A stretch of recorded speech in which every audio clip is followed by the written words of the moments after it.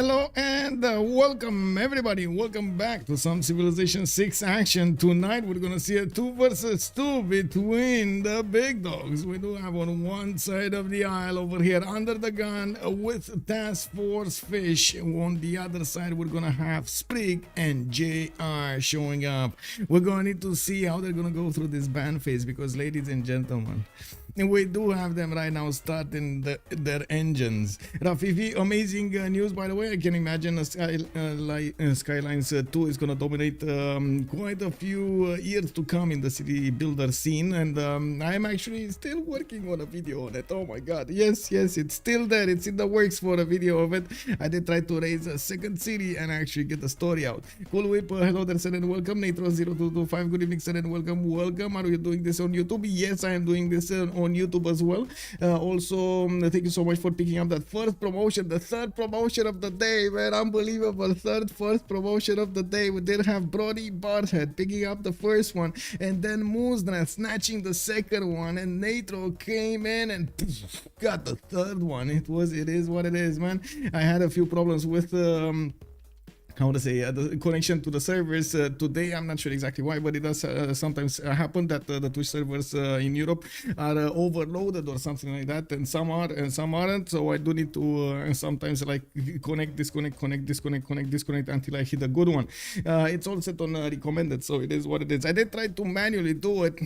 Doesn't work as well. Let me actually take a look over here. We do have two bans, Australia and Scythia, and I do want to say hello to YouTube as well. I did notice over there hello there, sir, and thank you so much, by the way, for loving that waiting music. I do hope you're gonna enjoy it, and any kind of feedback you have, just let it drip. Let's actually take a look back over here, and let me get my settings straight on my left screen and right screen. Okay, it should be fine. It looks like Cleopatra Ptolemy is also going to be taken down, and JR is going to take out Indonesia. Wait, do they know the map? It's played on Primordial. Okay, I think the map, so this is the map is Primordial. Okay, so we will have civilizations that are definitely going to need to be coastally based. There is a possibility for you to try to work with some land civilizations that may have bonuses towards, you know, naval warfare, quote unquote, exclamation mark Scythia, or exclamation mark you could get something like Lotaro that could definitely work with the +5 against civilizations that are in a golden age. Let me actually again switch my screens over there. Now, I do have to say I'm sorry that we did have a little bit later beginning tonight, or I should say an earlier start. The big issue over there was I didn't know exactly if they're responding or not, and they actually started responding exactly at the moment I started the stream, like a few seconds after.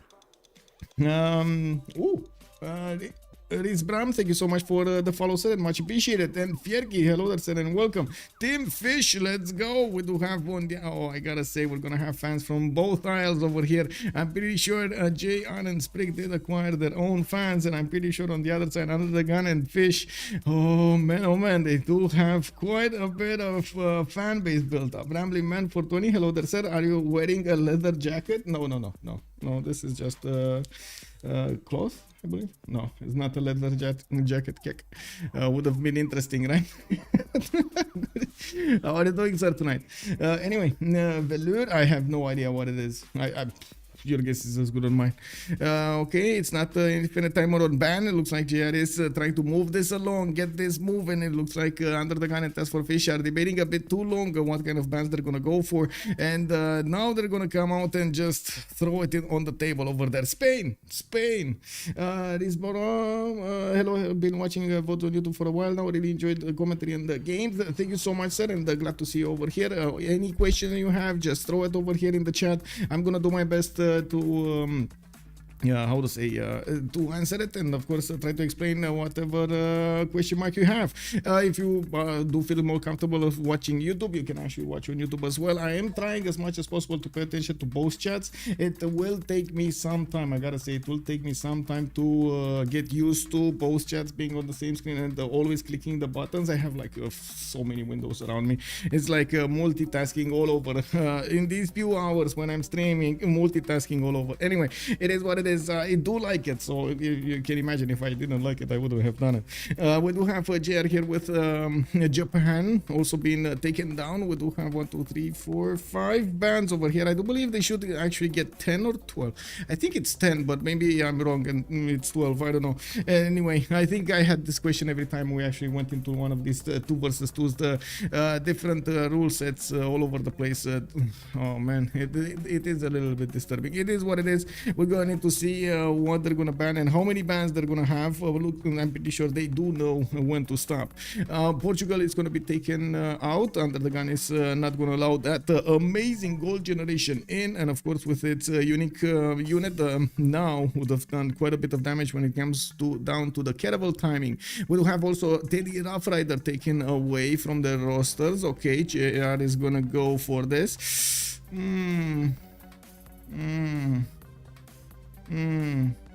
I'm thinking, I'm trying to remember what TaskForceFish did play in the previous 2 versus 2s, because we did have him play on this map quite a few times during the years, and I'm pretty sure his preferences evolved during these years. But to be honest, it's hard to pin him down. He played navally, no problem. Excelled at that. He played Zulu land warfare, big bada boom, did excel at that. We did have him with Simming Civilization. I believe he went for a culture victory at some point, but I don't remember exactly. Was it Canada or was it Russia? Like one of those civilizations, or Sweden, or one of these civilizations. Nailed it. So yeah, it is gonna be hard to actually pin down the preferences of these players. On JR and Sprig is a little bit easier. I do have to say that Sprig has evolved quite a bit when it comes to switching sides from a direct war civilization kind of empire, the kind of strategy, kind of meta, to something a bit more balanced towards the sim. And I believe that's something that also happened with a lot of other players. JR over here, we do know that he really likes his sim, but he's ready to war at any moment. But we do see him most of the time preferring to go for civilizations like Cleopatra, like Crete, and stuff like that with war bonuses. Not to mention, we've seen him quite a few times trying to play the Tundra game. It looks like JR is gonna be taken out Harald the real one. Okay, Harald the real one. So I think I was right. 10 bans. 1, 2, 3, 4, 5, 6, 7, 8, 9, 10. Okay, 10 bans. So Harald, I'm pretty sure they're talking about Konge. They're talking about the one that does benefit from the long ships, and it is really considered the real Harald Hardrada. We do have, Konge over here. Closing with an open mine her. Willkommen. Wait, Theodora is still in the house? Yes, Theodora is still in the house. She's still there. She's trying not to actually tell them that she's there. She doesn't want to get picked. Poor Teddy, he has no more name. Yeah, exactly. No more. It's only RR from now on. Coming in while doing something, but I'll be right back after I walk the dog. Okay. Norway and Polish are still alive. They didn't make it. Unfortunately, they didn't make it. Neither of them banned over there. Anyway, we're going for the picks here with UnderTheGun checking Victoria Age of Empire. We do have Spriggan Elizabeth I. It looks like JR is gonna get Lady 6 guy, and then there we go. His personal preference is shining a beacon over here on the game. Lady 6 guy. We've seen yesterday what happened. They will try to pull up JJJ. Oh my God, is this gonna happen? Are they gonna try to pull a JJJ with Lady 6 guy on? Okay. I mean, let's see JR trying to handle over here Lady 6 guy's empire and get it to the upper heights. TaskForceFish is thinking quite a bit actually. What is he gonna pick with Victoria Age of Empire on his team? I'm pretty sure there's not gonna be a problem with gold, but we do need to see what's gonna happen over here with Monsieur Fish needing to pick his civilization. Come on, Fish, you can do this, Fish. Is he gonna pick land war civ? Like, I think that's the big debate. Is he gonna pick land war civ? Is he gonna pick land sim civ? Is he gonna go for the coast and hope for the best that an encounter to do well to actually get him? And it is hoping for the best over here. We got Wilhelmina. Oh my god, guys, this is gonna be amazing. Wilhelmina! We got Wilhelmina! Wilhelmina! Okay. I think I need to actually reconnect over here, because I do see somebody. I rejoin. Okay. Just a quick second, because I did see 0ms did slip through. I don't want it happening. And yeah, chat, is he not gonna pull a? Okay, so JR is not gonna pull a JJJ. He's gonna pull a JR. Okay, is he gonna pull a JR? So we gotta see. Is he gonna manage to outdo what JJJ did yesterday and put his name over there? Get the J back where it stands, you know, where it needs to stand. Is he gonna get the correct J where it needs to stay? I understand the choice, but no, she won't have river. It's written in the stars. Oh, the fish. Oh, I see. You're talking about this, the fish, the Wilhelmina fish. Okay. Zimons, hello there. Yeah, exactly. The big J. Now, we've been talking so much about the G's and the OGs and the RGs. Well, now we're going to need to go talk about the J's, man. You have to know the J's, the triple J's and the JRs. Let's actually take a look over here. Give me a second to try to put up on the screen really quickly something. Okay, there we go. We do have this. Okay, remap votes. What do you think, guys? We're gonna have how many remaps? 0, 1, 2. Let's put it for 5 minutes, because we don't have that much time. There we go. And as you can see, the first map is getting revealed in a 4 versus 4 setting. Of course, you do have bigger maps in a 2 versus 2. It's gonna be a smaller one, and by the looks of it, we do have to talk about the fish that's gonna be with Netherlands with a river. He has been helped by the gods over here. Look at that, man. He actually has a river. Okay. Oh, clips of over to the south. Quite a few tiles over here for him to use. Okay. Fire axis placement. Oh man. Oh no. Is he gonna call a remap? Is he gonna actually call it? He did call a remap. Oh man, he's gonna pull him off. Oh, I see what he's. Look at Maya. Oh my God, picking Maya on Primordial, man. Then spawning like this. I don't know, man. It does seem fishy. It does seem really fishy. Let's actually take a quick peek over here on YouTube as well. Give me a second so I can put up the prediction over there. Create a poll. I think I start a poll, right? Not a Q&A. And the big question of the night is how many remaps? How many remaps? 0, 1, or 2? Oh. Add option. Yes, add option. There we go. Start the poll. I cannot actually put it a timer, so I'm sorry about that. Now, YouTube, you have the chance of, trying to predict the outcome of this remap thing over here. The technical remaps do not count. Don't worry about that. Technical remaps do not count, just if they use the remap token. So, 0 token used, 1 token used, or there's going to be 2 remaps, as in 2 tokens used separately. If they do choose at the same time to use the remap token, because they vote unknowing what their opponents vote, they will lose the remap vote for the next one also. Not gonna have that extra opportunity over there to get the best land, get the coolest chicks, and get the biggest bangs.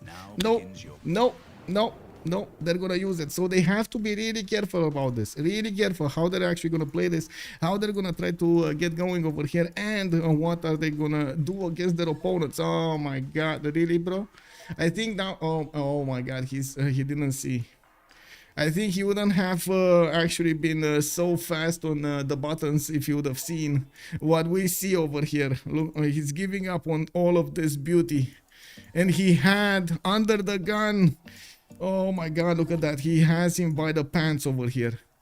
Yeah, it is what it is, but it's not gonna happen. JR, yeah, off the coast. Wait, what? Oh, England is off the coast.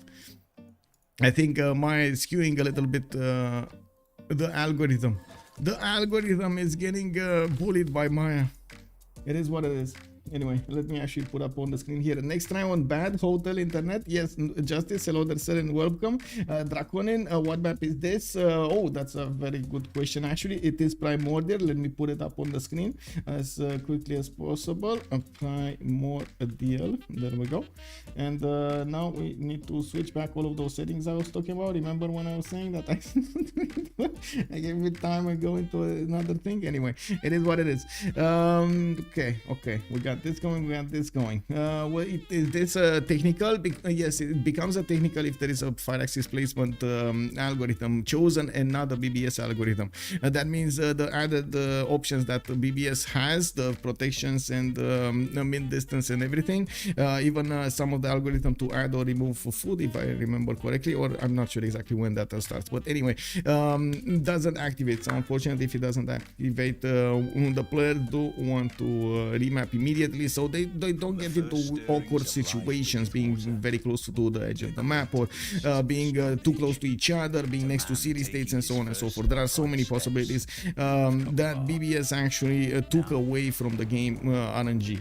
Hello, bonjour monsieur, bienvenue. More than one remap already? No, these were actually 2 5-axis remaps. Can you imagine 2 of them in a row over here on the primordial map in this 2 versus 2?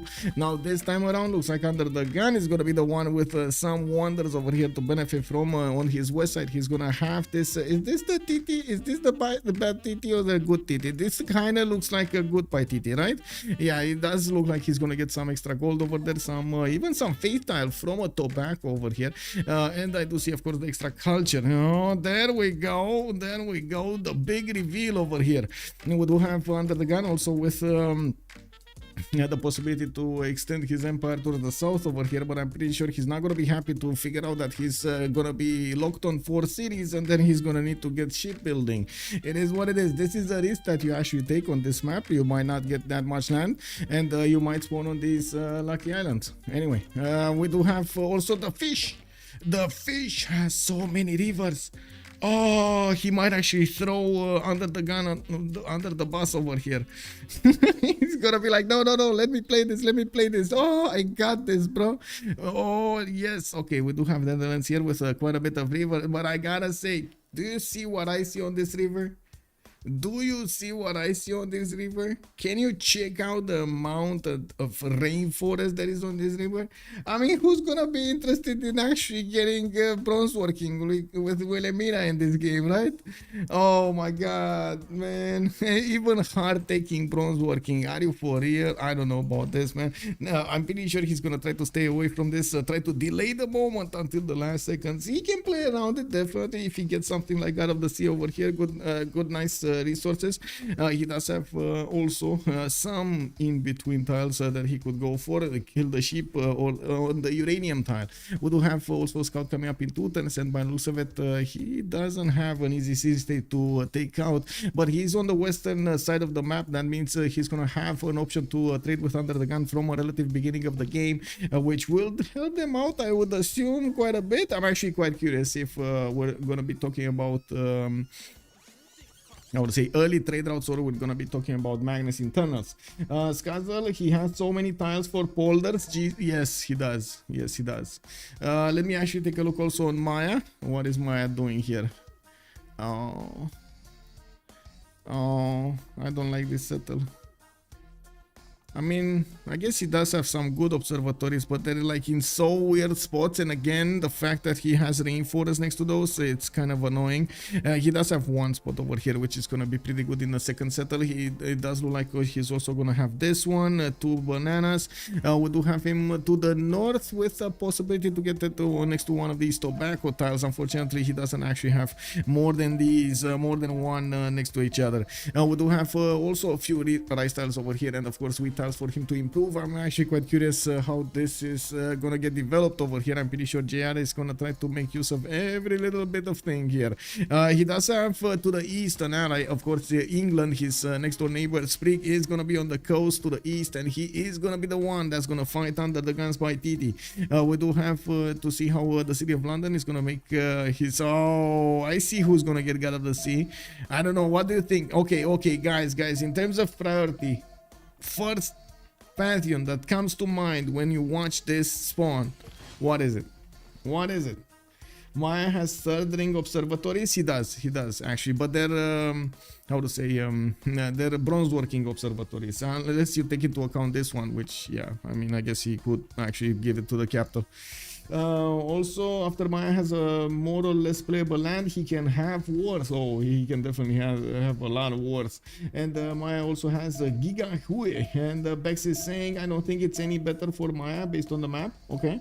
So wait, the Fish Pantheon or Jejeron, you're talking about the Fish Pantheon, and yeah, that definitely could be strong over here. Why am I getting pinged? Oh my god, I'm sorry. Give me a second.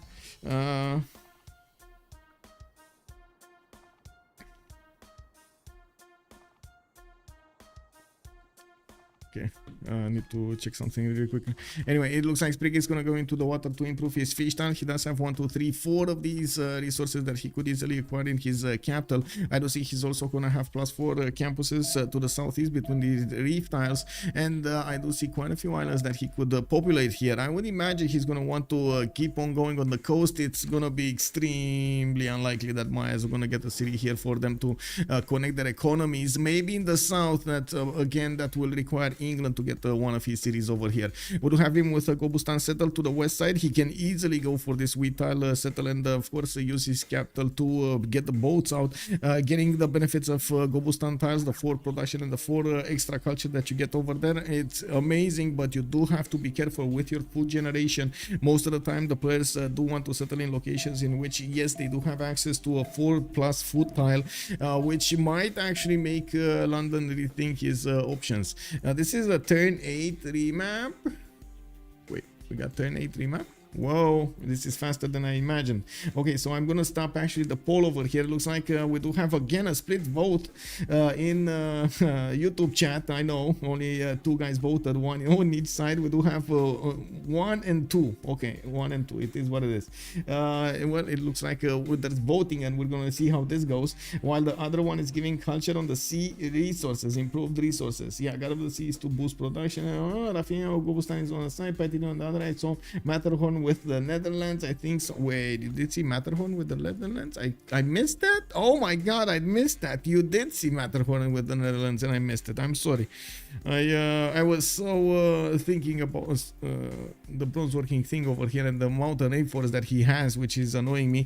But yeah, totally didn't observe that one. Wait. Did Sprig just get out voted? It's a yes? Oh, okay. It's a yes. So we do have a remap token. We're going in for the first remap here. It looks like JR and Sprig have decided to actually give it another roll and see what happens. I do have to say this East versus West type of situation is quite likely to happen in the next map as well.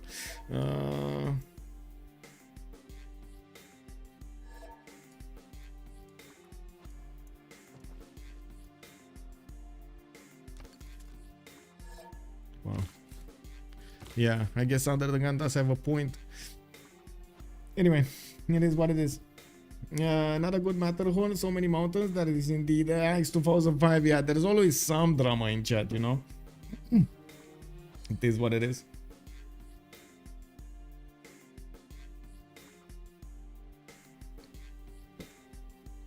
I did try the other day to actually install another game. I'm not sure if you guys have ever played like Jurassic Park or something like that. Jurassic Evolution, I believe it's called. It's a game in which you actually go and build a Jurassic Park. Oh my god, it is so funny to actually get those dinosaurs over there. And then, oh yeah, Jurassic World Evolution. I only got the first version, didn't actually get the second one yet. But I had quite a bit of fun playing through it. Get the dinosaurs to fight each other over there in the cages. It becomes kind of dramatic when you actually see a dinosaur breaking out of the cages and just running around the population over there. That is a bit dramatic, but otherwise it's fine. You know, you get helicopters, you get the tranquilizer dots, you get them going. Pew pew.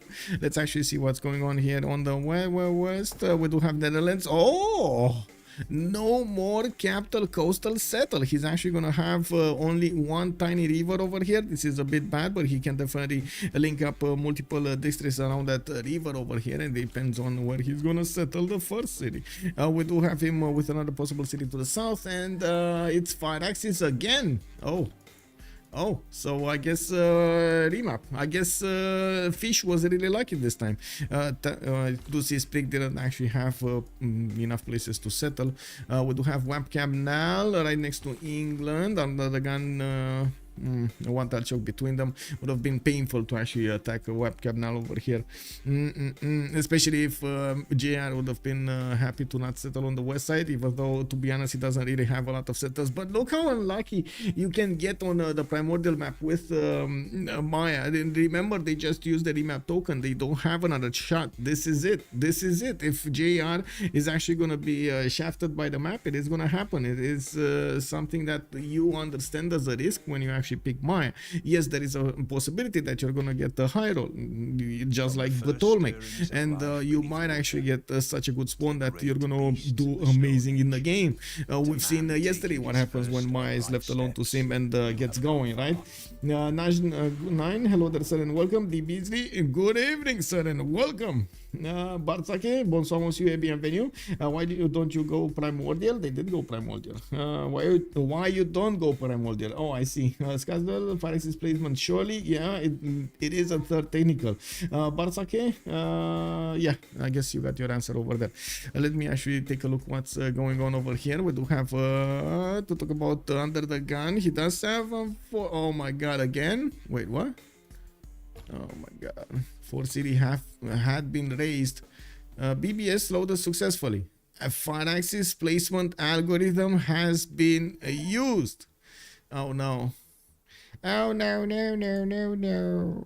Oh my god. Oh, yes, beautiful spawn map. Oh my god.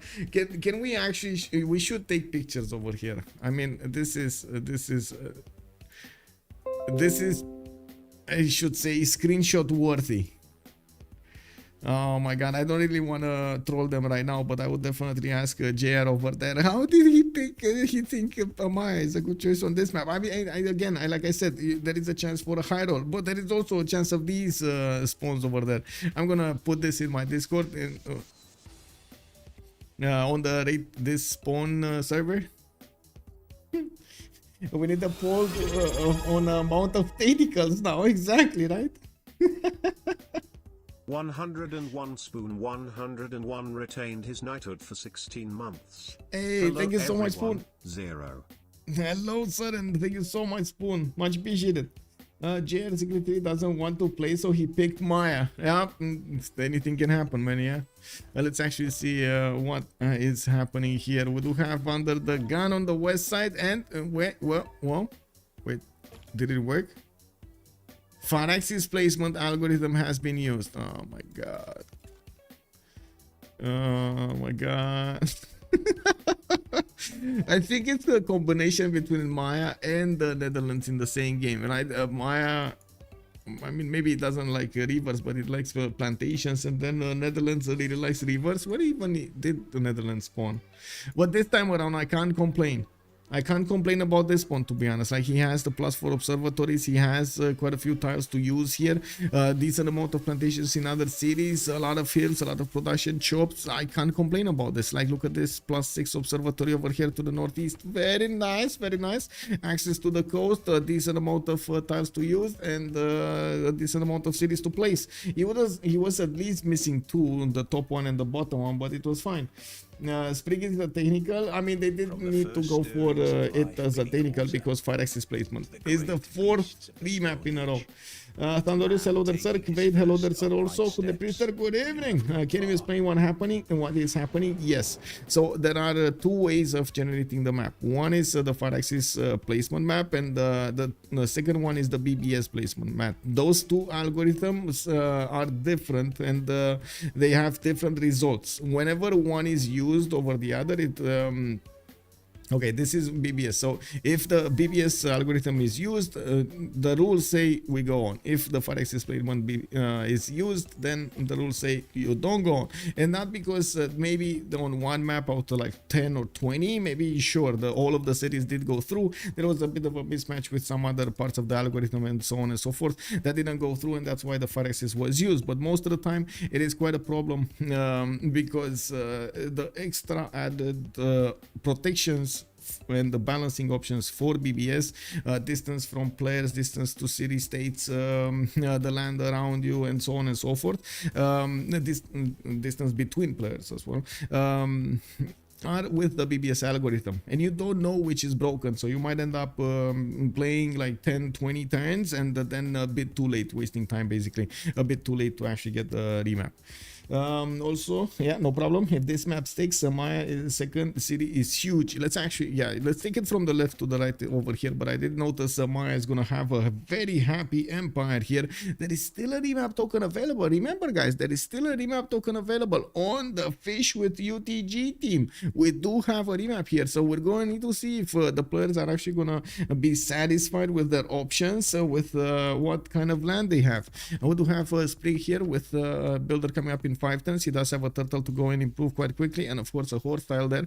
I do notice he's gonna have quite a bit of coast, but to be honest, yeah, not a lot of tiles to make use of. He doesn't have the extra faith that he had in the first map, and unfortunately that doesn't allow him to have that first pantheon yet. Maybe he's gonna have the chance, we don't know yet. We didn't see the other spawns. Maybe nobody has extra faith, and it's gonna be hard for them to get it. We do have to take a look also on his east side over here. Looks like TaskForceFish is gonna have Tsingy de Bemaraja in his possible second city. Okay, he does have a river and one single river to hold him throughout the game. No, he does actually have another river. This is the other, and this is the baby river of the big river, you know. We do have the scouts coming up in 2 turns, and by the looks of it, I'm pretty sure he can settle on Tsingy, no problems. He does have a problem with the fresh water though.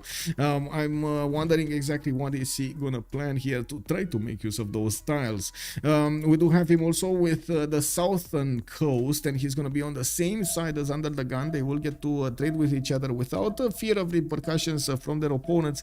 There is a connection over here on the west on the silver that he could try to get closer to England, especially if England is getting his cities in the south. And that is going to be the question that I have during the game here. If this map is going to go on, if Sprig is going to go and populate this southern ocean, so he can actually be in range of Netherlands fleet. Now we do have also Liverpool here with quite a few strategic options here, or I should say tiles. We do have him also with the lakes that are gonna give him the fresh water. We do have him also with some turtles to get some amenities, and I gotta say we're coming up on the jewel of the game over here, JR high rolled. Oh my, wait, did he high roll? Wait, maybe I spoke too soon. Give me a second. Give me a second. We do have olives. Okay, +4. Another +4. Another +4. +4 here. +4 here. Okay, but in the capital he doesn't have a +4. He only has a rice tile over there to the north, and that's it. No plantation around the capital. Wah! What do you mean no plantation around the capital? Oh, I don't know. I don't know. This volcano here is starting to change my mind slowly. I don't know about this. You saw that, right? We just complained, and somehow the map heard us and just said, oh, look, I had more food for you, I had more production, no problem, you're gonna be fine here, just don't worry about it. Let's see, that's fine. Maya doesn't have a remap token anyways. That is so true. The early will be slow, but the late will be insane. We're going to need to see if JR is going to get the moves over here. He does have England in the south that might actually get to poke at him. And I gotta ask, is the continent split alright? Dun dun dun. Ooh, we might see red coats. Oh wait, is this the England? Yeah, this is the England that has red coats. Oh, Age of Empire showing up big over here for UnderTheGun. We might actually see some red coat action going against Maya. He can definitely disembark them and go towards the main cities quite quickly. He has a perfect split of the continent, and I'm pretty sure he's also gonna get that second trade out really quickly. Could definitely settle right in the face of his opponent, in the face of Maya. Now I gotta say over here, JR still doesn't know about his big crown jewel over here, which is gonna be on the west side, Montlace Canyon, giving him that extra nice juicy faith and culture next to those tiles. And we do need to see how fast he's actually gonna get to settle a city there. He could definitely try to go for the diamond settle. Oh my, can you imagine an extra 3 gold, an extra 3 culture, and an extra 3 faith just from those 2 tiles work? Oh, very nice, very nice. We have a builder popping in, and it looks like JR after taking a Tiki Hat is getting more help from the gods. This is, I mean, I don't know, this is becoming a bit unfair. I don't know how to say this, but it kind of feels like he's getting all the bonuses, all the, you know, like all the help, and we don't see anything here on Under the Gun, on TaskForceFish. What is going on? We got the settle coming up in 2 turns from UTG's Liverpool capital. I do see another settler from Alpha, and the TaskForceFish did manage to get his second scout out, starting to explore towards the west side. Doesn't really need to care about the east that much. He does have England over here on the east side, and I think this is the big moment we have been waiting for, when the fish and the UTG need to figure it out. Do they keep this map or not? That is the question. Do they keep this map or not? When Maya prays, the God always listen. Yeah, you saw yesterday, man. You saw yesterday.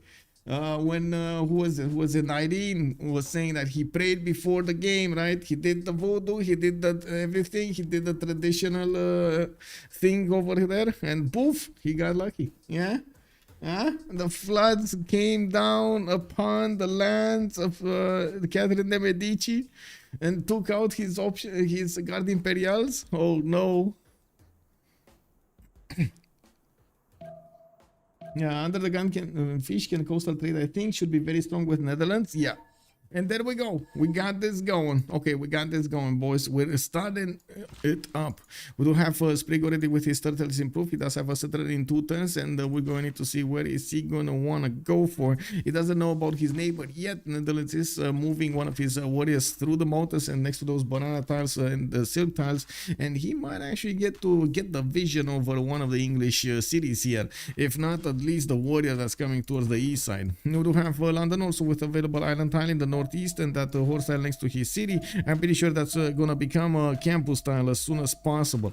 We do have him with a few islands that he could definitely settle, and I gotta say he has a city state to take out Samarkand in the north. Not sure if that's a good one or not, but to be honest, it's the only easiest city that he could take out, and that would be an extra city that he's gonna get with his boats here, which I'm pretty sure he's gonna want to build some anyway, right? You get like 3-4 boats anyway.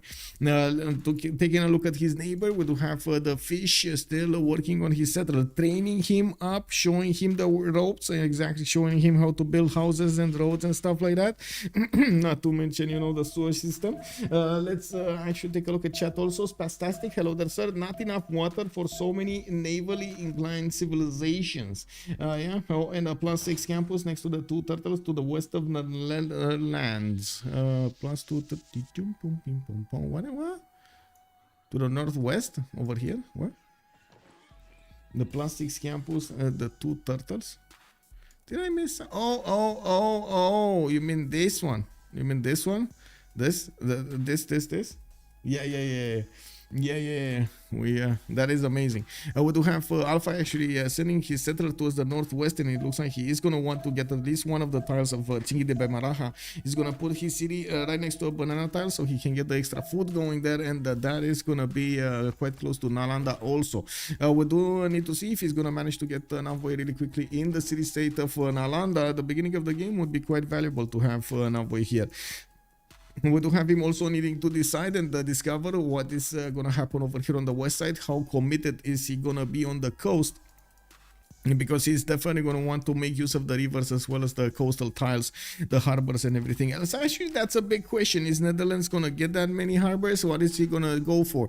Is this going to be one of those campus into harbors type of strategies? Is this going to be different, like campus into Vermont Plaza, maybe commercials? There are quite a few questions here, and I think one was answered. We do have a campus opening with the +2 next to the river towards the northeast of Alpha, and I do see him still, of course, needing to move his settler. He does have access to an iron tile to the northwest of Alpha. He has a horse also to the northeast. That's going to be 3 rings out. That's actually quite expensive unless he puts a city closer to that tile. Looking at his potential pantheons over here, can't really say I can make up my mind immediately on what kind of pantheon he's going to go for, unless you take into one of those like flexible ones, religious settlements or city patron goddess or something like that works every time. Let's actually take a look here. We do have Manchester with Liverpool. He does have multiple strategic resources, 2 iron tiles on the east side, already a horse improved, and he does have a sheep tile there. He's gonna get his turtle, that would make it his melody here, and I gotta say, if he does want to get a boost for celestial navigation, he's actually gonna require another builder, because he already improved 2 tiles on the land. He only has 1 single charge left, and that's the turtle. That's it. Under the gun. Oh my god. Okay, there we go. He's going for another one over here. Importance, he's gonna get a builder. That's gonna delay his monument, unfortunately. We do have him also with available fertile in that second city, and I do see he's gonna get a settler here in 110. We do have him also with the ability to settle in the face of Maya towards the north, and I'm actually a bit impressed that Manchester was not settled that way. We do have JR also making one of his warriors out from the crowd here, and we do need to see if JR is gonna get to pick closer to see exactly how the lands of England look and what kind of options he has to attack him. JR is, oh my god, I hope he sees, right? Wait, does he see? He sees, right? He sees with the builder. Come on, he must see. He must see the awesomeness of the Motlace Canyon. Yes, he does. He does. Okay, he does. Where is he gonna settle? What do you think? Where do you think he's gonna settle? Is he gonna settle iron tile? Is he gonna settle there? Is he gonna settle there? Where is he gonna settle? I would have definitely loved a diamond tile, but I can understand he went north, so that's gonna be a bit of a hassle here. Oh, I see. He doesn't care about that. He's just gonna settle on the 1-3. Okay. Yeah, it is what it is. Yeah, it's a thing I was thinking about because you want to have a lot of trade routes, and it's not stupid to go commercial. And with the portals, the coastal tile will be or less fine. Okay. Also, both UnderTheGun and Fish do not acquire any faith. Not yet. Not yet. We do have Spriggan with 1 faith at 10. We're 10-12 here, so I'm pretty sure they had the opening with the choice between Code of Laws options. So the first 2 cards that you can use. It looks like they didn't actually want to go for the God King card. You're right. They are not getting any faith. There is no pantheon early here for them. Do they have a faith city state? They don't have a faith city state to actually give them some points later on. And I gotta say, give me a second, because I really need to wash my eyes, otherwise it's gonna be itchy. Look at this awesome spawn for like 1 minute.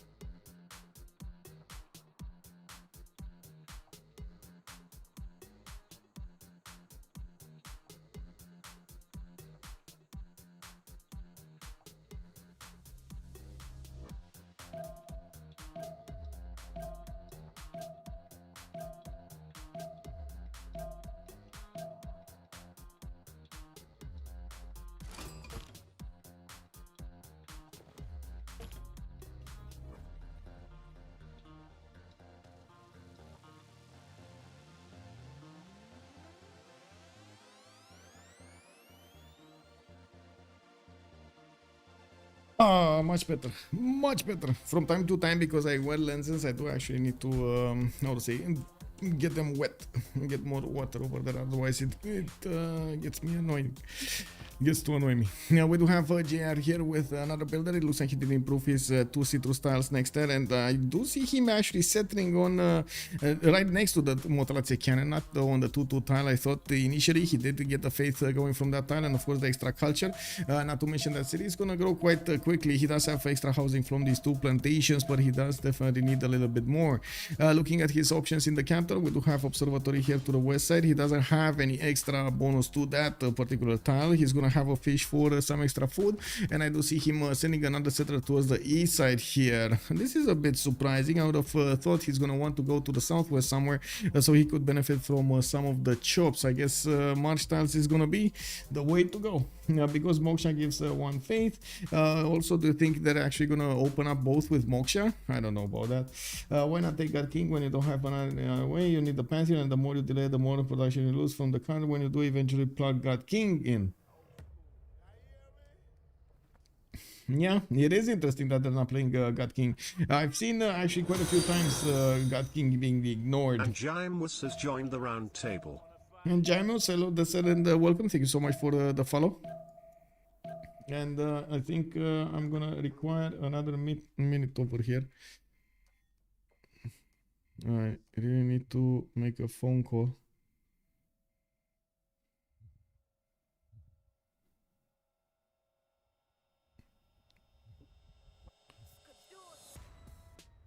Yeah, give me a second.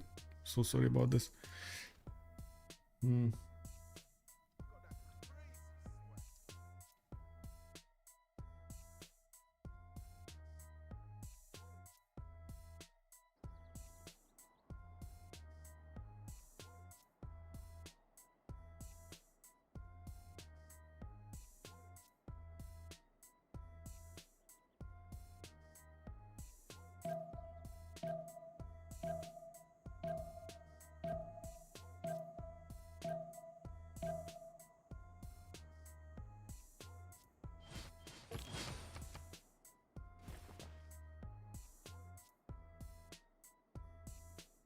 Okay, there we go. So what do we have here? We do have Observatory in webcam now. It looks like he's going to build it in 2 turns. He did get that extra builder to help him get the plantations on the east here improved, and that's going to give him some good turns to work. He's going to have a plus for Observatory there also. We do have Under the Gun with a 233 fertile already improved, and by the looks of it, yes, he's getting scouted here by Maya. He put a city right in his face, so he's not going to allow him to pass through, while he does have a 2-3 deer tile there to work. I do see, of course, I'm not sure exactly what we're seeing here actually with early Empire and Currency. What are these stakes and what are they coming from? We do have the city of Bravo benefiting from the Tsingy the Bemaraha tile, the 2211, and of course he's gonna get another one of these campuses. Only gonna be a plus 2 next to the mountains, while he's gonna have a plus 2 in the capital. I'm pretty sure we're gonna see some wars started up, and yes, we did see the war declaration. We do have another builder coming up from Under the Gun. He did settle on another continent, by the way. Easy peasy, easy unit over here for Under the Gun. You do get I think you get the highest unit, right? The highest unlocked unit. Ignoring King 29 production already on Age of Empire. Yes, it does.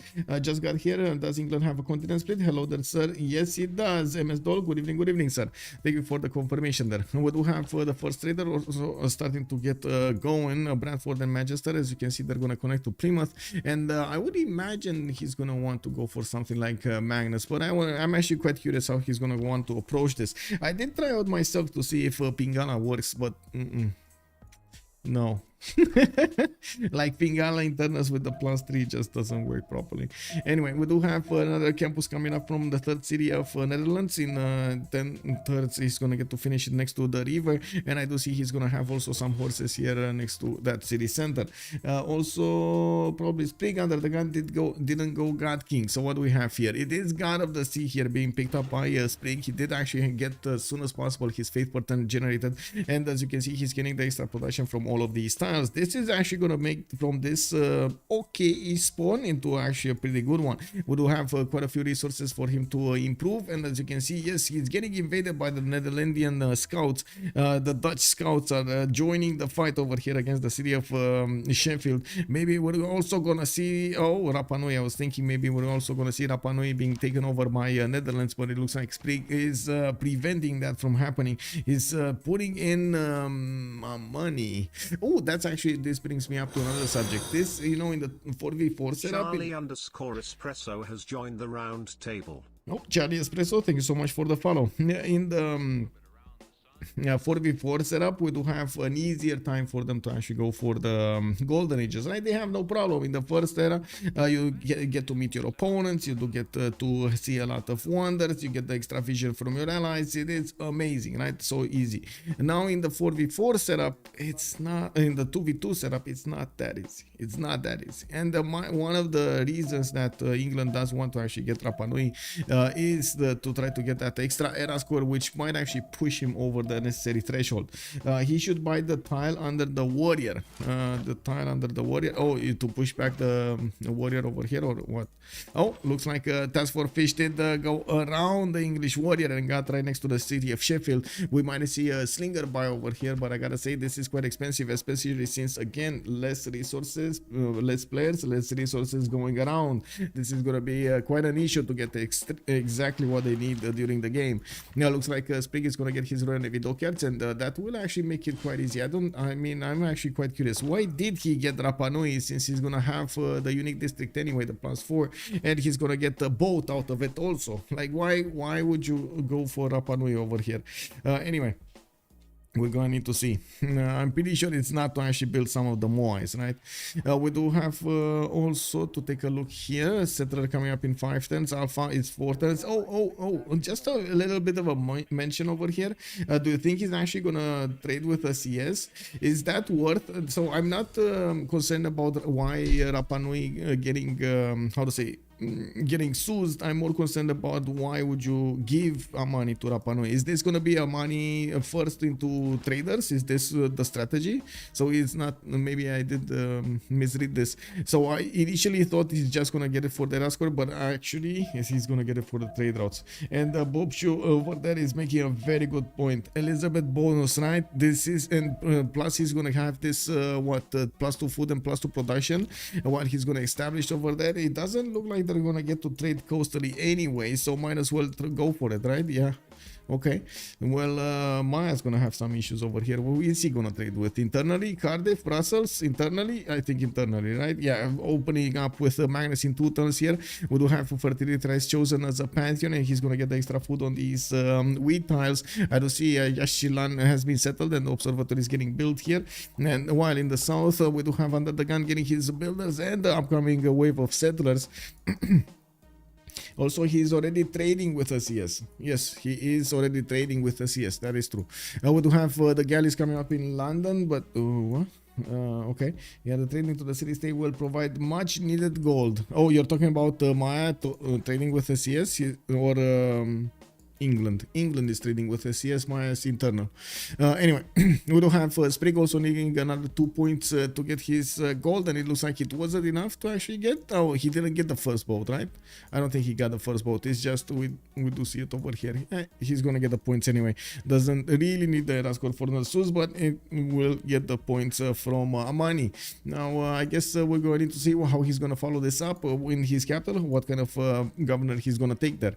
And with the Netherlands getting his settlers out, I do see him finishing up also the campus from Charlie. He did not actually go for the monuments. It's definitely going to require a bit more culture. He's on 11 and 7, while I'm pretty sure getting the settlers is the priority here. Did we just skip a turn? I think we skipped a turn. That's usually what the game does when you skip a turn. But I guess everybody skipped it, so it's fine. I don't know. Anyway, we do have a slinger coming up from Warcab now, and I do see the second observatory from Palanque is gonna get down over here, a +4. That's gonna be a massive boost in GR science. I'm actually again quite curious how if UnderTheGun is gonna try to go for something like free inquiry with Moksha, or is he gonna try something else. It looks like Magnus is gonna be his first choice, and we do have another wave of settlers. It's putting down his Royal Navy dockyards, while at the moment in Plymouth, I gotta say he needs to decide where is he gonna put that Royal Navy dockyard. Is he actually gonna want to put it on the west, on the east, in the north somewhere, try to use his government plaza for something, or what is it gonna be? We do have him actually placing it to the west, and he's getting another one actually from Manchester.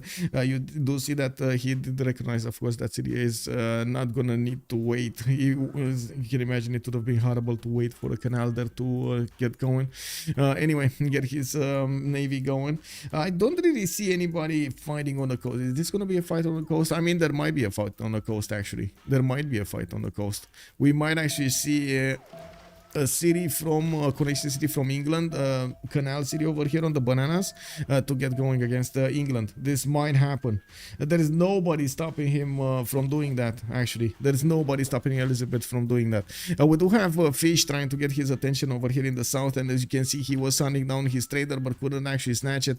While we do have Londonese galleys coming around from Sheffield and London, the Spriggs warriors are fighting off the Dutch warriors and the scouts next to the city of Sheffield. They're getting attacked by dogs and cats and scouts and all of those fireworks over here. A bit nasty over here. I cannot imagine how dramatic this is. There's a canal possibility, but it's late. Yeah, I'd go culture ally, the Beasley is saying. Okay, do you always go military alliance in the 2v2, or is an economic alliance possible for the civs that trade with each other?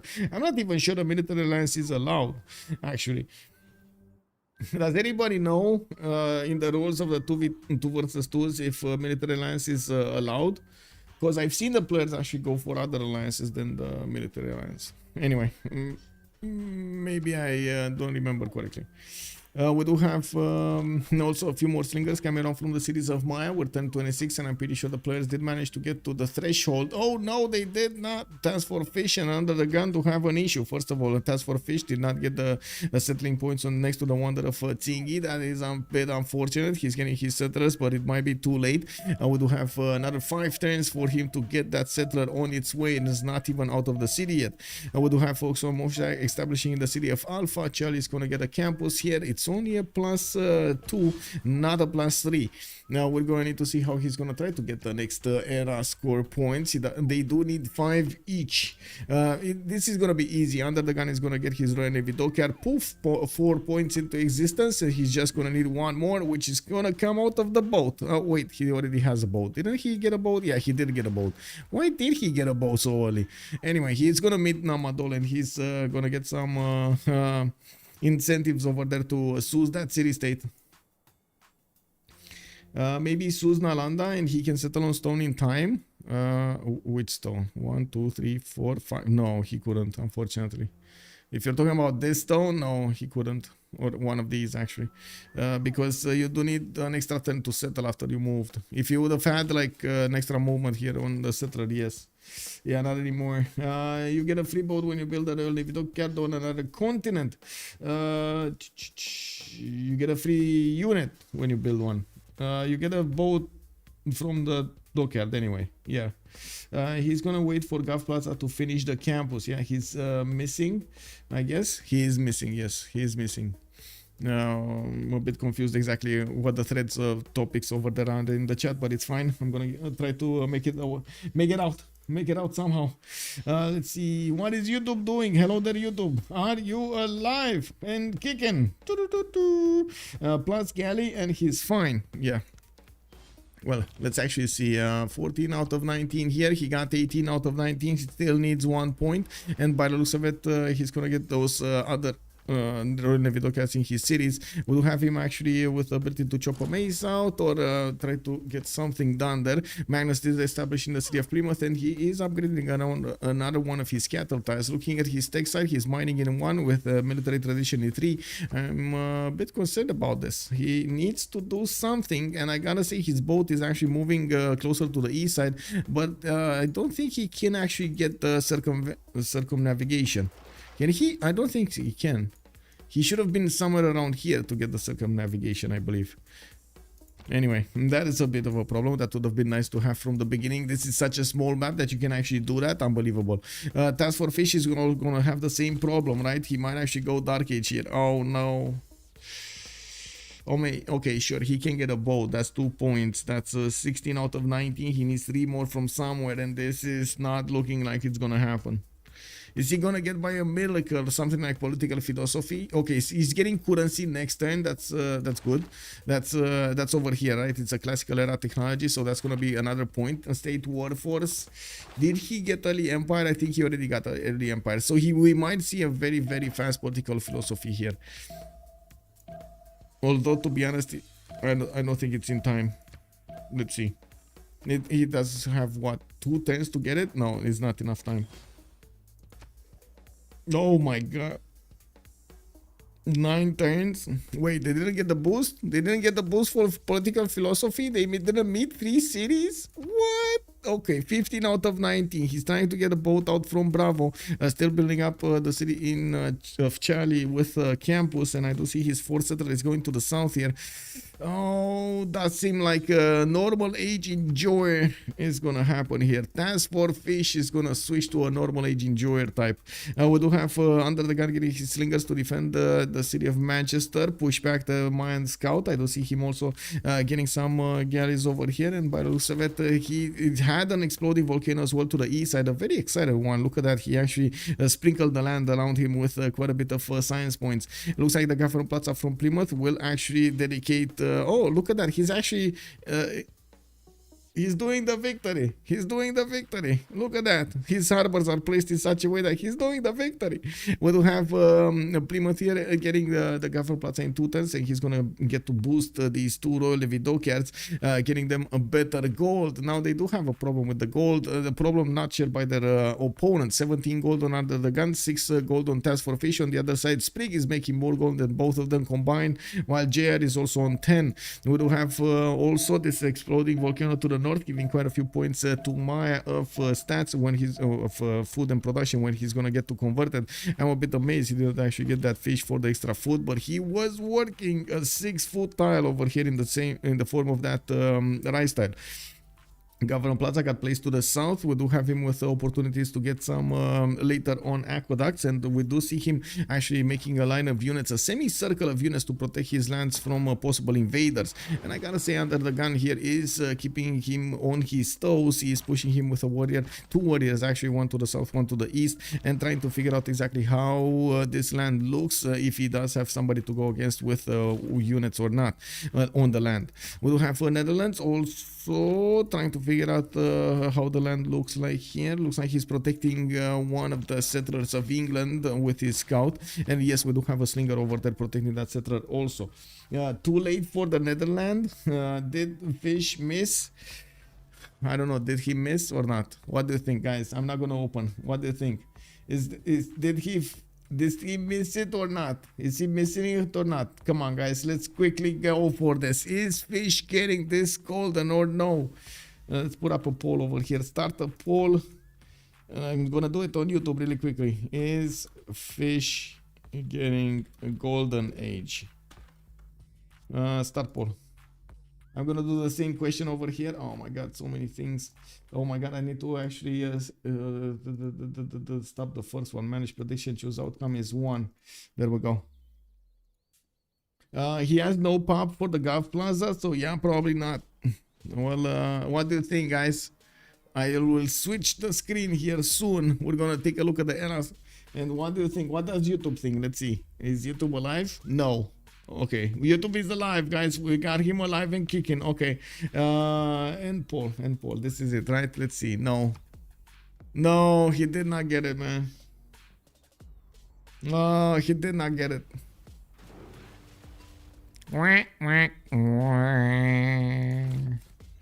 Yeah, well, I guess the fish is gonna need to make up for this. What can I say? We're going to see him try to evolve his empire with all the added benefits of pen brush and voiceover, possible free inquiry, and we do have him actually with 4 soon to be 5 cities. On 1 city is gonna be settled on Tigui de Bemaraja. And I gotta say, if he would have actually gotten greedy and settled on the Tigui de Bemaraja, there would have been a strong chance that he would have gotten this golden. I'm just saying, you know.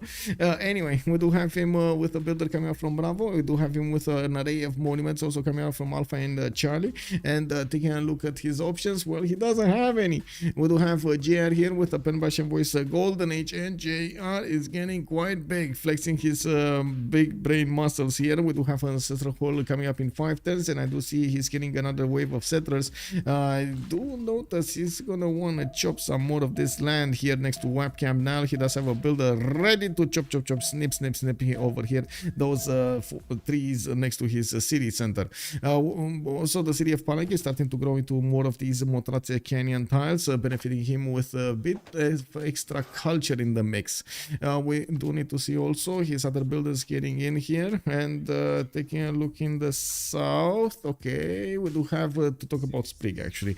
Sprig 9 science and 19 culture. Ben Bashan was chosen by him. He did choose to go Governor Magnus, which is going to slow down a little bit his culture requirement, but we do see that he's going for Moksha next. He did build his Governor Plaza, which was actually placed on what should have been a campus style. It is what it is.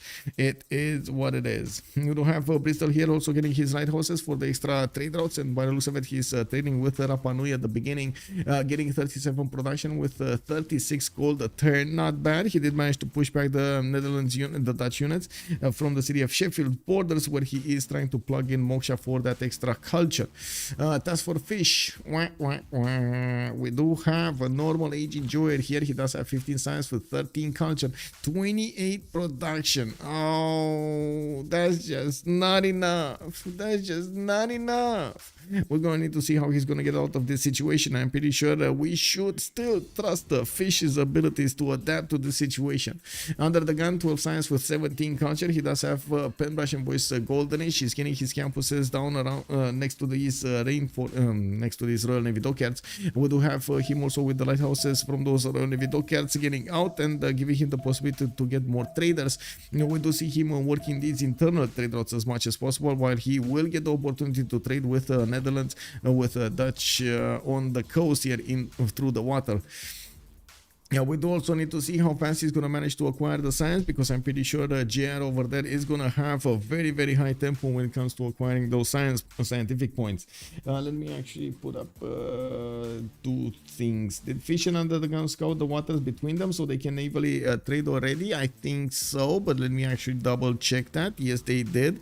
We do have also a very pesky Mayan scout trying to get in, trying to get into their business over here, but I think, yeah, they're going to get it. They're gonna get it. We got a slinger and a scout tightening in the circle to find that Mayan scout. Okay, it is what it is. He's still shrouded in fog of war, but not for long. There we go. The slinger just pops out of the fog of war and takes a peek at the Mayan scout. He sees him on the top of the hill.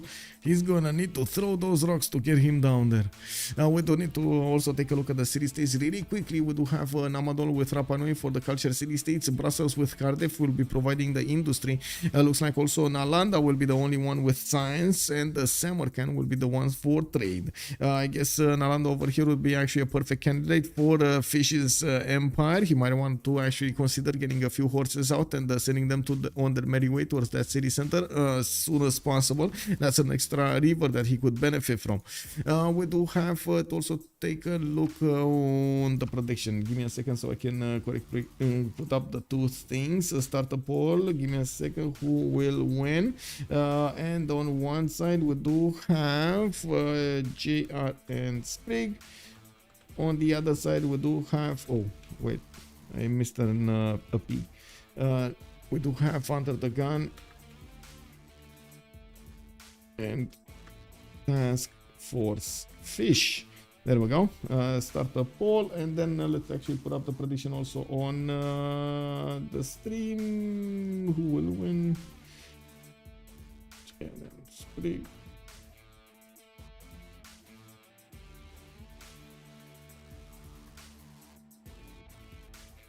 Oh my god, Under the Gun's name is not it's too big. It's too big.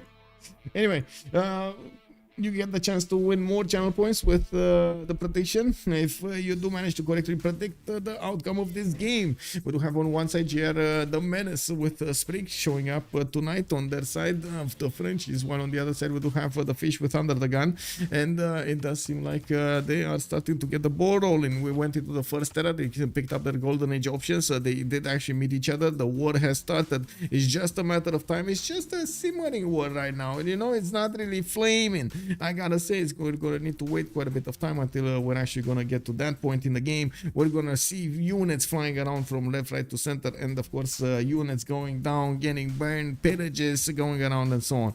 We do have Sprig actually getting his ancestral hall in 3 times. So the city of London is busy after it got a settler sent towards the east side. He's busy trying to get a specializing unit of choice in his government plaza tile. We do have him with also the 4th population in Sheffield, which does mean he's going to need to put up something here. And I'm actually quite curious, is he going to go campus? Yeah, he's going campus. He's waiting for that writing to be discovered, and I'm pretty sure he's going to try to get as much science with those as possible. And now he does have his 4th city going for one of these salt mines to the east side. He also has another continent over here to the west, towards Namadol, where he might actually have extra amenities to benefit from. But looking at this territory here, it does look like there's a sugar tile, and that's about it, and that might be acquired by Namadol by the time he gets there. Now I do see some English galleys are actually getting closer and closer to Namadol. They might actually want to rip this city apart, and we're going to need to see if they're actually going to be successful here, because to be honest, Namadol does actually have his own galleys, and they're gonna be quite strong to defend against under the gun's attack. Okay, the city of Echo has been put down. That's a 411 foot tile. Okay, 4 foot 111 tile. We do have him trying to get his granary out, and he's gonna have access to another one of these Tsingi de Bemaraha tiles. Now we do see him also getting an army of builders trying to improve his territory as quickly as possible, and trying to recover from oh my god, what do you mean recover? He's 25 and 21. He's getting up, man. He's getting up. Accidentally is one thing. If I don't see him when from the setup, I would definitely vote JR in the Sprig, but I have told myself I've never knowingly bet against the fish. Yeah, I don't know, man. It's a hard bet. I gotta say, it's a very hard bet. That's one of my curiosities over here. What are you guys gonna put? Okay, guys, come on. You can do more. You can do more than this. What do we have? Like 7,000 points over here. I'm pretty sure you can do more. Okay.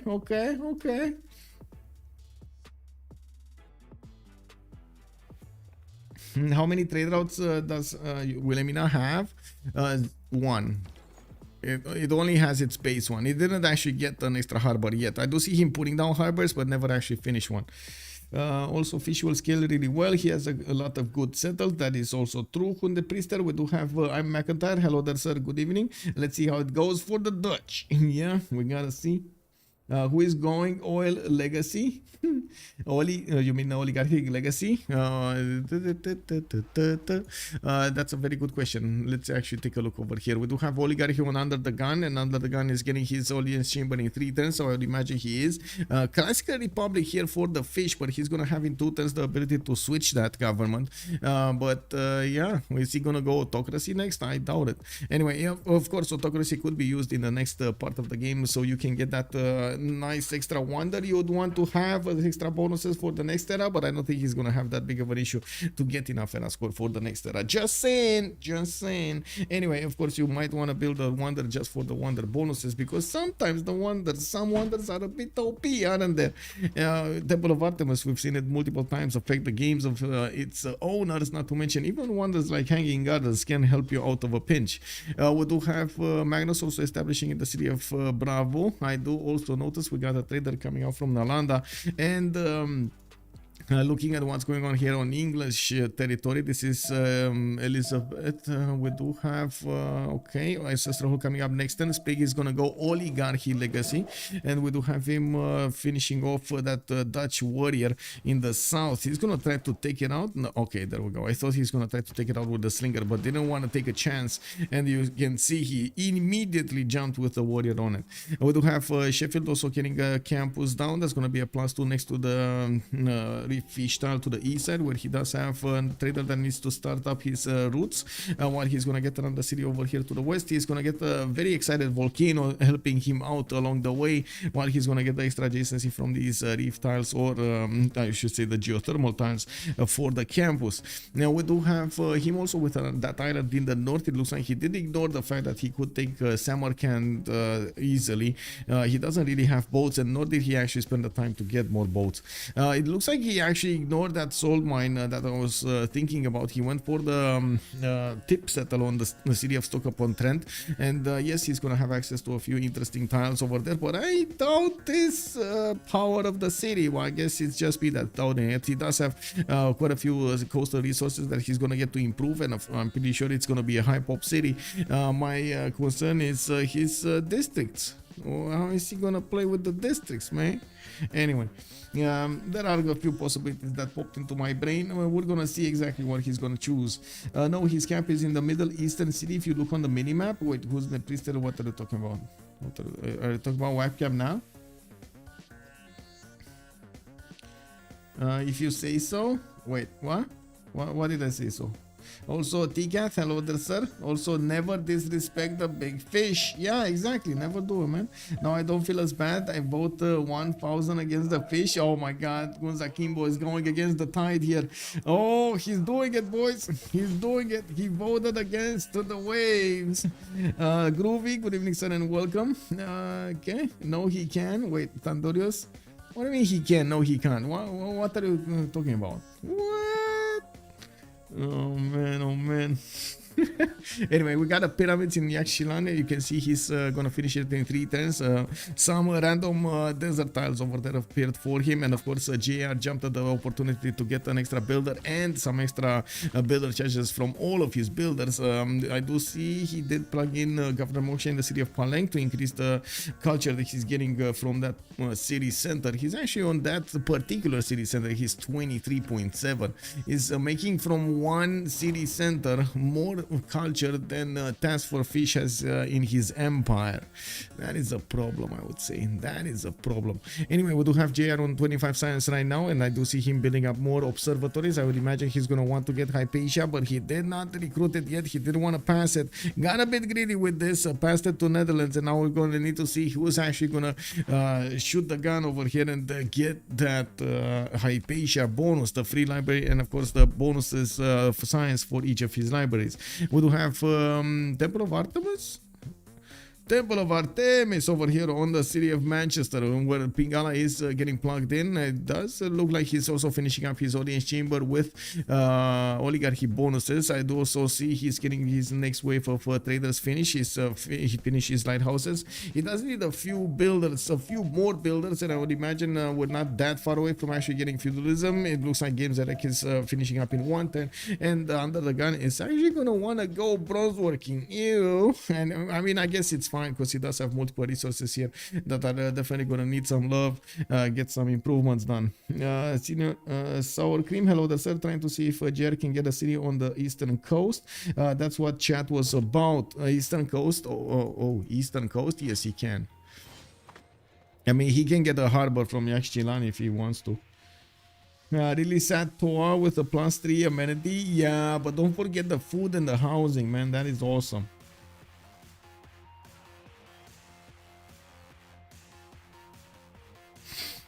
Yeah, I mean, I really doubt that Maya is ever gonna put a city on the east unless he actually just wants to put a harbor and try to get like a submarine going. Yeah, +5. Wait, +5. Where is it? Where is it? Where is it? Here? I did not actually check. 1, 2, 3, 4. Where's the 5th? Am I missing some? Oh, 5. Yeah, 5. It's a +5. It's fine. It's fine. Yeah. You're right. I noticed the gold points coming up from that northern tile of Bradford. Looks like also Copan did get settled right in the face of England, while he did try to put a few archers to not encourage any kind of settling here. It looks like he failed. JR is managing to push his way through with the Hulches, doing quite a bit of damage against even these archers. We're going to need to see a little bit more military coming from Maya so he can get this pushed out of his territory. I would imagine also England is going to want his own military. We do need to see him focus down some horses, and yes, Plymouth is going to get the first horse in 110. He knows that he's in a little bit of danger over here if he's not going to respond to it. I gotta say, yesterday we did have a moment when Maya was left alone by every one of the players in the game. He could do whatever he wanted, and he didn't have so much time to do whatever he wanted. This might be a different approach of the game, because I'm pretty sure UnderTheGun realizes he's not actually going to get the Navy going against anybody, doesn't really need to concern himself.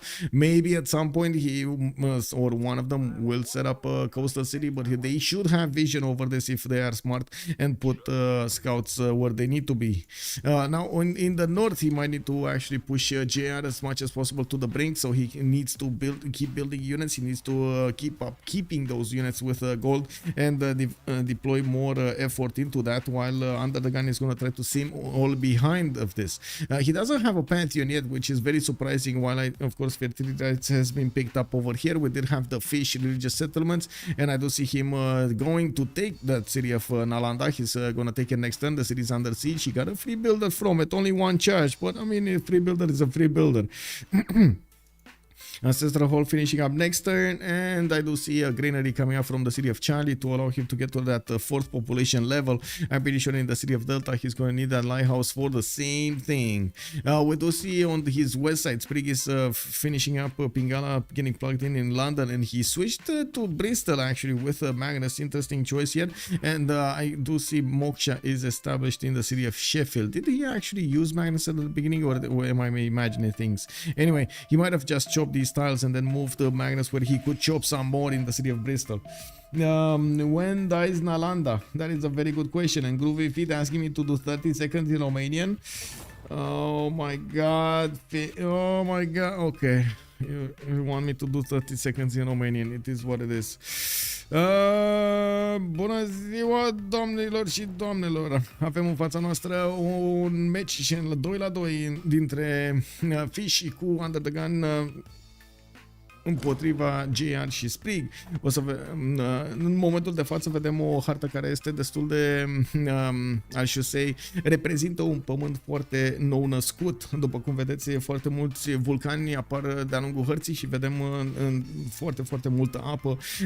Pământul este destul de spart așa în multe bucățele mici, multe insulițe pe aici pe acolo și chiar și teritoriul din mijloc este spart. O să vedem cum o echipă dintre cele două o să reușească să învingă la sfârșitul jocului, and I think my 30 seconds are up. Thank you. Why do we make it 2 minutes? Oh my god. Anyway, Pingala internals make sense. I gotta say, I mean, it makes sense, Pingala internals, but it is kind of unfortunate. I don't think he's gonna go for Pingala internals. I think it's more Pingala for something else, for the extra science, because he's gonna have a high pop city, but he's still probably gonna trade externally with Rapa Nui or Samarkand to the north. I would very much doubt that he's actually gonna go for Pingala for that particular promotion, the internal one, the +3. It doesn't really touch the spot. It doesn't really help you out. That's a bit of a problem over there. But anyway, we do have new traders coming around, and I guess we're gonna need to see if this is his choice to actually get Governor Pingala over there. He does have a serious problem with his science, 18 science at the moment and 35 culture. I'm pretty sure he's gonna be quite happy to try to make it. It was cool, thanks. Wait, Nico, what? Cool. Oh, okay.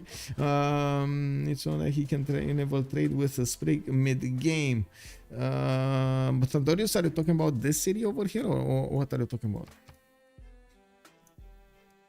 Did I miss something?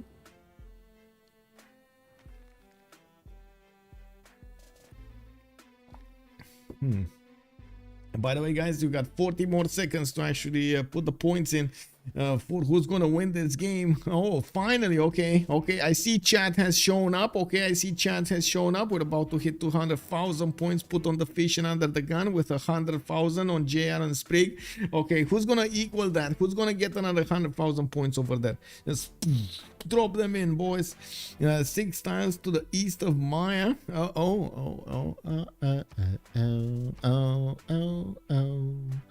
Oh, 6 tiles to the east of Maya. You mean this one? You mean this city? Yeah, I mean, if he does get this city, it's amazing. Great Armenian was called. The only other streamer I know who speaks my second language, so it doesn't matter. Oh, kick. Yeah, it is what it is, man. Now we do have horses are actually getting into the water. This is very interesting. UnderTheGun didn't want to send them through the deer tiles. Maybe he was afraid that they're gonna spook away the deer tiles from their lands here. And then he sent them into the water, took them for a ride in the water in the boats. Oh my god. I mean, I guess they wanted to actually treat these horses royally so they can perform much better on the front line over there. You know, you get to feast before you actually go to a battle, right? So you can have a big belly while you're fighting with swords and sticks. UnderTheGun set up a lonely city to left of Sprig. A lonely city. He actually took Namadol. He managed to punch through Namadol. That's what happened over here. He got so many boats over there and knocked that city down. Got the teeth in, and that he managed to take it down. He's gonna try to repair, of course, the harbor, and we're gonna need to see if he's gonna actually use it as a staging location for anything. I really doubt that he's actually gonna do that, but I do want to mention it so it's out of the way. Stonehenge on Sprig, city state, I guess, and we do have Greg242. Thank you so much for the prime, sir. Much appreciated. Thank you. Thou shall be knighted primer. Greg 242. Yeah, we do have quite a few more traders coming around from Spriggan. Yes, he is actually sending them still to stock upon Trent to Rapa Nui. This is stock upon Trent to Rapa Nui. This is not activated yet. I do see, of course, a wave of campuses are also coming around from his cities, and he's trying to get that Stonehenge for some extra era score. I'm pretty sure he's going to want to activate that religion for the era score bonus. 2, 4, 6 cities for the Dutch. I do see him actually about to put some pressure on England. Sprig is going to need to defend himself over here from the Dutch. We do have new settlers also coming around from the Fish Nation. 52 science with 32 culture. Oh my god, be careful. Fish is in the house and he's not kidding. He's not kidding. We do have him with a settler being sent over here somewhere. Looks like the cattle tile is going to be the choice. And yes, Bengala has been established in the city of Echo. TaskForceFish did manage to double his campuses. You can see the +8s showing up next to his government plaza. And first, of course, followed up his government plaza with a specializing building, the Ancestral Hall. Right next to him, I gotta say, we do have the gold being generated. It looks like all of the goblins went underground and got to UnderTheGun quite a bit of gold back. We do have him scouring over there under the world and getting each and every bite of gold to UnderTheGun. 70 gold a turn here, 82 gold a turn on UnderTheGun, 40 science with a 47 culture.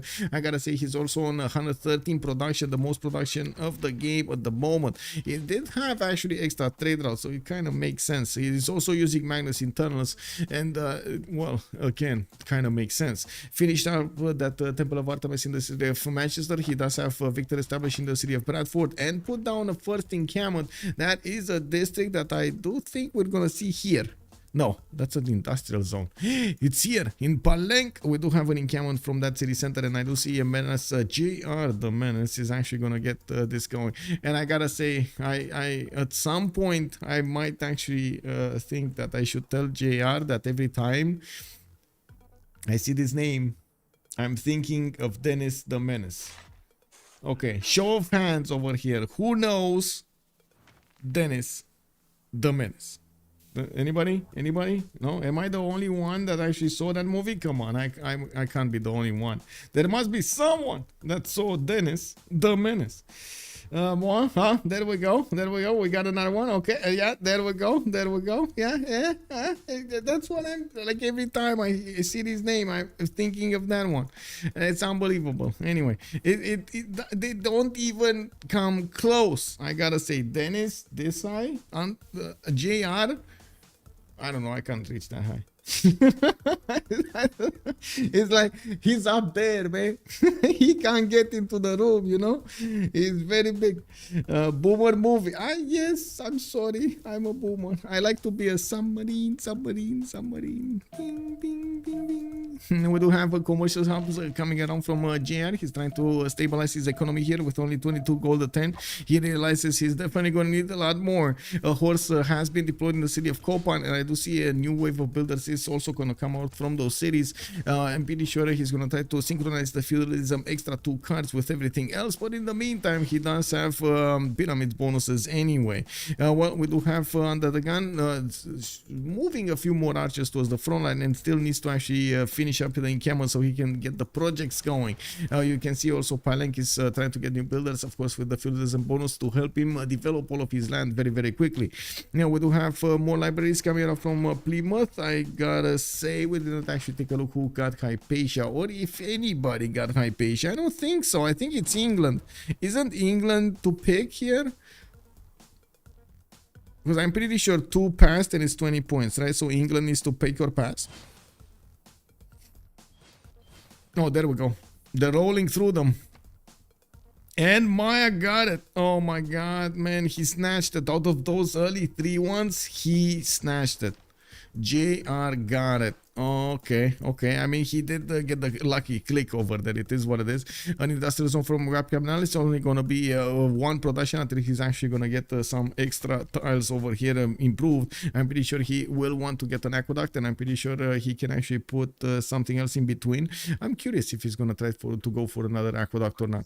Hypatia is going to go in the city of Yachilan, where he does have an observatory with no library yet, and we do need to move on to see how Dutch is going to try to approach the aggression he's gonna do against Sprig. We do have Sprig trying to get his bronze working, and I do see he's defending himself with only a warrior in front of these 3 very strong horses of the Dutch people. We do have him getting a wave of libraries, finishing up his Stonehenge, and looking at the era score. It does seem like they do know in 9 turns we're gonna have a switch of the turn, a switch of the era, and I'm pretty sure they're gonna realize they need the era score right then and there. Hypatia still, yeah. Wait, it's not a lucky click, it's a skilled click. I'm getting put back in my place over here by Alex 2005. Yeah, I mean, yeah, I can't fault you for that, man. If he has the skill to click perfectly, he has the skill to click perfectly, man. It is what it is. However you call it, he still got Hypatia, you know. Psycho Mike, hello there, sir. Also, Agamek Pedma, good evening, sir. This Maya land is the stuff of Civ dreams. Yeah, I mean, it's definitely getting better with the exploding volcanoes. It's definitely getting better. I don't know if he could have gotten better than this. What is this tile over here? The 6'5" production tile and 1 science point. Are you kidding me? Like this land. Do you remember how this land looked before he got a city there? How many housing provide aqueducts to Mayan City? Who knows? I mean, it should be as fresh water, right? It should be like +2 or something, at least. How UnderTheGun have so much population? First of all, he did improve his turtle tiles over here, and I would imagine he did go for audience chamber. Yeah, he did go for audience chamber, so his cities are going much faster because he does have the governor giving him the extra amenities and the extra food. Mineshi Kobrik, hello there, sir. Okay, so it looks like YouTube chat is definitely preferring UnderTheGun and Fish here, 75%. Okay. While let me actually take a look. What did you guys go for here?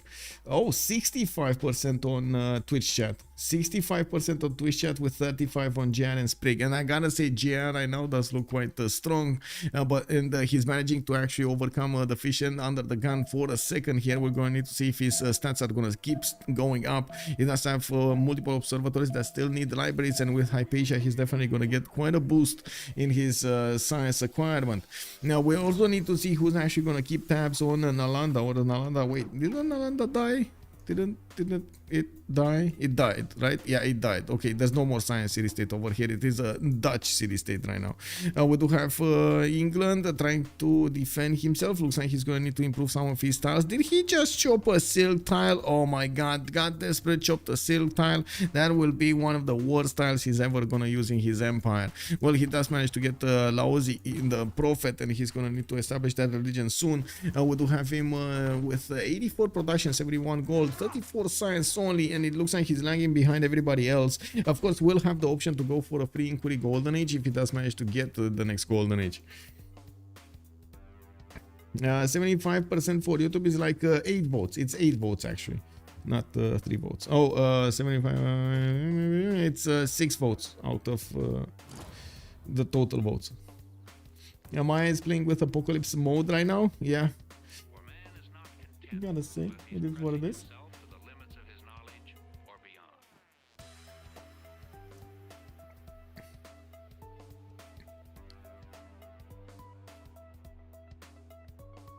I'm actually a bit amazed he didn't go for Fire Goddess.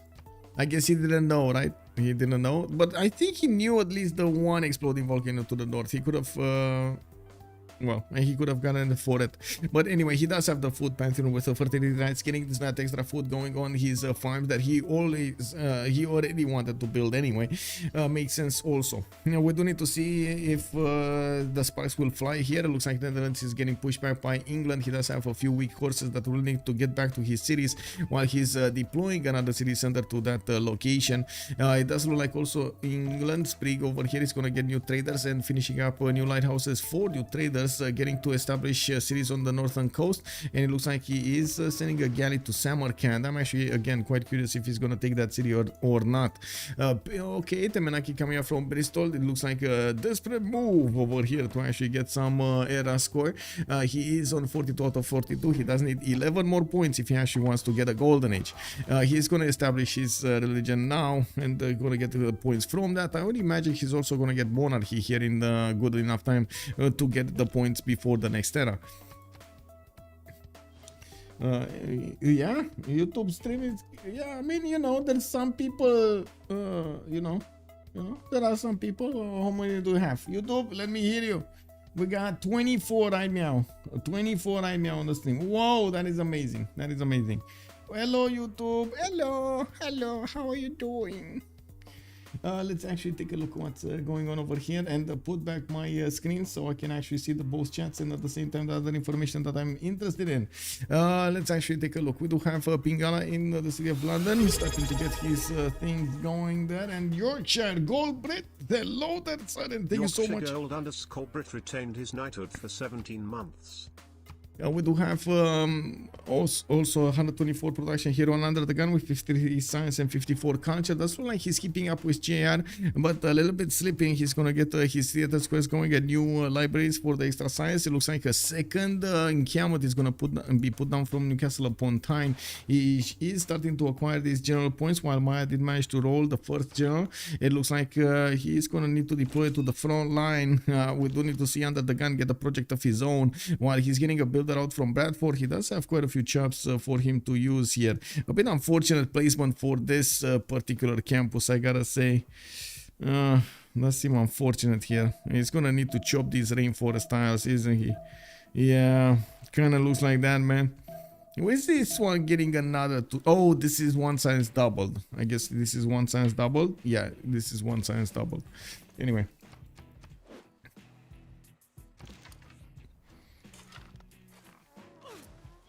Okay, we do have JR getting quite a few hull chests on the front line and getting another settler going. He's hanging gardens. He's gonna finish from the city of Uxmal 3 turns, and he's gonna get the extra growth throughout his empire, and of course the extra housing that Wonder gives you. From what I do see, we do still have Magnus in the capital with Moksha in the second city. Looks like Pingala has been established on the east side and doesn't have another one of these governors. Probably try to max out as much as possible Magnus with Pingala and Moksha. I do also notice we do have him about to improve the diamonds, and looking at his amenities, he does have 0 amenities at the moment. It's a bit bad actually. If he's going to start fighting, he's going to go negative really quickly, and that's definitely not going to be good. We do have him trying to get as many of these improvements as possible on the luxury resources so he can actually make his people happy. We do have Under the Gun to the south trying to also get some more science points. He is at the moment lagging behind his teammate and of course JR 53 and 58, but new campuses are on the horizon, and I'm pretty sure he's gonna try to get all of the libraries in them. He's also busy trying to get one of these encampment training projects so he can recruit one of the generals. I'm pretty sure he's gonna require one for the war against Maya. Yeah, looks like also Netherlands is about to settle a city right in the face of England, allowing him to actually flex some units against the city of Nottingham here. England does have a hard time actually resupplying that city center with fresh units unless he actually puts them in the water. And we do need to see when and if he's gonna do that. It looks like, of course, the rush for the Golden Age has started quite a bit of turns ago. We do have a JR on 9 points out. It looks like Spriggan is gonna be 2 points away. TaskForceFish is well over the necessary points. He, of course, being in a normal age did allow him to acquire so many more points. UnderTheGun is 6 points out. That's a bit of a problem here. Is he gonna get something for those 6 points? Doesn't look like it, to be honest.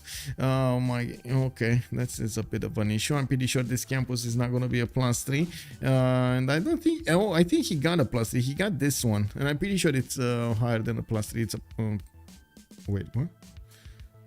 Yeah, it is a +4. Why did he not double his campuses, or are we just left watching something that we shouldn't be? Oh, yeah, okay, he took off the card. He switched the card, or he remained without the card. No, he took off the card. That's what happened. This one, Natural Philosophy, the campus adjacency card. He's back to 47 and 60. Yeah, pretty good production though. I gotta say, TaskForceFish is extremely lacking in production, and this is one of the things that I don't really like against about Netherlands. Sometimes you do get into these situations in which the spawns are very, very slow. I do have to say that he did choose to go for Moksha in the capital and didn't try to max out his commercials, which didn't give him quite a few trade routes. As you can see on all of the other civilizations, we do have the internal trade routes giving them so many more bonuses. Internal or externals, because England here, Elizabeth is actually using Rapa Nui with Amani for the extra 2 production and 2 food. I had to see my doctor over the phone. Why did I miss? Wow, okay, you got the doctor. Wait, was that Green Thumb? Did you find Green Thumb? Oh my god, man, I have been looking for Green Thumb for like 20 years now. Where was he? Unbelievable. Beasley, man, look at that, meeting people on the internet who know people, man. Let's actually take a look here. Twitch chat can also look quite lonely sometimes. Yeah, sometimes. I gotta say there are quite a few people actually on YouTube watching. That's impressive. Hello. That Moai surrounding the volcano. Moai surrounding the wait, it's a Moai surrounding the volcano, or the volcano surrounding? Oh, I see.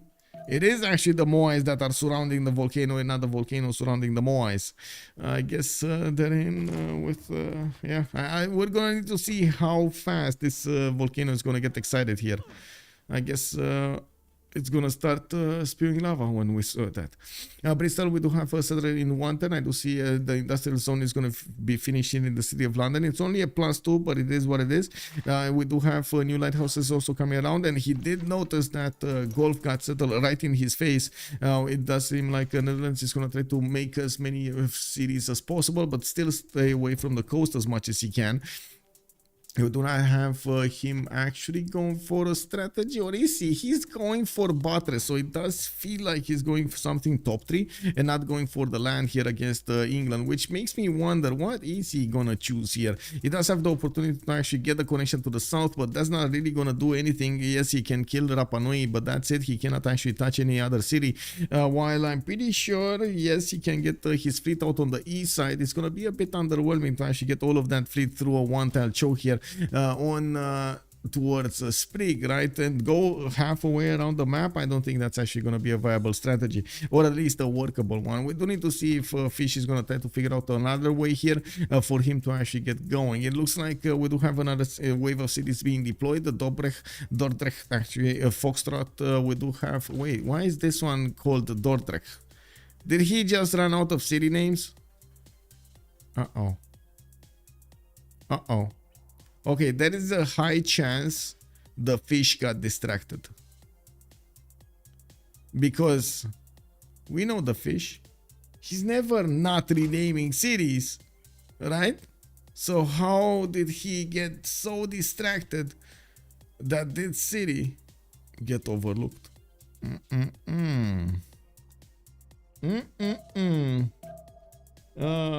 Wow, okay. So wait, they did not name. He did not name himself Dr. Green Thumb. Oh my God! I really hope you actually know what I'm talking about. By the way, I hope everybody here knows, right? Like Dr. Green Thumb, yeah, Cypress Hill, Dr. Green Thumb. Remember that song? Anyway, hotel gonna be Polder Center. Oh, there we go.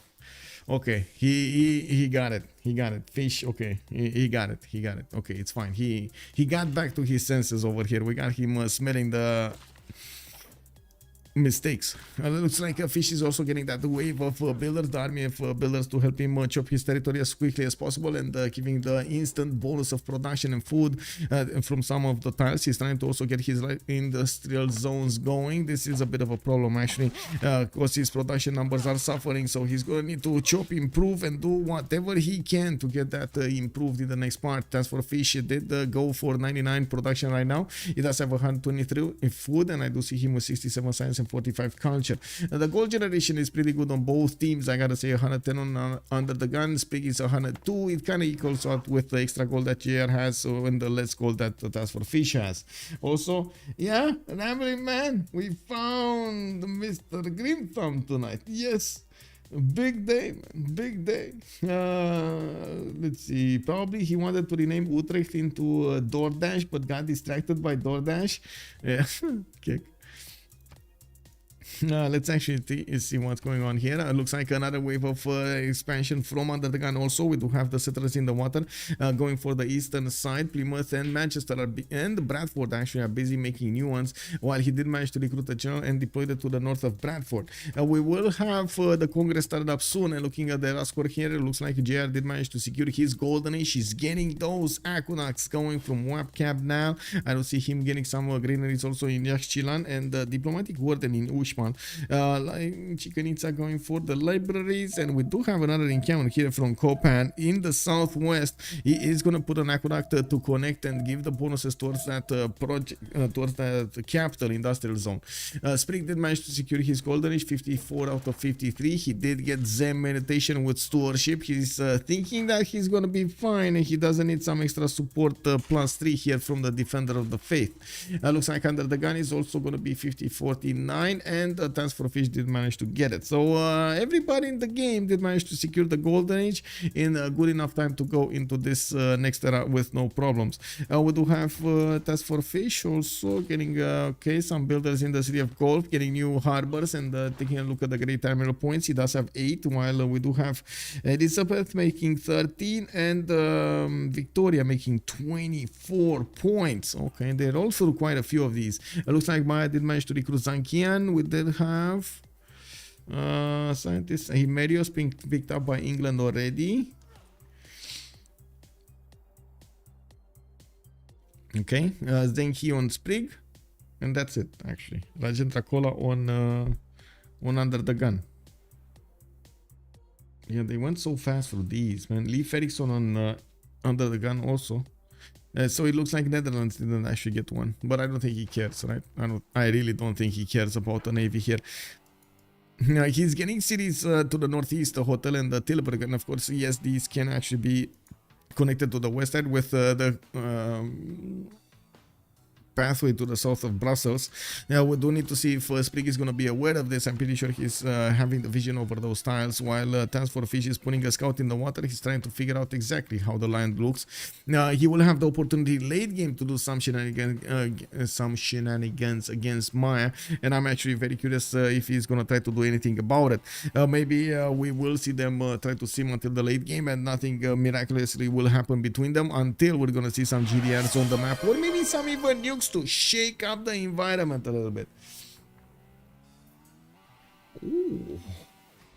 R360, thank you so much for the tier 1 sub, sir. Much appreciated. Oh, wait a second. Deep Beasley gave it to R360. Oh, I see. Thank you so much, sir. Much appreciated. This game is very slow. Is this normal for a 2 versus 2? Yeah, yes and no. It's kind of a conscript, especially in the primordial map. In this kind of situation, they went for a map that didn't allow them to actually spend time to get more cities. Usually, you don't have this much amount of time in the 2 versus 2s. We're going to need to see also who's going to get Newton over here, and of course, we're going to need to see what will happen during the World Congress. It doesn't look like we do have any kind of amazing attack being prepared over here in the medieval timing, but you see this is big. This English settler, is he going to the connection? No, I hope he's not going for the banana. I mean, he's not going. Is he going for the? But I don't think so. He doesn't have a navy ready. Like I would imagine, if he does want to get a settler there, he would have already like 10 or 11 boats ready to be upgraded and stop his opponents. Right, just get through over there as quickly as possible through that one tile choke, get immediately the boats of his opponent away from him.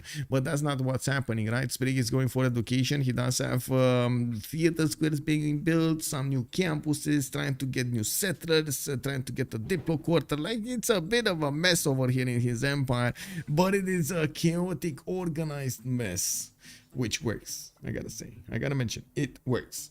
Yep, it is what it is.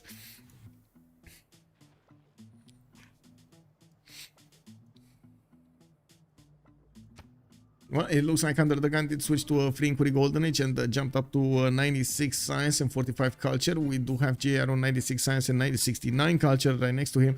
And of course, Sprig did manage to get 106 with a 44. His own free inquiry golden age showed up. TaskForceFish did switch to did get a Pen Russian voice. He didn't switch for anything. He was a normal age enjoyer. He's trying to get his diplo quarter going, and of course, putting down more of these harbors for the extra gold, for the extra trade routes. 115 production at the moment. He's soon gonna start trading with his ally. There we go. We do have them trading with each other, and they're starting to get the gold in from the southern coast. Gotta say, 2 minutes of a pause, and we're gonna come back after this World Congress.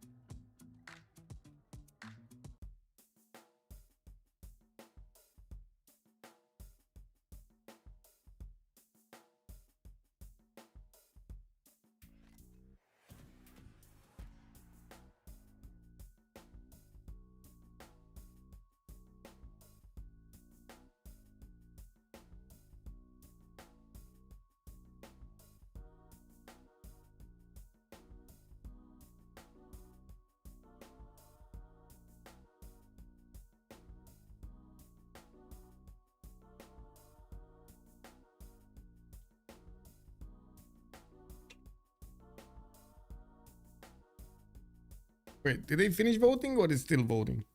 I think he's still voting, right? I'm pretty sure. Oh yeah, okay. JR and Sprig already voted. TaskForceFish and UnderTheGun didn't.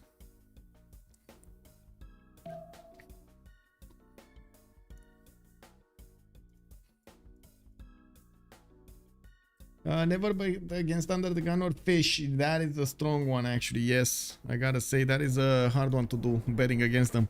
We got Islam with the 25% Diplo favor. Looks like Victoria, Age of Empire, Under the Gun, not growing via culture, and it looks like the last one who got the Diplo points was actually the Fish. The Fish got the points, where we're going to need to see if he's actually going to get the religion here. It looks like Sprig next to him is putting down an encampment, and he might be looking for a fight. While we do have them right now managing to I'll say get closer when it comes to the stats here. We do need to see if Netherlands is going to manage to get a lot more science, because he definitely is slacking behind his next door allies and the opponents. We do have new campuses from Hotel. He's just going to get a +3 there. I do see a new commercial from Nalanda, and getting a wave of builders with all of the feudalism extra charges on them, so he can improve this territory very quickly. I say that, but then I see only +3 charge builders. Wait, he doesn't have feudalism? Or did he actually chop? No, he chopped already. Okay. He chopped already. It's fine. Now we do have England getting his catapults out in 2 turns, and looks like Under the Gun is gonna need to start moving his, well, gonna prepare himself for some form of an attack over here, or at least aggression against his opponent. And you don't really build catapults just for the defense, right? And we might actually see this encampment being taken down. He can actually shoot it down from the safety of this forest. We do have another one of these catapults coming out from Manchester, and looks like Under the Gun is going to establish a city on the west side. He might be looking at establishing trade routes here also.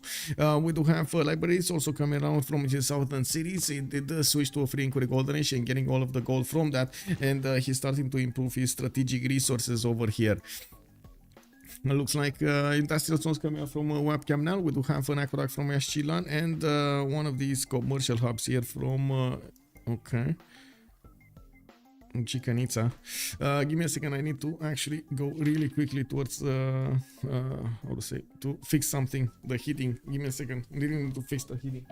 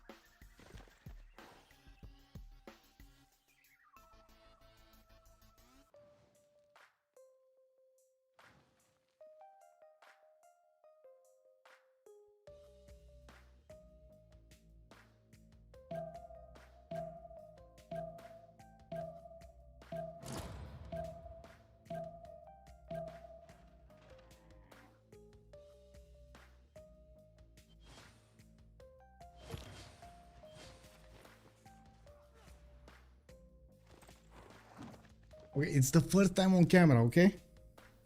Hehe.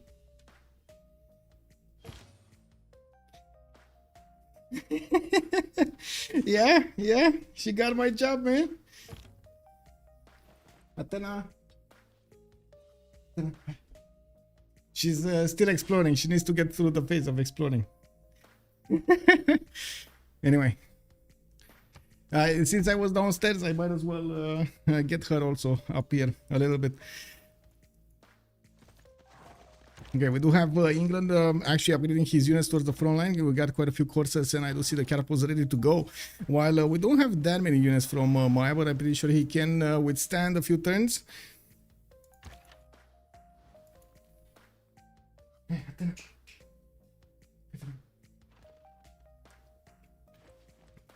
Here we go. Salut? Salut? Hmm? You just salut? Look, she's saying hello. Yeah?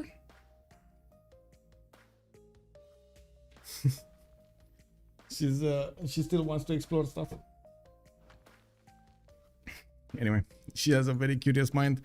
Anyway, let's actually see what's going on in Netherlands territory. This is the most worry I have, that he's not going to be able to actually get what he needs and enough production to do it later on in the game, especially against Elizabeth next to him. That's going to be quite tough to handle. We do need to see also if he's going to have the economy, because they are investing so much into the war over here of England, into the push of England, which, to be honest, under the gun, I think is going to do quite a bit of damage against the cities of Maya. Maya sends explosion incoming. Yeah, he's getting to that point, man. Look at the multiple libraries that he's getting out at the same time, and the universities and new observatories. Amazing. I never seen a Maya with bad stats in any game. That's a great cat. She's so cute. Yes, she is indeed so cute.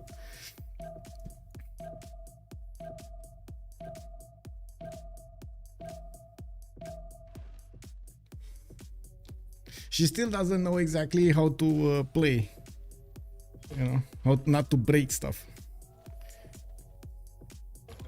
But it's fine, you know.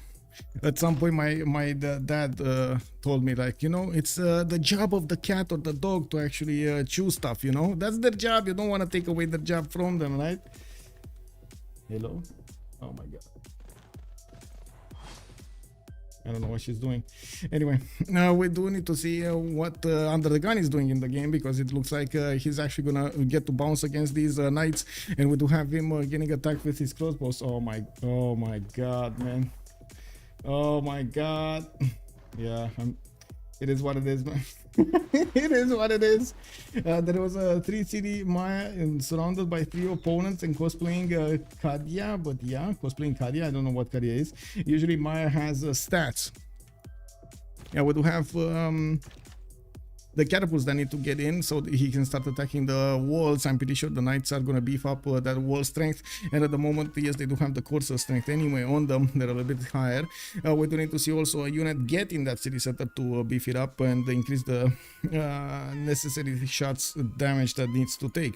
On the west side, it looks like Netherlands is going to prepare himself with a defense here. He's getting a quadrim in the city of Gulf.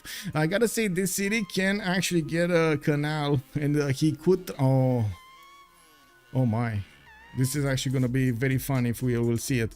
If he's going to get a canal and get his units towards Nottingham, take that city center with the 7 provincians and a caravel, this is going to be so fun to watch. This is going to be incredible.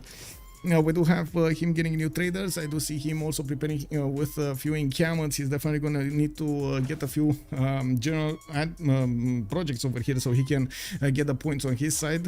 We do have intelligence agency in 2 turns from the city of Alpha, while I do see libraries in Charlie and harbors in 2 from Juliet. Okay, I do see he's also getting a few knights from Nalanda, while he doesn't really have a very strong force over here in Nottingham. I think the majority of the action is happening here. And I'm actually quite curious if England is actually taking down Liverpool. I definitely didn't think Sprig is ever gonna settle a city here, to be honest. Like I thought Birmingham it would be enough, but it looks like he didn't have enough. He just wanted to take Liverpool also. Namadol has quite a few galleys for him to upgrade into caravels if need be, but he doesn't actually have a way to get out unless he's actually gonna get that city canaled. Yeah, big pog. I think this is the first city takeover. And UnderTheGun is going to have that honor of taking over the first city of the game from an opponent. While it looks like he's also bullying JR over here with all his might. We do have him getting the catapults next turn. They do have the extra movement from Burica, and they're going to get to shoot down the encampment first. And then he's going to follow up attacks against the city of Kopan. It looks like JR is going to struggle to get to his printing and then back to ballistics. So he can get stronger units to work with. Let me get the cat some toy.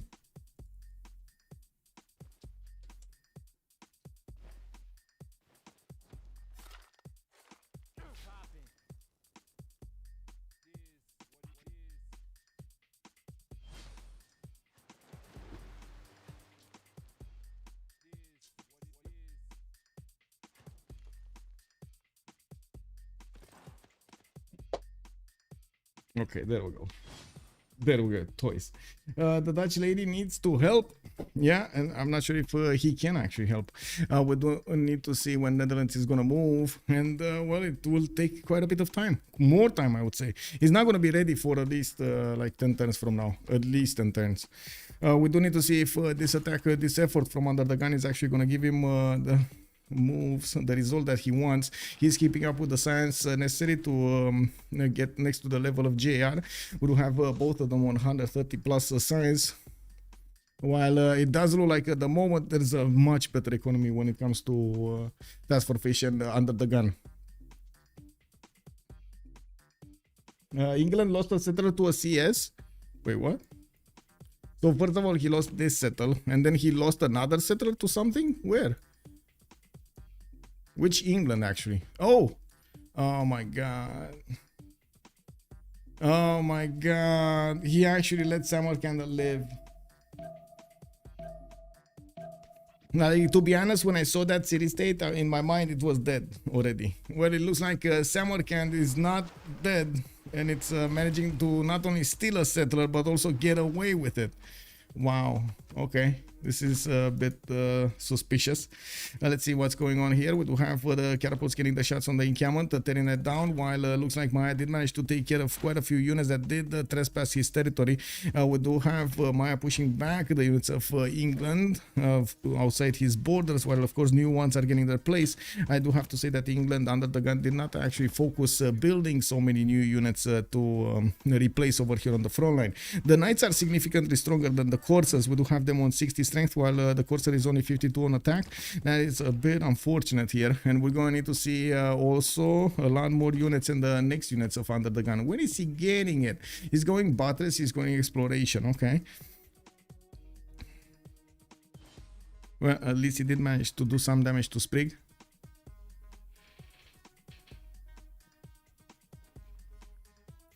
It is what it is. Yeah. Yep. Okay. Looks like Netherlands did figure out the way to the north of the city of Paleng, while he's not gonna probably use that strategy for a while. Now he does have the opportunity to get some embarked units over here and disembark them at the north of Paleng. I'm pretty sure he can actually use a submarine to shoot nukes down Maya's territory later on in the game. But we're still far away from that moment in time. TaskForceFish is 99 science with 103 culture. We do have UnderTheGun 134 and 52, while JR is 144 and 86. I gotta say JR out of these bunch is the one that does have a pen brush and voice, and he's getting this science just from his territory. He's not getting any free inquiry. Now we do have him needing to get to ballistics as soon as possible, getting gunpowder in 2 turns. He doesn't really have upgrades here for those particular units, the melee units. He does have some coursers, and of course with the hulches that actually, whoa, he doesn't have crossbows. Wow, okay, no crossbow Maya defense. Okay, I mean, he didn't have time, it's fine, he got an excuse there. I would stop at nothing to kill that CS after losing that settler. Yeah, I gotta say, I can definitely relate to that feeling. Yeah, what is that? Sammer can see us. It's still running away, and look at that. Sprig is just inching to get to the settler, but he's not managing to get there. That is a bit unfortunate.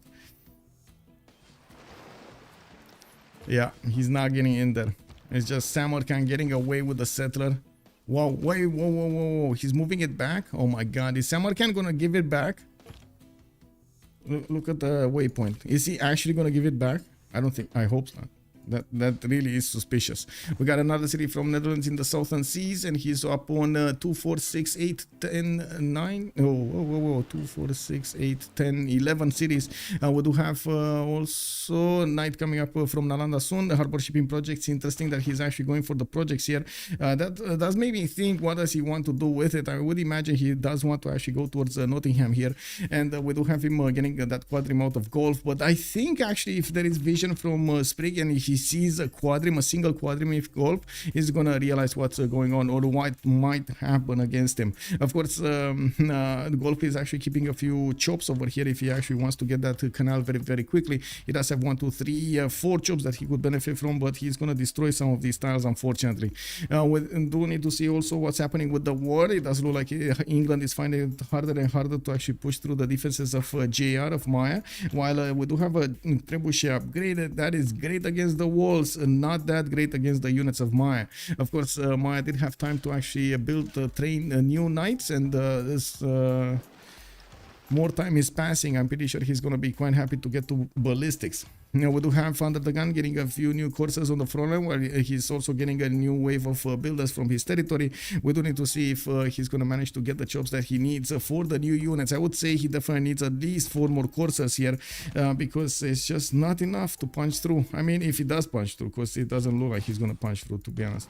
Maybe, let's see, 2 to 3 trebuchets, 2 of them, no, only 1 of them might attack next turn, and it sacrifices his life if he actually wants to attack.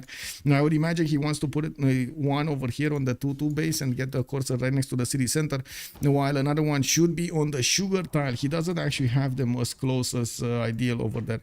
But anyway, now we do have the crossbows that still need to get some promotions, and I guess this weak one is far away enough from the Mayan hulches or the walls to not get damaged. Oh my god, 1 sec.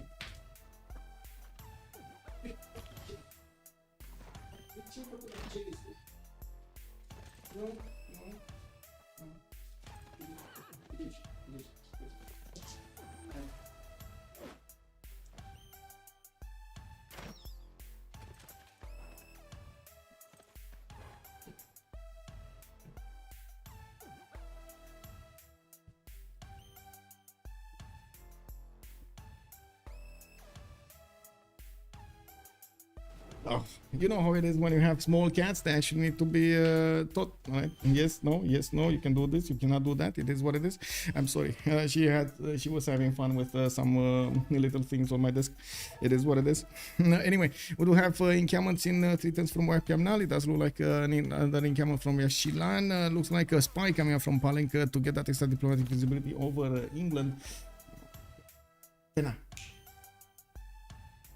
This is one of the reasons I didn't actually want to let her here, because I know I'm gonna get distracted, you know.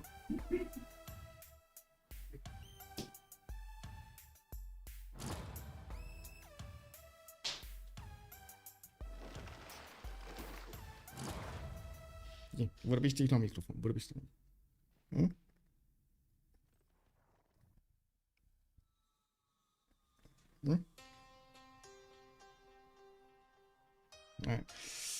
JR misusing your what? Misusing? What is he misusing? What is he misusing?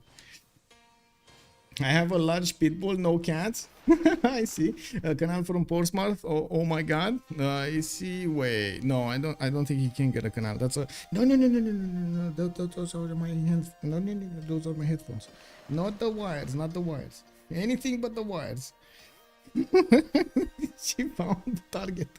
Oh, I see. The host so laggy. I see. Okay, anyway, UnderTheGun did manage to get the catapult in place, so he can start shooting the city of Copan, but as you can see, he has a problem getting multiple units to bear against that one single city center. That is a bit unfortunate because that's gonna definitely slow him down. We do 5-ball python. What's a 5-ball python? Oh my god. Okay. She just climbed the wall, man. She just climbed the wall. Those little it is what it is. It is what it is. Anyway, we do have England here getting his own spy, and he's going to equal out the extra diplomatic visibility that Maya is going to have against him. Looks like he's also getting a few new galleys, which is making me think, what does he actually want to do with them? Because to be honest, yes, he could put that city over here, which is getting under a watchful eye of Spriggan's galley. We don't actually have him with a new settler coming around from his cities. He did have the opportunity, instead of putting Hull and Bath, to do so, while it does look like he's going to need to prepare himself a little bit better here. Now, I do see him also following an attack on Birmingham. It looks like his coursers are doing quite a bit of damage against the spearmen and English swordsman, but still they're not gonna get into pillage those tiles, the Moais. We do have England getting back his finally, actually Sprig did manage to get back his settler from Samarkand. It did delay him a bit, but he's still gonna put that city to the north of Brighton while he's training a few sea dogs in those city centers. Looks like the first quadrant is gonna get out of gold next turn. And I do see Nottingham is also working desperately to get the Sea Dog out. With possible fleet here in Nottingham, it will make it harder for Netherlands to punch through. We do have also some commercial hub investments. He's trying to get the Colosseum in the city of Foxtrot, but that is going to be 10 turns away from finishing. Maybe he's going to get the chop here. He does have Magnus in that city center, and it's going to be quite nice to get the chops going. Did you actually, guys, there's something really missing from this picture here. There is something very big and very important from the Netherlands missing in this picture. Wait, I had to build cat protection casing for my PC from Lego because my cat used to push the tower button. Oh my god, that must be so frustrating. Now I need to protect my other power button from the second cat. Yeah. Colosseum incoming in Foxtrot. Yeah, there we go. 10 turns, that is correct, sir. Now we do have lighthouses also coming around here. Netherlands is getting his economy to boom. We do have him also getting his cartography pretty soon in 2 turns, while humanism is coming up in 3. We do have him on 115 science and 124 culture. He did manage to catch up quite nicely to his opponents and his teammate. I do have to say it's still JR that has the bigger science in the game, and I'm pretty sure he's going to keep that advantage for some time. The next era, we won't have this magical ability of generating science alongside that gold from the commercials or the harbors. They're gonna need to get it passively. They're gonna need to get it from their campuses. And yes, it does look like a JR is gonna go into this very well prepared with so many universities out of his territory. I gotta say, this production is amazing. 2 turning a university in the city capital. Wow, 259 production on Big JR here with 182 science and 92 culture. It does seem like UnderTheGun is not breaking him at the moment, and I gotta say, is UnderTheGun not really focusing down getting the red coats. Why is he not getting the red coats? We do have mass production coming up in 3 turns, which kind of makes sense because you do want the shipyards. I mean, I can definitely relate to that. I like production. You know, I like production. We're gonna need to see also what's gonna happen here with his fleet on the coast, with Sprig with the ability to close that choke with one of his caravels. As you can see, he is aware that England is aware of this, and it doesn't look like any one of them is gonna pass to the left or to the right.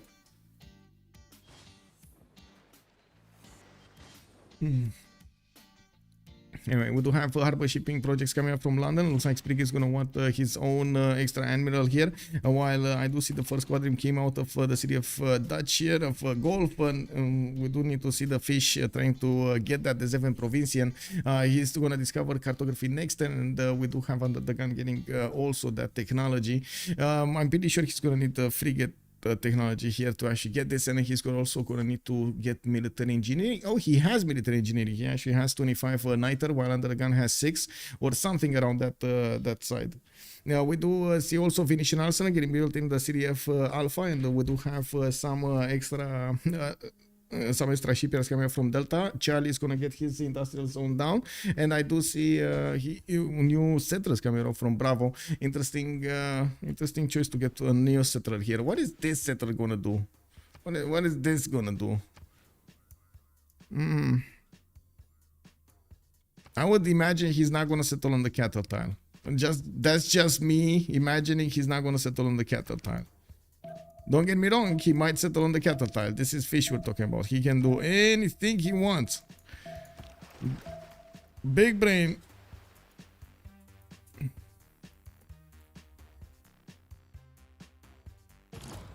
Oh my god, she found a way to scratch. I think JR gonna hit tanks and run over under the gun. Yeah, it is very likely that we're gonna see not even tanks. I think he might do it with field cannons if he's fast enough. But it does look like he's not fast enough.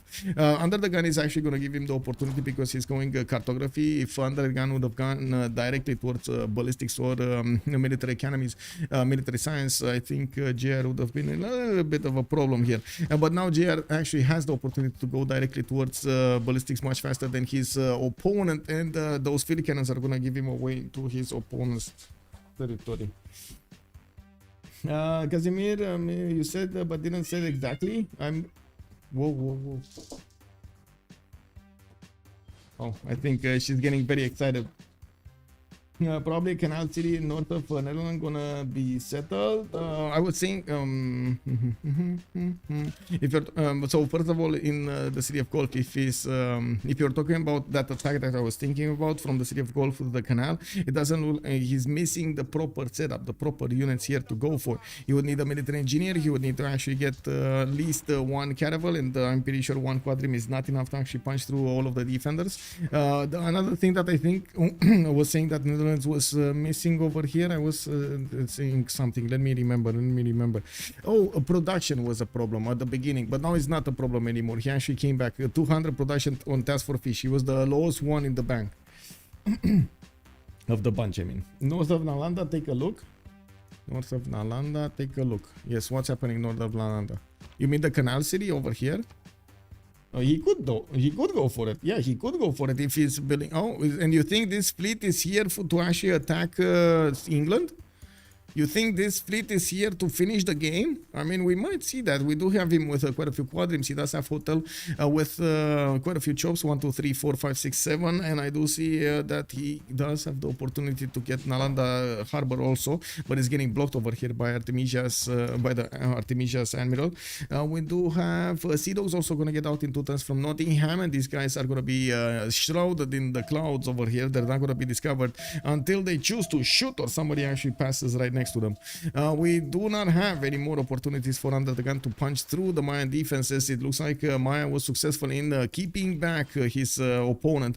Yes, we do have some Sea Dogs coming out from the city of Bradford, and I do see Royal Navy Dockyards in the new series, but it definitely feels like England needs to retreat from here because his job is done. He couldn't push through the city of Kopan's defenses, and now he's going to need to retreat back to his own borders.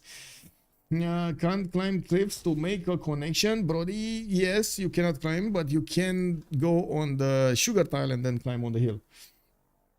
Yeah, never question the fish. Yes, it's not worth for a regular city, but for a luxury cannery or a strategic city, it's worth it. 6-10 settler, that's not worth at this stage, in my opinion. What can a new city do for him? Doesn't he need builders more? You're talking about Netherlands. And I think he wants to do something cheeky with this settler. I think this is more than just an extra city. And just like Chat was pointing out, he can definitely try to go for this connection city to the north. He needs to be careful though. He needs to be extremely ready against Sprig. Now we do have Sprig with 500 military, and most of the military, if not all of his military, is actually coastal based. Oh, and actually not all of his military, because Under the Gun did actually push into him quite a bit, and by the looks of it did force Sprig to get a few courses of his own. Some of his swordsmen over here deployed.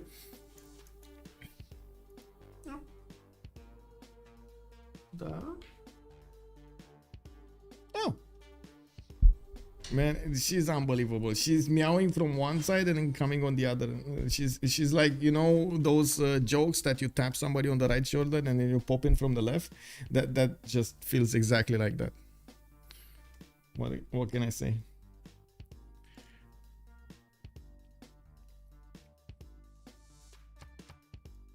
Yeah, we do have a campus research project also coming up from Ultima. Looks like Emily Duchatelet is the next great scientist, while Netherlands is going to get first picks on Marco Polo. He's going to get a free trader unit from that merchant. I do see Maya did manage to recruit the Ipfadlan one, getting the trade outs going.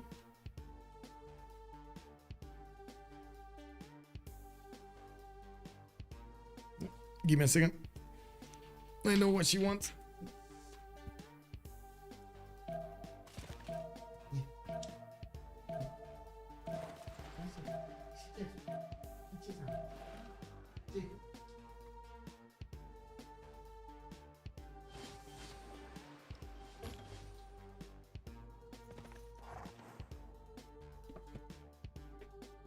Okay. Okay, let's see what's happening over here. We do have the Royal Video Cast finally finishing, and I do see the two Sea Dogs are actually getting like close up and personal with the Mayan units, and they're pillaging the tiles of Maya. And I do see the observatory is getting stopped by that courser from getting pillaged, but it's fine. I do believe these Sea Dogs should have a decent amount of damage against that courser as well, and it will put more pressure on Maya to get new units, or I guess maybe some siege units to defend himself. We still don't see a settler getting built, but I do see a stronger and stronger navy from UnderTheGun, and they might actually be looking to settle that city over here of connection to get into the land the same time against Sprig. They could actually pull off a 2 versus 1 against Sprig. I think this is what's happening. This is what's cooking. We got a 2 versus 1 against Sprig. The second we're actually going to see a settler here, this is what's going on. The settler is going to go here, and then all of this navy is going to get promoted. The moment that settler is going down, we're going to see the flood. The flood of the red units coupled with the orange ones.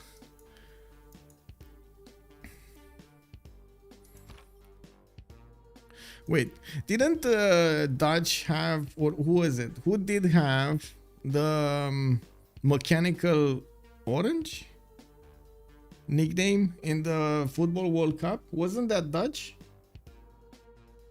Sprig can counter this. Altherion, good evening, sir. He can try, yes, if he knows, and as you can see, he is trying to get that. Oh my god, this is gonna be so fun. If the settler actually comes unescorted over here, it's gonna get grabbed by the Sea Dog. This is gonna be so fun to watch if he's actually gonna do that. We do need to see if also in the water over here he's gonna do that. No, it looks like he just upgraded one of his Deseven Provincians and didn't actually move forward. We do see him also getting one heavy chariot in the city of Hotel and getting new knights out, okay, for quite a few cities. The Deseven Provincians getting hard built here in his northern cities, and I gotta say he should definitely want to get more units in the water than actually units on land. He can definitely use his other cities for that. Getting a Venetian arsenal is gonna help him put more production towards units of the naval kind, and I'm pretty sure he's gonna be craving to get that Merchant Republic for the Praise Gangs card.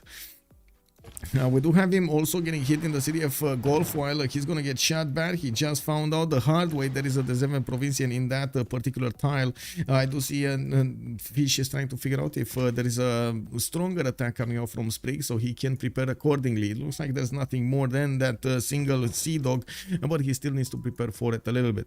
We do have a Sea Dog here from England also next to that Sea Dog from England from the other side that's just chilling over here, not really even watching each other, by the way. They don't see each other.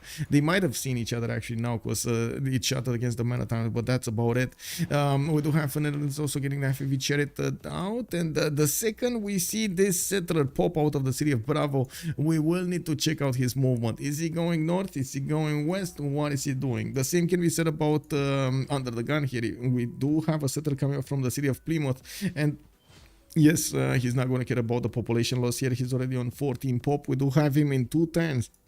Well, he did manage to build a massive fleet. 2, 4, 6, 8, 10, 11 of these possible caravels upgrades from the galleys. We do have also one of these quadrims possible upgrades. While we do have 1, 2, 3, 4, 5, 6, 7, 8. Oh my god, 9 Sea Dogs. 9 Sea Dogs, man. Instead of the frigates, he just got a mass of Sea Dogs. And I'm pretty sure they're gonna put as much niter as possible as they can on the fish. The 7 Provincians, they're much stronger than their opponent and at the same time as under the guns units. You know, we do need to see him upgrade so many of them here, but I gotta say he doesn't even have a single quadrim here. He built a lot of galleys, but not quadrims. Well, to be honest, with the amount of gold under the gun has, maybe they should consider trying to buy some quadrims. But anyway, it's like what a quadrim is 240 a pop. That's actually quite expensive. Also, Arthurian is saying just settle 2 tiles away from the tile to block. Can he? Oh, he can't block. Well, this one at least he cannot block. Unfortunately, there's no way he can block this. Oh well, it is what it is. This one he could have blocked, right? He could have settled somewhere around here, like on the deer tile, and it would have blocked this tile. But he's not doing that. And it looks like he might have had that in the plan, but that settler actually went slower next to Birmingham, and then it got taken out by under the gun. I was initially thinking he's going to send that towards the west side. He would have been done with it. No more problems for him. Was Maya changed last update? Yes, it got changed last update. It receives an extra point of housing on his capital now. So it's a little bit better tempo on Maya when it comes to getting the housing going in his capital, even though, to be honest, I don't think that was the major change that put it back on the map. It was still strong, the players just didn't like it. Okay.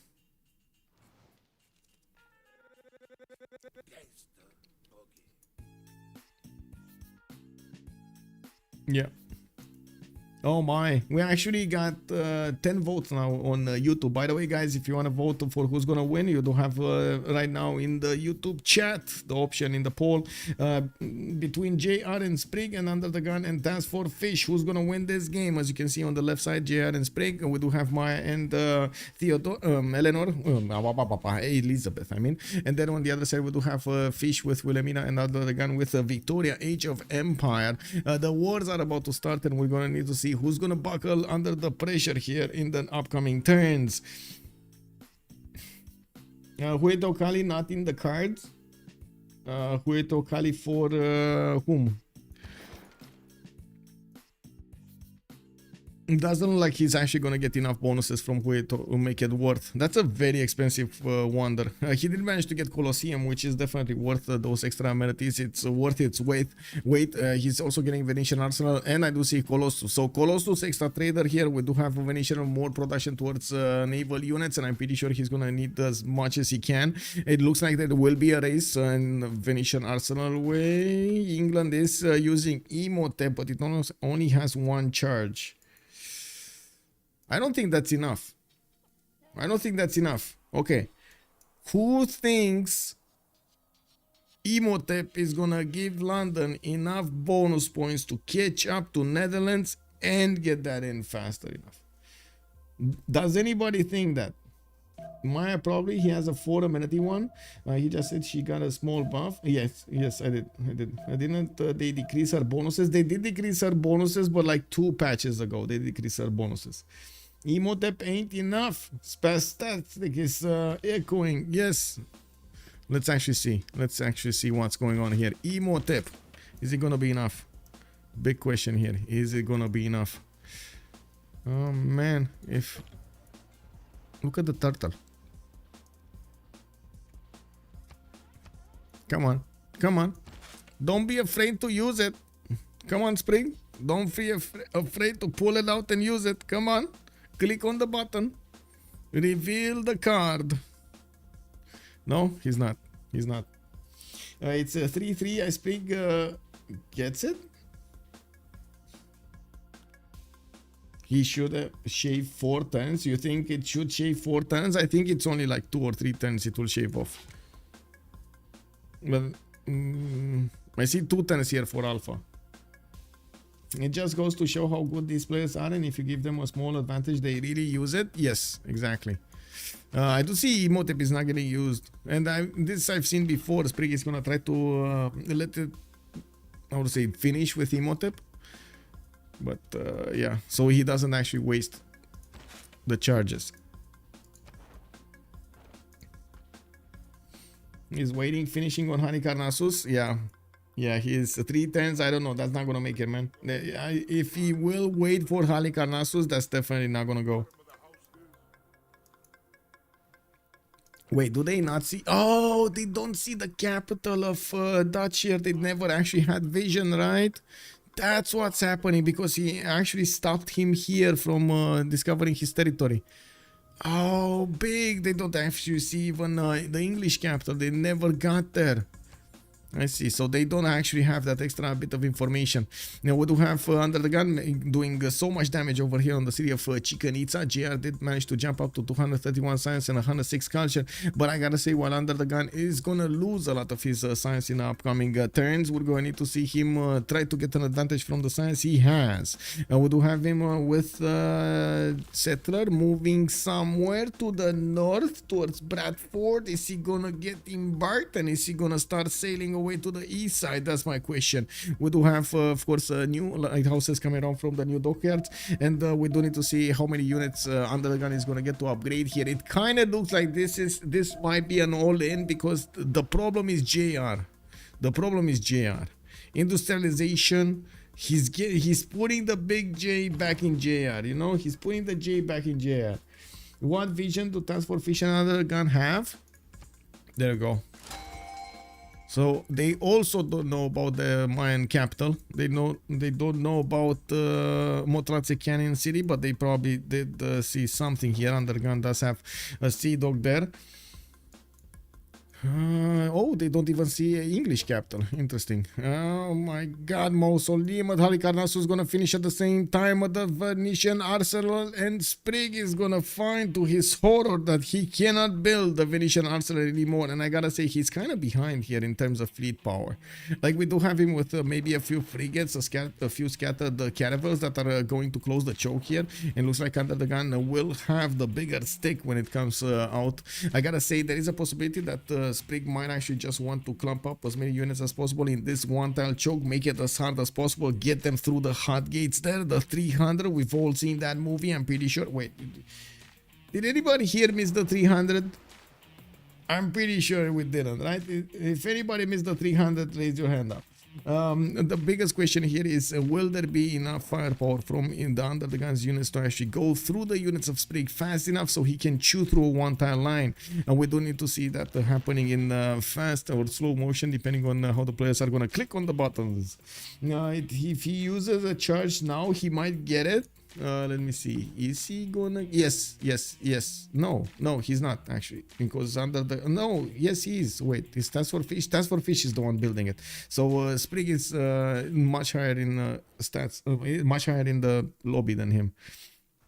He will have priority. If he uses it now and it actually shaves off 3 turns, so it's on 1 turn, on the same turn, he can get it.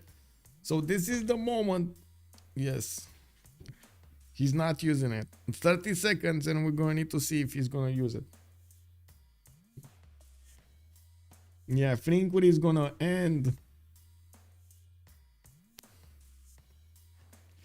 It is 175. That's why I'm... sorry about that. That's why I'm a bit concerned that he's not going to get it. I mean, I'm a bit concerned he's actually going to put shave off 3 of those turns. But no. Yes. It is going to be built on the fish. Never doubt the fish power. He did actually put Kilovaki Zivani as well. The CDF Alpha is very, very productive. 65 production over there. I do see him also moving towards the north, and his settler is about to embark on the journey of his lifetime. We do have fish over here trying to get one of his Zevans to protect his city center, and of course that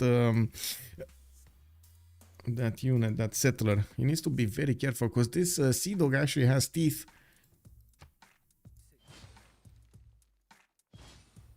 Okay, there we go. UnderTheGun is actually going to go to that connection city to the east side, and this is coming about. We're seeing it in slow motion happening, but this is the strategy that is about to unfold here. So they're gonna leave JR just being his own tucked little corner over there with his exploding volcanoes, and they're gonna try to do a 2 versus 1 against Sprig at the same time. Multiple naval units have been created in both the English Age of Empire side cities and at the same time in Dutch cities. We do have them deployed over here on this canal that is going towards Brussels, that can actually have a canal out of the way towards the west side, towards the western continent. We do need to see if England, or I should say Imhotep, or Sprig over here is going to have what he needs in terms of firepower, and of course in terms of production. He's trying to get his shipyards out, and I'm pretty sure he's also going to try to get the next golden for the reform the coinage. There are almost only 2 more turns, and he does need 5 points to get there. He's very close, and we do have a great lighthouse finishing up next turn from the city of London. And since he's getting multiple shipyards out, I'm actually wondering, is he gonna have the opportunity to actually get that? Because it doesn't look like he's gonna get enough points from that great lighthouse only.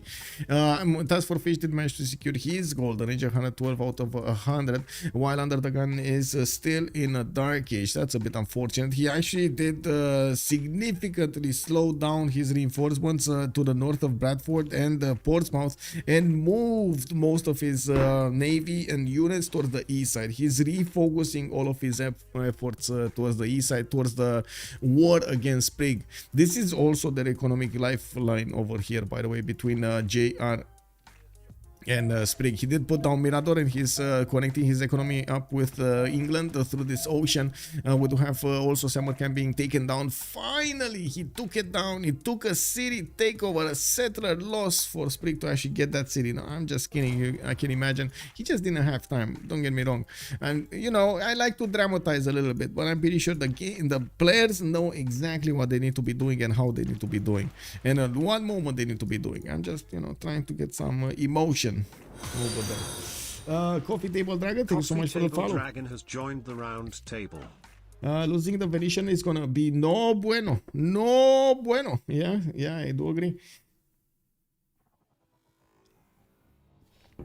Can you show the yields? Yes, I can show the yields. We do have 340 production on JR. It looks like Sprig is 272. TaskForceFish 331, and UnderTheGun on 287. Now TaskForceFish did manage to finish off quite a few shipyards. He's getting his upcoming campuses with new libraries and universities. I don't see he keeps on building his sevens in the north, and I gotta say, this doesn't look like a very scary fleet. Only 2 caravel fleets with 1 single Zeven and another one. I guess that definitely is not that scary. We do need to see Sprig get his units out, and by the looks of it, he's more worried about the west than he is about the east. We do have UnderTheGun getting in here. Can they see this? I doubt. Yeah, I doubt. They're gonna see this at the last second here.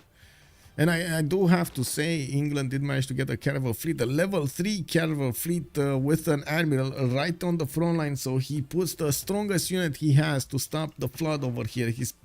That basically is the cork.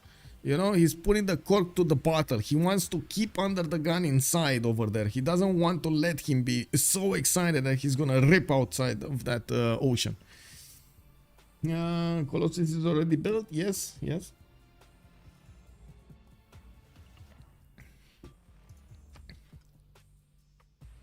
Okay, quite a few crossbows coming up from JR. I'm pretty sure he's going to be looking to get those field cannons. He's 3 turns away from getting ballistics, and nationalism is coming up in 1 turn. We do have them switching the era next turn, and it does seem like Sprig still needs those 2 points we were talking about earlier to get the golden age. He's going to finish quite a few shipyards, and they didn't really matter that Netherlands did get one of his sevens here in the city of Gulf. While, yes, we do have new units coming up from the Dutch. It doesn't seem like he's preparing an all-out war against Nottingham. We do have him probably just trying to resupply a little bit this western front, so if he needs to move towards Nottingham, he's gonna have units to work with. We do have him also in the north getting discovered by that Sea Dog. It looks like the English Sea Dog actually got picked off there. Sprig is taking it out, and it does seem like it got captured. UnderTheGun comes back from the fog of war and deals the final damage, the final nail in the coffin for that Sea Dog of Elizabeth. Sprig lost it. And yes, we do have cannibals coming around from Sprig, from his cities. Now his production capabilities being padded down. We do have him with quite a few units coming around from his cities. He didn't manage to get industrialization. I do see London is benefiting from the ability to get a factory in, making it very, very important for him. Wait, why is he getting... Okay, why is the fish getting units here in the south? What is this happening here? And what is he planning? What is going on through the fish mind? Okay, east side, can he help out a little bit? Yeah, he can help out a little bit against England if he wants on the east side. That's going to take a while, but I guess he has time. He has to burn through a turn anyway to get to 10 pop so he can put down his next district. We do have also UnderTheGun making way over here in the north to the south of Brussels for that connection city. And I'm pretty sure we're going to see UnderTheGun try to last move this. He's getting a warrior, and unfortunately it does look like Sprig did not get one of his sea dogs here, so he doesn't have the ability to actually take that settler if it's getting... unescorted in there.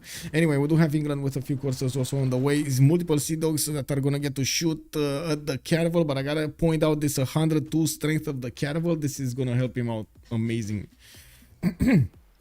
Was the Dutch settler for escape? No. Dutch settler is definitely 100% he's going here on the 2-1. He wants to get the connection city.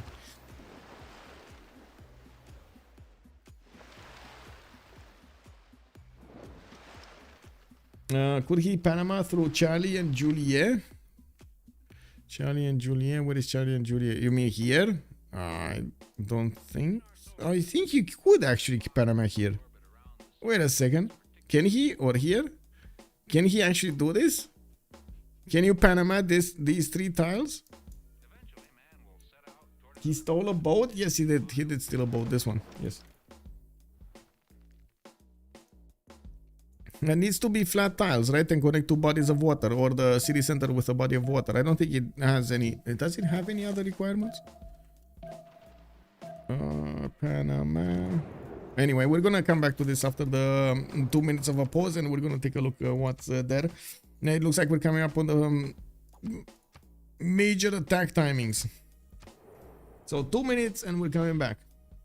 I don't know if you can canal floodplains. I don't know that either, but I guess we're gonna check it out afterwards. If you can get that going, why not, right?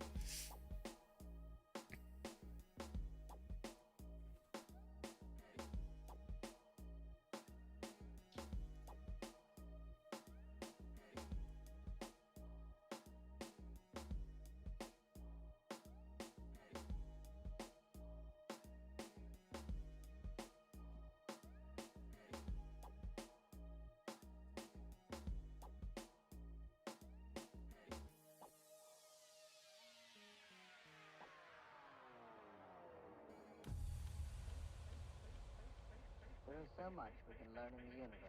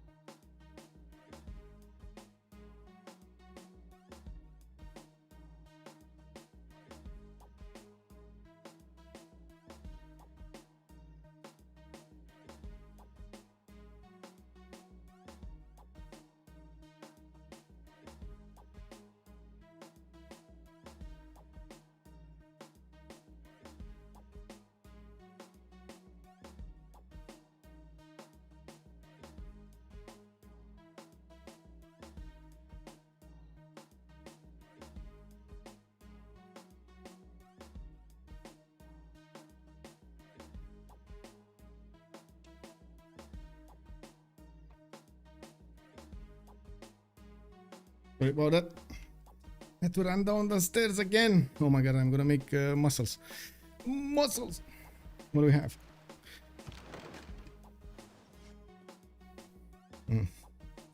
I don't think you can on floodplains. Okay, let's see. Big question. Panama Canal. Okay.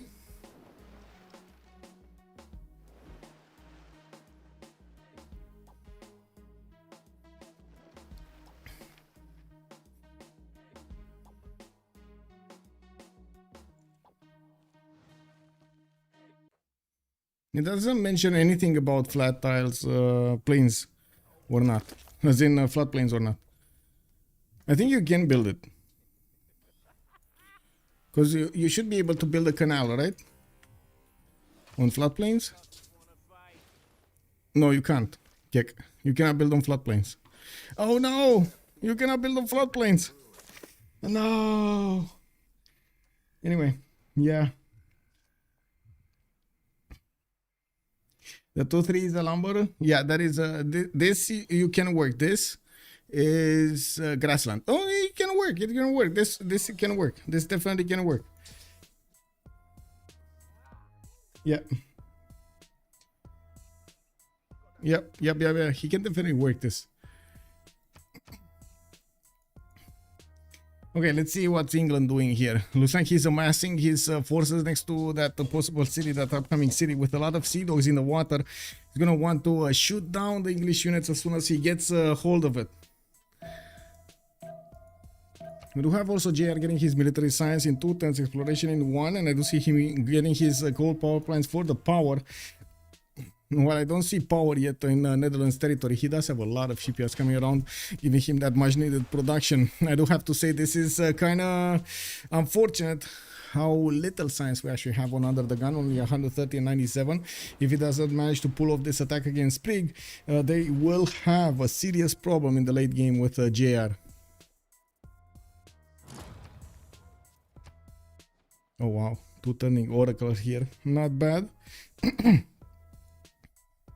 387 production, by the way, on JR, 230 science, 83 culture. Sprig did go for a normal age, JR dark age. We do have Wilhelmina reform the Queenish. She's getting 331 gold. Under the Gun is also on 230, but in a normal age.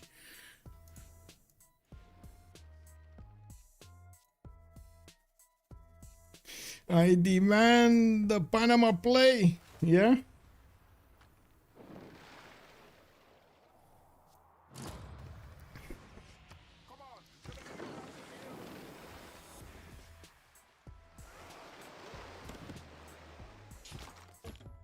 We got Sprig showing up with a few frigates trying to deal some damage against Undergun's units. Still no major red coat pre-builds over here, a bit unfortunate. He could have definitely dealt quite a bit of damage against his opponent if he didn't go for the top 3.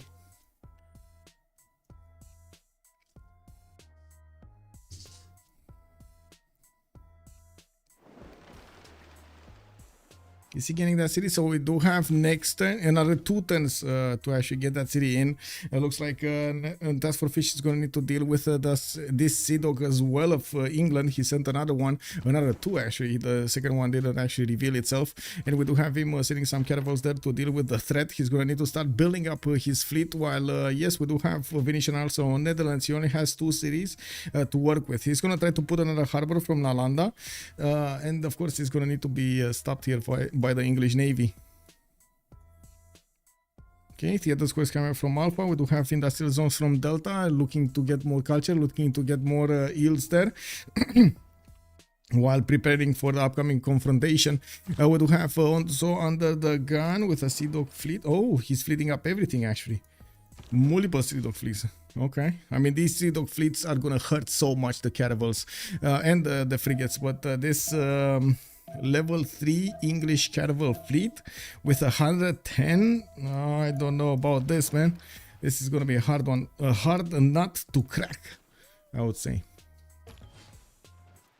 There is a double-sized attack brewing. Sadly, Netherlands have a total of like 4 boats. Yes, they are strong boats though. And I'm not referring to the actual beverage. Wait, is that actually considered a beverage, or is it a drink? Like an alcohol drink?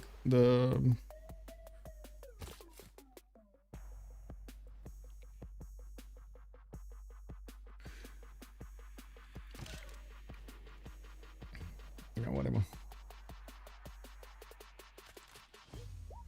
It's a hard nut to crack, but there is only one of it. Yes, there's only one nut to crack. Under the gun, getting some apostles here. Whoa, he got a... Wow, he actually got a religion. A religious community with sacred places, okay. A bit of science over there, but the gold is amazing. And, well, we do need to see when...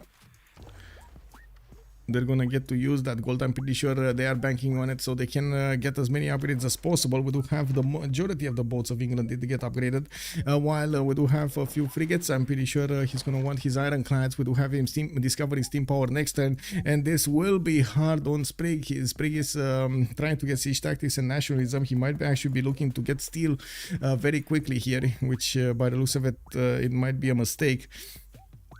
Now we do not have him with the upgrade button to go for a steam power for the ironclads. +2 gold for a holy site building in the trade route origin city. Yeah, +2 gold out for every holy site building. And that, yeah. I need to start improving every tile in my games like they do. Yes, that is a definite big yes over there. You do need to actually do that. It looks like the Dutch settler is going to come out alive over here. We do have Sprig with the ability to, well, do some damage next turn, but it's not going to be enough to take down the Knight Core. I'm pretty sure these Sea Dogs just don't do enough damage against that unit. Even 3 shots or even 4 shots wouldn't have done enough damage against the Knight Core.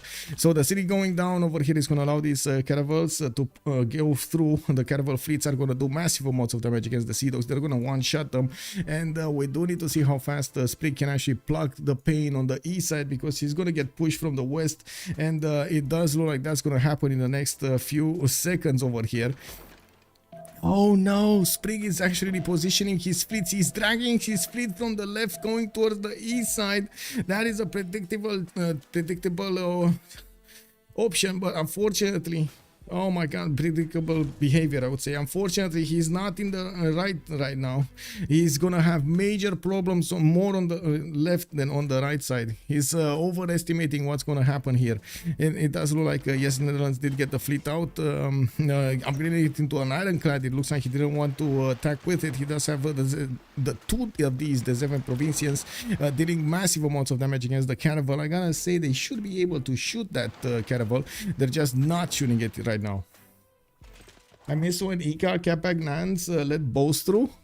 Kick.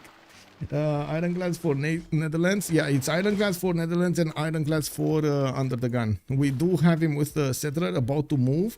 He does have also a cav in that territory, but he's aware that there isn't any unit over here from England that could actually take over his settler. He doesn't want to take any chances though, and he does have the ironclad fleets coming out to move, able to move next turn. He doesn't want to not attack at the moment he's actually getting the city down. He does also need to probably chop this rainforest so he can attack into the units behind. Oh wait, can he? I think if he gets the city there and takes down the rainforest, he might actually have vision. He should be able to shoot from this tile to this tile, I would imagine, at least 2 tiles. So that would just bring an extra tile here, so you can bring to bear 4 units against a single unit. Anyway, here anything happening? No. Okay, that the caravel is almost taken down, and I think Sprig now realized the danger he finds himself in. It will be all up to JR to try to get this game back. We do have Terracotta Army in 3 turns, and I gotta say, somehow this always happens. We're going back to JR to bring the game back, you know? Like, he wanted to sim. He managed to withstand his opponent over here, the push of Under the Gun in the mid game, and now he has the biggest responsibility. He needs to win somehow.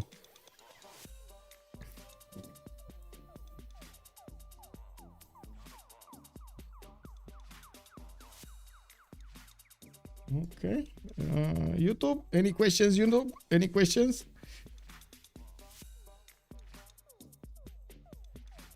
Just click the button faster. Groovy Fit has the perfect strategy. Click the button faster, and also don't forget to get the latest i9. I mean, whenever you sim a lot, it's always on you to bring the game back. After all, there is no one else. That is so true. That is so true. Exactly, yeah. Get i9s, man. i9s.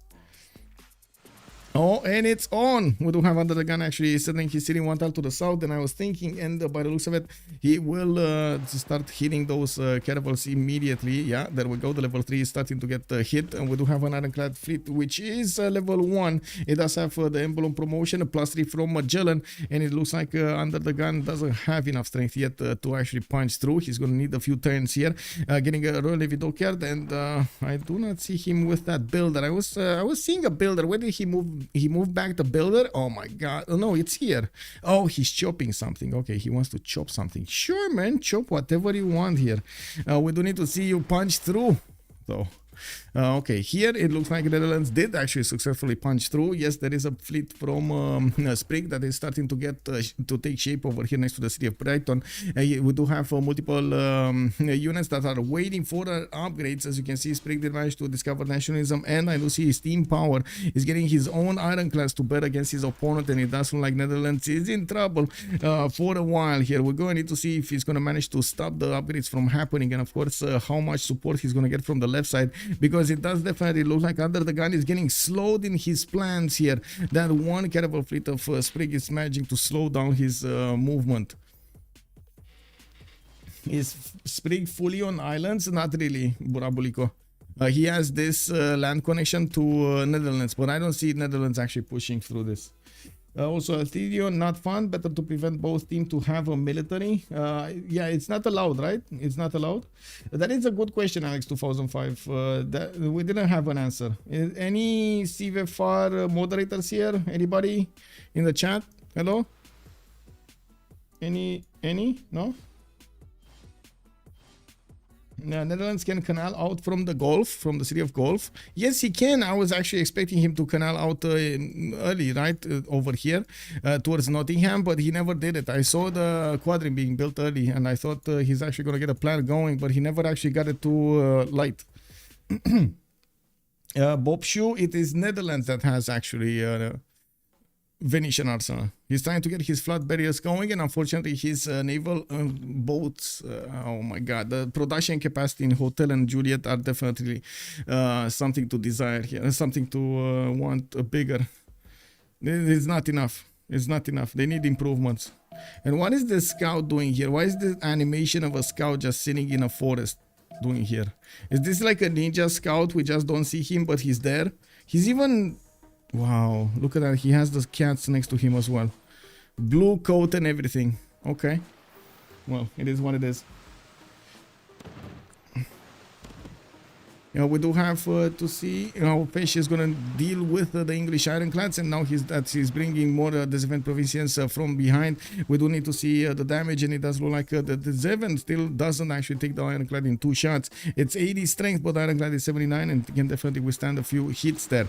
It looks like one of his ironclad fleets have been taken down. That's one of the 2, and this is very, very important for him to keep as many as possible alive. It looks like he cannot do it. We do have the Zeven provincians able to attack the upcoming units. They could take down an ironclad next turn, but he might actually lose all of his fleet if he does that. We see Sprig actually focused all of his efforts on one side, while it does seem like Under the Gun is getting bullied. I cannot say it otherwise. He's getting bullied over here. He's being kept in his own lake, not allowed to get out. Wait, did he actually get a red coat upgrade? Oh my god. Did he just realize he could have used red coats against Chicanitsa and Kopan earlier, but he never did? Okay, well, it is what it is, man. What's up, Bruce? March Condi, hello there, sir. Sorry, hello there, ma'am. They got military alliance, so it must be allowed. So yeah, if they do have military alliance, then it must be allowed. Where did you see the military alliance? Oh, yeah, there we go. It's on the units. Yeah. Now, why did Sprig attack the city with that ironclad? He did not attack the city. He actually moved in, and then the ironclad from the city center wanted to move out. So they just butted heads here. Yeah, JR had the first Pharisee crash before under the G field cannons. Well, yeah, because Under the Gun did go top 3. That's why. He wanted to go caravels without any actual reason to go caravels. That's why. Yeah. Field cannons. I got it. Or at least that's my take on it. I think he could have beelined that red coat. Anyway, it is what it is. We do have GR also with quite a few field cannon cores here deployed in or possible field cannon cores. I do see him getting new encampments out and building up the specializing building of choice in there. He did get Oracle from Chilan and working on Oxford University from the city of Palenque. Also our museum from Axmal. We do need to see if he's going to do anything about this. Looks like he is starting to build up a navy of his own in El Mirador. He's going to need to protect his naval trade route somehow, and I'm pretty sure we do have over here a stalemate for a while. Netherlands is going to need to retreat back into the city of Kilo so he can get new reinforcements, new boats, because these are just not enough to withstand the damage from Sprig. Sprig did manage to upgrade a significant amount of forces here. He is on a 1500 military strength, just about us under the gun, but he's taking on TaskForceFish all alone here, which is only on 812, and that's not only boats. We do have another city from Netherlands, actually Enschede, being put down on the coast, and this is extremely optimistic, I gotta say. Unless he gets steel walls or something that's gonna block any kind of attack against that city center, I don't think this city is gonna survive for much longer. Anyway, we do need to see also encampment training project coming around, getting the banks for the gold and getting the power for the coal power plants. Actually, multiple ones are getting built, and of course we do have the factories with the shipyards in the cities that they need to build. Lima will not live for long. Wait, is this Lima? That's how he's gonna call it, Lima? Okay. So many shift hunter by the fish. That was funny to see. Yeah, I mean, he needed to get back, right? He really needed to get back because these boats are hurting him. Very strong ironclads, and these are not even fleeted up. Now, I think this is going to turn into a problem, right? We do have UnderTheGun also coming out from the west side, and now we do see Sprig needing to split up his forces. And UnderTheGun's fleet does look like much stronger. First of all, he has a lot more units, and since he's going to try to go for electricity, I'm pretty sure he's going to try to get all of these Sea Dog fleets upgraded into submarine fleets, which are definitely going to be strong against the ironclads and against their peered units. We do need to see also his production capabilities. While he's getting a few redcoats, it doesn't look like he's gonna want to follow up any kind of attack against Maya. They're definitely both focusing down Sprig as much as possible. He is kind of the weaker of the two by the points, right? But I don't think he's weaker in terms of like player stats, because oh my god, man, he's doing this. He's actually doing this. He's keeping Netherlands away from his territory in a 2 versus 1. Yeah, refining in 1 by Maya will get combustion soon. Yeah, he's gonna get tanks. I think Redcoat should be able to withstand the tanks though. Like Redcoat cores on another continent should be able to withstand them. And this is another continent on Bradford. And the general, like all of those. I mean, I guess they're not gonna hold artilleries, but they're definitely gonna hold tanks. Or at least I hope so. Okay, let me see. It's this is a normal one, right? And it's 98. This is a normal redcoat and it's 98 damage. Man, imagine if he had these redcoats earlier. Can we get an oil review? Sure, we can actually get the vision over oil. Well, if we actually see oil, because if it's under the district, we can't really see oil. Okay, 1 tile here. It looks like at least 1 tile on Maya. He does have 1, 2, 3, 4 of these encampments, so that's 8 points plus 3, 11 oil per turn at least here for Maya. Okay, I don't know again if he does have any extra oil underneath his districts or a wonder or something. I can't see that. Now let's actually take a look at his next door neighbor Sprig. What does he have? Does he have oil? He made a canal, by the way. No oil, no oil, no oil, no oil. Oh, 1 oil over here that could be acquired by Netherlands if he's going to see that tile. He does have another oil here. Okay, so 2 possible, 3, 4. Oh, this one is not acquirable by Blackburn. No, but this one is. This one is. So these 2 tiles that can be improved with 1 encampment. So that's 8 points. 6 plus 2. No more. Oh, another oil here. Okay. So that's 11 points. Also on England. On Theodora. Elizabeth, sorry, Elizabeth. We do have Under the Gun also getting out of his way. Looks like the ironclad, the caravel earlier, the level 3 caravel did get upgraded into an ironclad fleet, and it looks like the level 3 is doing quite a bit of defense over here. All alone is managing to soak up all of the damage of the English caravels and the Sea Dogs.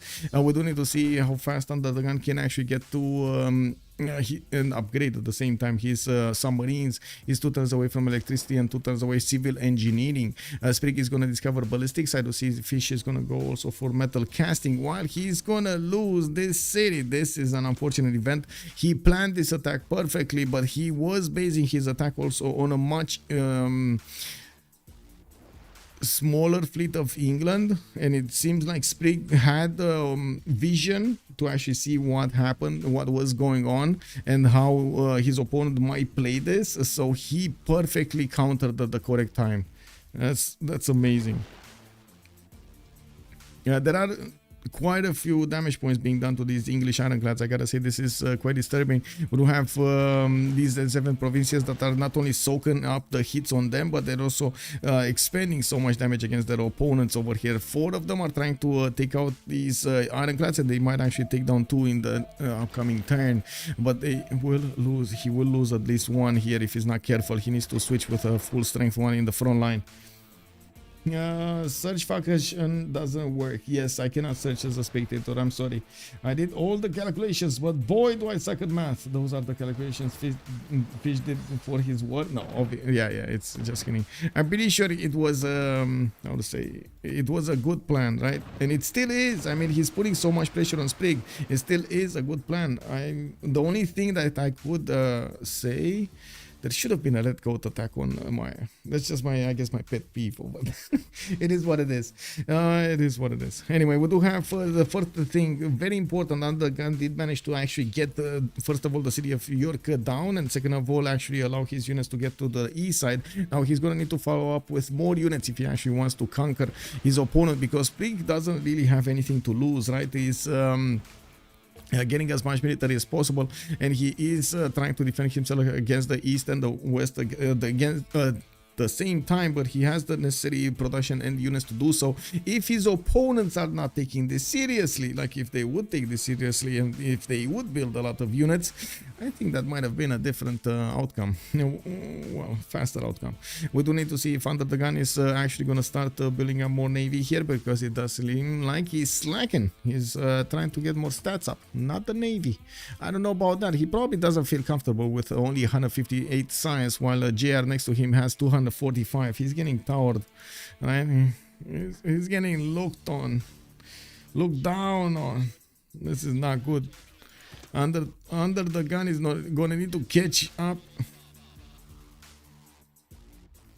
Of course, easy catch up if they actually take a civilization down, if they manage to get there. To be honest, by the looks of the production of England here, it does seem like he's gonna get to defend this. Okay, the 7 provincian died. No, it did not actually. It still survived here. No, yeah, it did. It's still here. It got a promotion actually, and I think another one will get a promotion. It just needs to get attacked once, and bam, poof, promotion activated. Wait, why does the 7 provincian have a chance of capturing enemy? Don't tell me they actually introduced some, like one of these trollish things. Okay, never mind. That's just against the Sea Dog. That must be some lingering bug effect for text, because I'm pretty sure that the 7 shouldn't be able to capture the Sea Dog. Just kill Sprig. Yeah, exactly. Just kill Sprig. Tuigulund, bonsoir monsieur, bienvenue. Also, Monkey Wazaru, hello, sir. Does England have vision or El Mirador? This one? Let me see. They should have vision, yes. Yes, they do. They know. Why don't you enable slow movement? The sky turns gravy now. Hello there, sir. We did actually try out quite a few streams with slow vision, slow movement when we first implemented the spectator mode. Unfortunately, if you have 5 moves at the same time, the game for the player moves much faster than the game for the spectator. So at some point there is some form of like the game is trying to catch everything up so quickly that it's just not worth it. And it also slows down everybody else's game. Like it slows down their game as well as the spectator mode. I'm not sure what is how we can fix this. And I was thinking at some point that there might be a it would be awesome to have in Civ 7 not the actual animation happening on the units, have the option of having some kind of a slow motion window appear somewhere, you know, something over there. Have you seen actually War Thunder, the game, when it actually shows you how the shell goes into whatever you're shooting at, and it shows you like those few seconds of slow motion? It also doesn't enable us to really watch what happens. I prefer the fact, yeah, I guess I mean, I totally get the how to say, artistic effect of adding some of those special effects, I would say, like you see the cannonball starting to get out, prepare for like next on the side of the frigates. You see the ironclads also doing the same thing. You see a lot of things like the tanks, the machine guns, the planes. Like there are so many things that could definitely be added. But I think something unintrusive, like a secondary window or something like that you can just turn off or put somewhere next to the main window, I think would be something useful. Would be great to have a true multiplayer game first. Yes, that is also true. Theory over here making a very good point. Would you ever watch a marathon speed dynamic 10 timer 4 versus 4 game? Oh, I mean, it kind of depends on the money, huh? I don't know, man. I mean, I guess I can make myself watch one of those games, but I don't know about this. I don't know. 24 hours. I don't know. I got myself to actually do like a, I would say 12-hour stream, let alone like a 24-hour stream. Oh man. Like even in the lands, actually, I was thinking, because yes, sure, we're going to Paris land, and I was thinking, should I actually play this time around? Like, should I try to get into one of the teams and so on and so forth? Because I mean, sure, I definitely want to comment on the action and hype it up and so on and so forth. But there are quite a few moments in which I could definitely try to play. I don't know. I guess I'm gonna see when I get there. I'm pretty sure. Someone do the math, please. Wait, it's simple math. 538 players with 2-minute rounds. Oh my god, I need to pull out a calculator, don't I? It would probably need to be a 6 versus 6. Yeah, exactly. Yeah, we play for the whole weekend, one single game. Can you imagine? Anyway, you can imagine that's not cool. Anyway, we do have Spriggan over here. Actually, I'm not sure if it's not cool. That would be interesting. And have multiple teams, you know. Anyway, that's weird gameplay. It might sound nice on paper and actually sound nice, but it's a really bad idea when it comes to everything else. Anyway, we do have Netherlands here getting his ironclads, and looks like pushed back by his opponent. He lost his fleets, and it looks like the city of Kilo might be taken down as well. There are some replacement ironclads coming up from Hotel and Juliet, but even with Venetian arsenal, the fact that he cannot actually use his full cities, all of his cities, to help out the northern fleet, he cannot push through, and unfortunately he cannot push through here either. And it looks like he did lose that city, and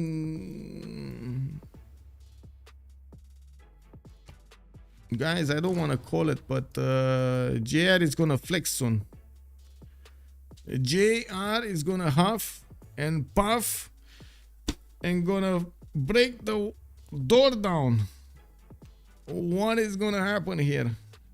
Is this gonna be enough huffing and puffing from JR to actually break UnderTheGun? Because it doesn't look like UnderTheGun is breaking at the moment.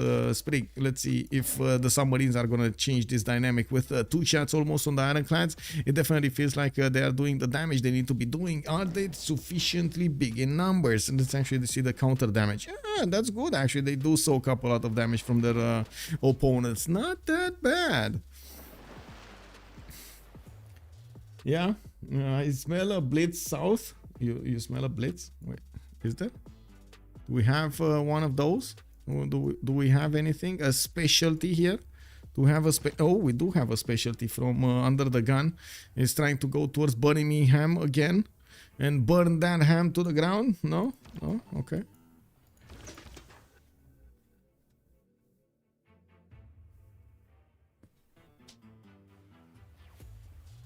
Let me check something really quick. Give me a second. I don't know if the cat is still here or my grandma took it.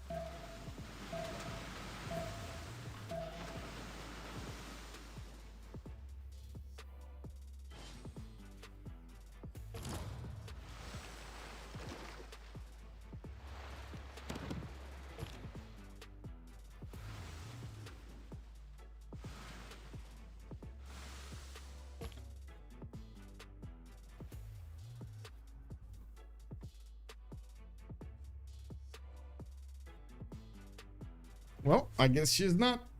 Okay, so let's see. First attack, first moves coming up from England. I do see UnderTheGun is managing to push through the lines of defenses that Sprig put up over there. And it does seem like we do have the first ironclad breaching through, but taking quite a few hits from his opponent. Sprig is gonna lose quite a few ironclads before he's gonna win some. And it does look like finally we do have the discovery of the Mayan fleet from the north. JR did build a few ironclads and he's trying to stop this encroachment of the territory. This massive attack against his ally here. His ally did manage to get the attack going and push back Netherlands, took out all of the fleet of Netherlands actually, but it did require a lot of these ironclads to be deployed to the east side, which of course weakened his west. Now we do have him with a lot of production available, and I do see he keeps on building units for quite a few turns now. He hasn't stopped, and that helps him be on top. Now this is something that I was expecting of England here. It looks like he did stop for a while, and that might be exactly what the time Sprig needs to get back in the game. An entire marathon game with dynamic third timer with 500 turns with these things and rollover would be around 200 hours.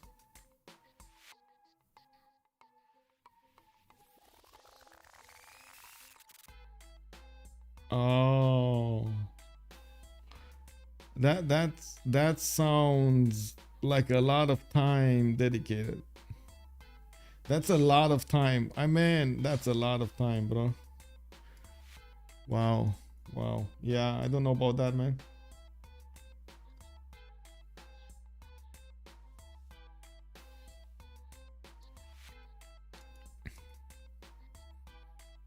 To be honest, it doesn't seem like Sprig all of a sudden has that many boats, does he? He does have a lot of these traders in the water, but his actual boats that he can do stuff with, it doesn't seem like he has them anymore. These ironclads are topping like flies to the submarine fleets, and as you can see over here, UnderTheGun is going to try to figure out a way to chop some more. We do have also Sprig desperately trying to get new ironclads on the navy on the western flank of his.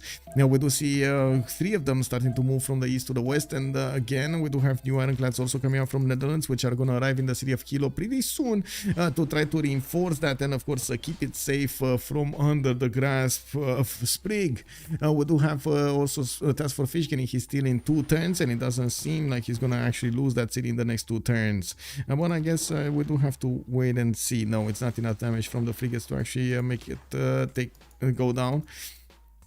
Okay, quite a few shots being done from UnderTheGun. He put the submarine fleet in the front line and didn't lose it. This is unbelievable. It got... Oh, okay, there we go. Now it went down. It was so close, but it was a trade-off over here. It managed to take 3 units with 1 for the cost of 1, and England just managed to take another one. Looks like we do have UnderTheGun also getting some traders here. New submarines are starting to take shape in the city of Bath and York, and yes, I do have to say we do have new ironclads and a lot of boats coming up from his cities. I think he definitely realizes he needs to push. This is the moment of his game. Is he gonna manage to break Sprig, of course, and defend against Maya? It was Sprig's, you know, earlier it was Sprig's responsibility to just stay alive. I think it's gonna become UnderTheGun's responsibility to stay alive soon. JR is 2 turns away from combustion. He does have quite a few tank pre-builds, and I do see bombards ready to upgrade. The crossbows also ready to upgrade with field cannons, while he's getting another wave of units. I do see he's trying as much as possible to help out England, trying to help out Sprig. Relay Civ6 in the future, yeah.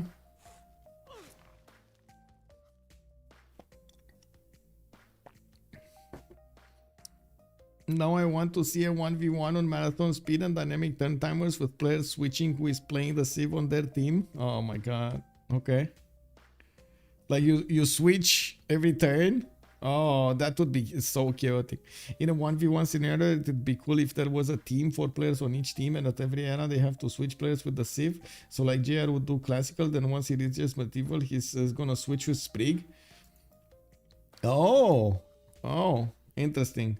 But it would be so hard to actually keep a concentrated plan from the beginning to the end. You kind of see it in the development, like they have a single unified plan from the beginning, even though they adapt a little bit here and there. Their plan doesn't change during the game that much. Like during a game, you maybe have like 2 or 3 plans in total of development. Swapping every turn would be more time swapping than playing. That is also true. Not every turn, every era or something. Okay, yeah, makes sense. Okay, so we do have another submarine fleet that will be, I guess, challenged. I'm not sure if it's gonna go down. If UnderTheGun is gonna move it. No.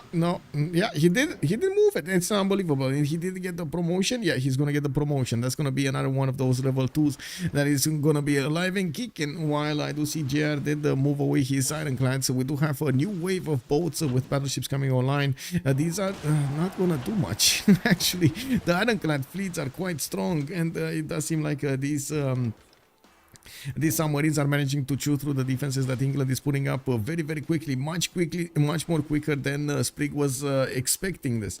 We do have the submarines getting into position to deal the damage against the remaining wave of ironclads, and they're slowly chewing through these units. Looking at the east side here, Sprig is just keeping a skeleton navy and trying to keep as much as possible in Netherlands contained. It will be some time until Netherlands can actually punch through that one single ironclad fleet, even if he does manage to get steel walls. Yes, that's defense, not a lot of offense. We do have him getting a new ironclads, and he doesn't have ranged units to attack into the ironclad fleet at the moment. Looking at this, we do have a red coat core, and I gotta say this unit is 116 defense, guys. I think it can hold the tank. I don't know about you, but I think a red coat core should be able to hold the tank on another continent. Just saying, man, just saying, you know. You can judge for yourself over here. Let's actually see if Monsieur JR is gonna be so strong that he's gonna manage to tear apart the red coat. It's modern armor level. Yeah, I think modern armor isn't modern armor like 120 plus, but yeah, it's very close to modern armor. Very close to modern armor. And you like this unit, can you imagine how much damage this unit would have been doing if he would have hit it at the cuirassier level, even cuirassier cores? Can you imagine how much damage he would have done? Oh my.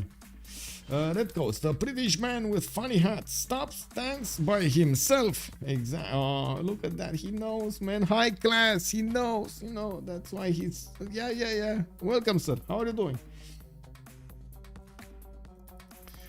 I mean, you know, they did it by himself, man. That reminds me of Lucario. I'm not sure if you guys know Lucario from the French community. I guess we did stream a few games with him, right? And he always likes to call himself, like Lucario himself. He said it himself, you know. That's amazing. I feel like UnderTheGun could fill the lake with battleships and defend while being polite and cheeky. Okay. Yeah. I guess all of those are true.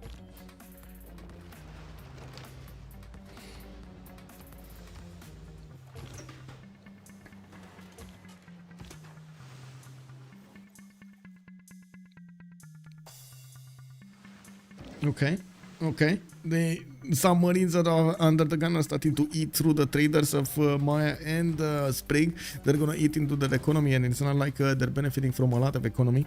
We do have only 160 something, 170 gold a ton being generated, and while TaskForceFish is on 300 and UnderTheGun on 127, we don't have that much time until the next gold, and by the looks of it, we do have UnderTheGun also pushing towards Birmingham on land, as well as getting the sea attack against Sprig.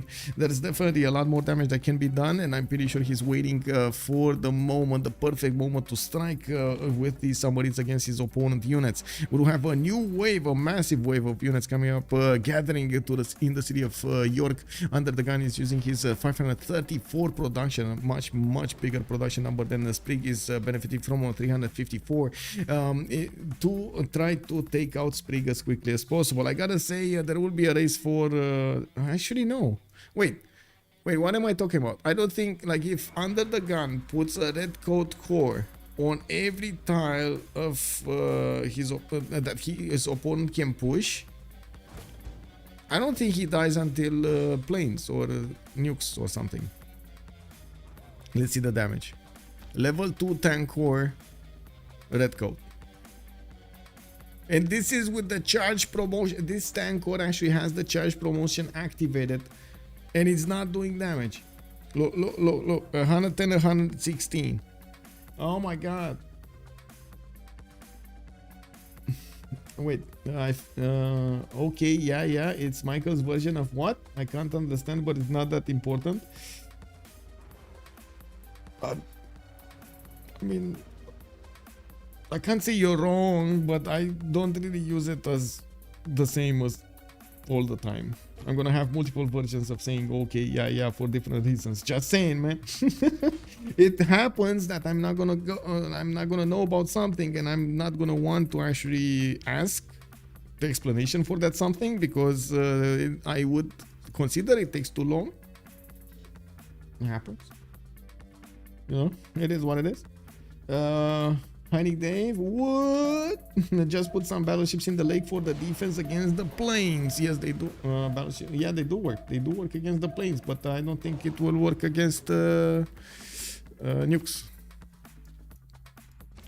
Anyway, okay, so let's see. We do have still quite a few shots being done by Sprig. He's not letting go. He has a lot of battleships that he can use against UnderTheGun. It looks like he's starting to take down you. Oh no, he didn't even. Oh my god, he saved it again. How is this possible? He has like 1 HP over here, and he's 1 experience away from actually getting a level.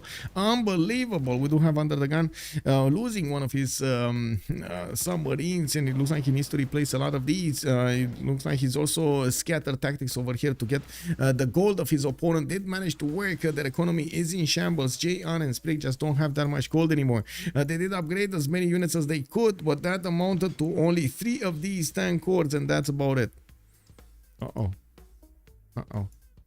Yeah, they definitely need more gold here, and they're not making more. They're just not making more. We do have okay, more attacks here. He really needs to deal with the battleships like this.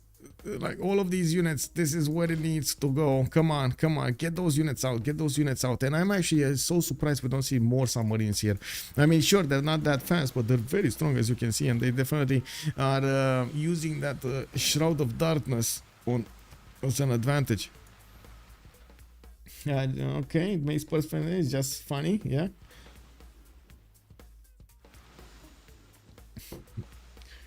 Yeah, high class also has the right idea over here. What? A 95 strength tank?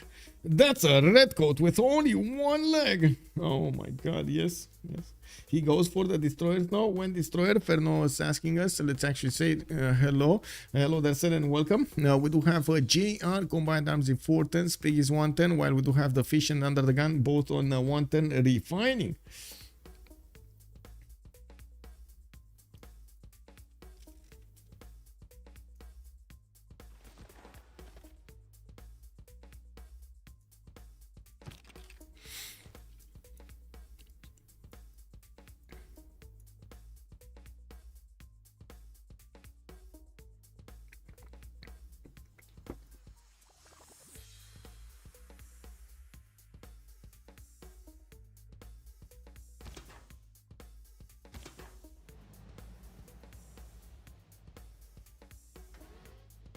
Okay. East side? Oh, I see finally we got some battleships starting to attack the city of Kilo, but that does have steel walls and an ironclad fleet boosting its strength. We do have finally some of the 7 provincias, and to be honest, TaskForceFish does look like he kind of lost his focus here. Now, after the failed attack in the north, he's losing of a city over here on the west side. He kind of didn't actually want to do anything other than, well, it looks like Statue of Liberty. He tried to defend the city of Kilo, and he's successfully doing that for the moment.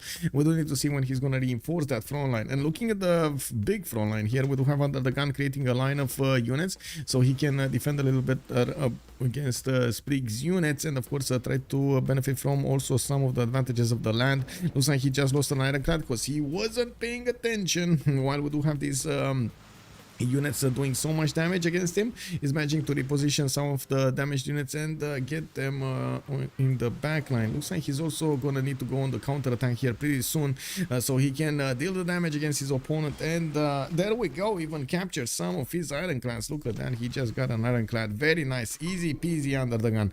Now we do have quite a few new ironclads coming out from his territory, and they do need to fleet up on the front line, while he's going to need to get promotions for the ones that are very, very low HP. Did the tank starts moving? Oh, major mistake, guys. How many times did we actually see this on the stream? The chokes that have never been closed. How many times did we see that? Oh, I see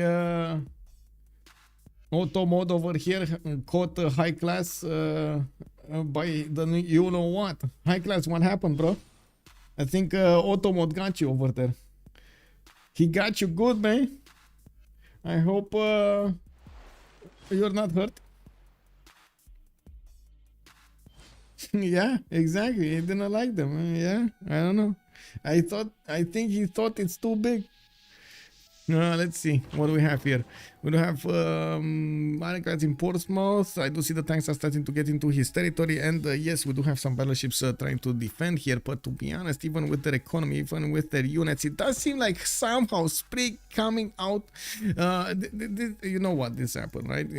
That moment in time when England stopped building boats. That moment in time, that is actually what settled the score here. At the same time, of course, I would have loved to see the Red Coat Court actually plug these chokes, but it looks like it's not going to happen. And unfortunately, that will also allow the tanks of Maya just running around without any kind of counter here in the cities of England. Is he actually going to get a city, or is he? No, UnderTheGun is going to get steel walls right on time. He's going to start the takeover of the city center. We do have an artillery, one single artillery being upgraded, but there is also a balloon with it, so he's going to have the 3 range to attack into the English cities from afar. What happened in the overall tab?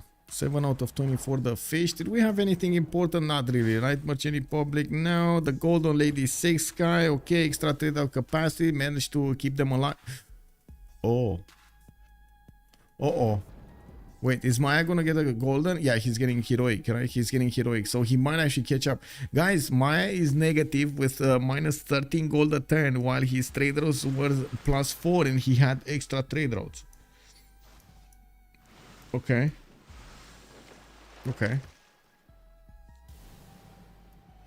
Well, right now they're switching to pillage economy, and it looks like UnderTheGun is happy to oblige, giving him some fish traders.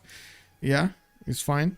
Oh wait, the fish does have reformed the coinage. Traders cannot be plundered. Oh wow, that artillery is dead.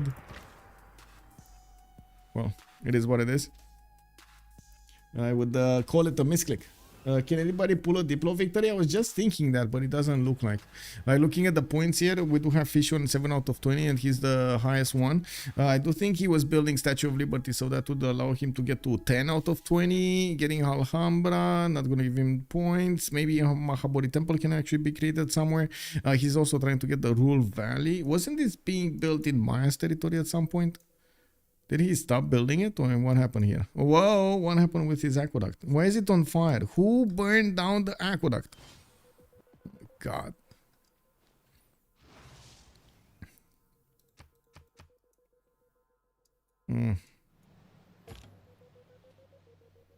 What a defense and counterpunch. Yes. True. True. We're also gonna have soon the next era started up, and we're gonna also have a pause of 2 minutes. It does seem like Under the Gun is not gonna manage to do anything more against England. It didn't manage to punch through, and I think this might be game over. If Fish is not going to do any moves here, they're just going to wait for Maya to get the nukes. Looking at the tech side here, we do have in the total tab Fish with 7,000 science, while JR is on 9,000. He definitely has a lead, but not that big of a lead. We're going to see how the things will evolve here in the next turns. We do have also a Sprig with the ability to get to reconnect his economy with Maya. We're going to need to see what kind of effect actually the Mayan attack will have against England, and second of all, if their economy is going to get to be rebalanced here. They definitely need to remake a lot of the trade routes that were taken pillaged by UnderTheGun. UnderTheGun gonna die at this rate? Yeah, it kind of feels like he could be Maya, he could be you, he could even be Maya could mountain tunnel in behind through here. Yeah. Oh, one artillery died. Kick. At least the observation balloon is alive. And Maya did manage to get to upgrade his units with the pillages he's getting actually from the lands of UnderTheGun. Oh wow, that red coat core, man. That red coat core.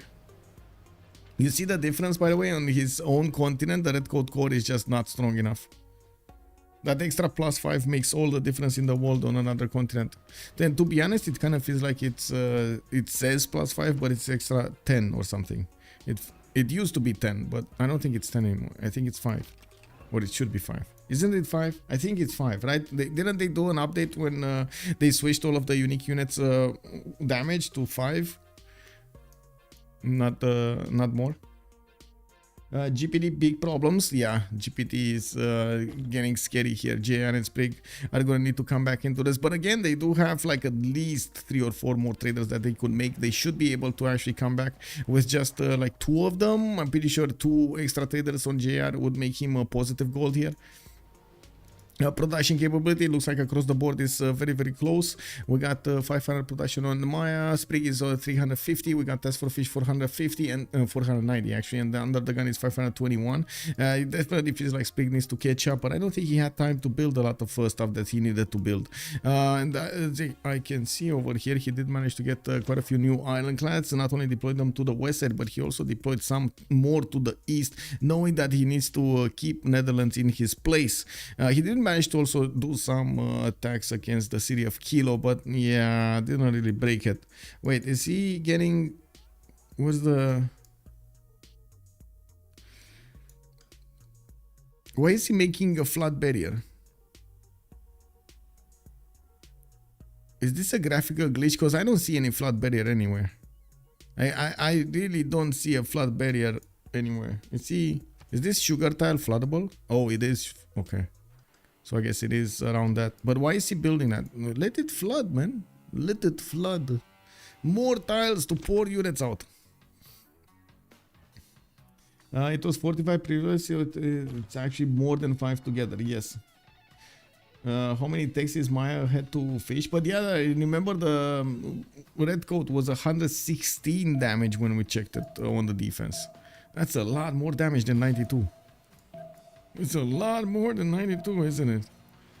If you build flood barriers for 1 turn, the protection cost gets locked in, I think. It should. Did get nerfed, actually? Wait, it was 45... The Dromon did get nerfed. Yes, the Dromon did get nerfed. High Class is also asking about how many techs is Maya ahead of the fish. Give me a second over here. We do have the big tech question. Let's see. Maya is 49 technologies and the fish is 45. So he's 4 technologies further. But I gotta say, it looks like UnderTheGun over here with his battleships is managing to keep away Maya. Maya is just not finding the solution, the targeting solution against these battleships to take them out. I gotta say, usually it's the battleships running away from the artillery, not the artillery running away from the battleships. You see how that goes around here in this game? That is a bit of a problem. We do have destroyers being upgraded in the city of El Mirador, and I do see he's gonna have some battleships. He's gonna try to flex those against his opponent, and by the looks of it, yeah, I mean 101 strength is 101 strength. We do have Sprig managing, to be honest, to be successful. He's doing very well against the English troops. UnderTheGun doesn't have a choice then to go back in the city of York and even get back into his own puddle here.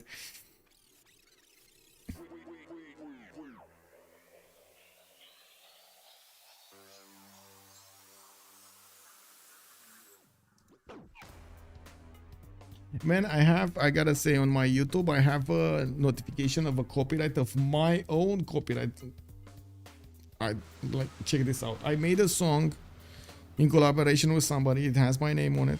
And then I put it on, I used it in a movie like 3 years ago and I put it over there. It's registered, yes.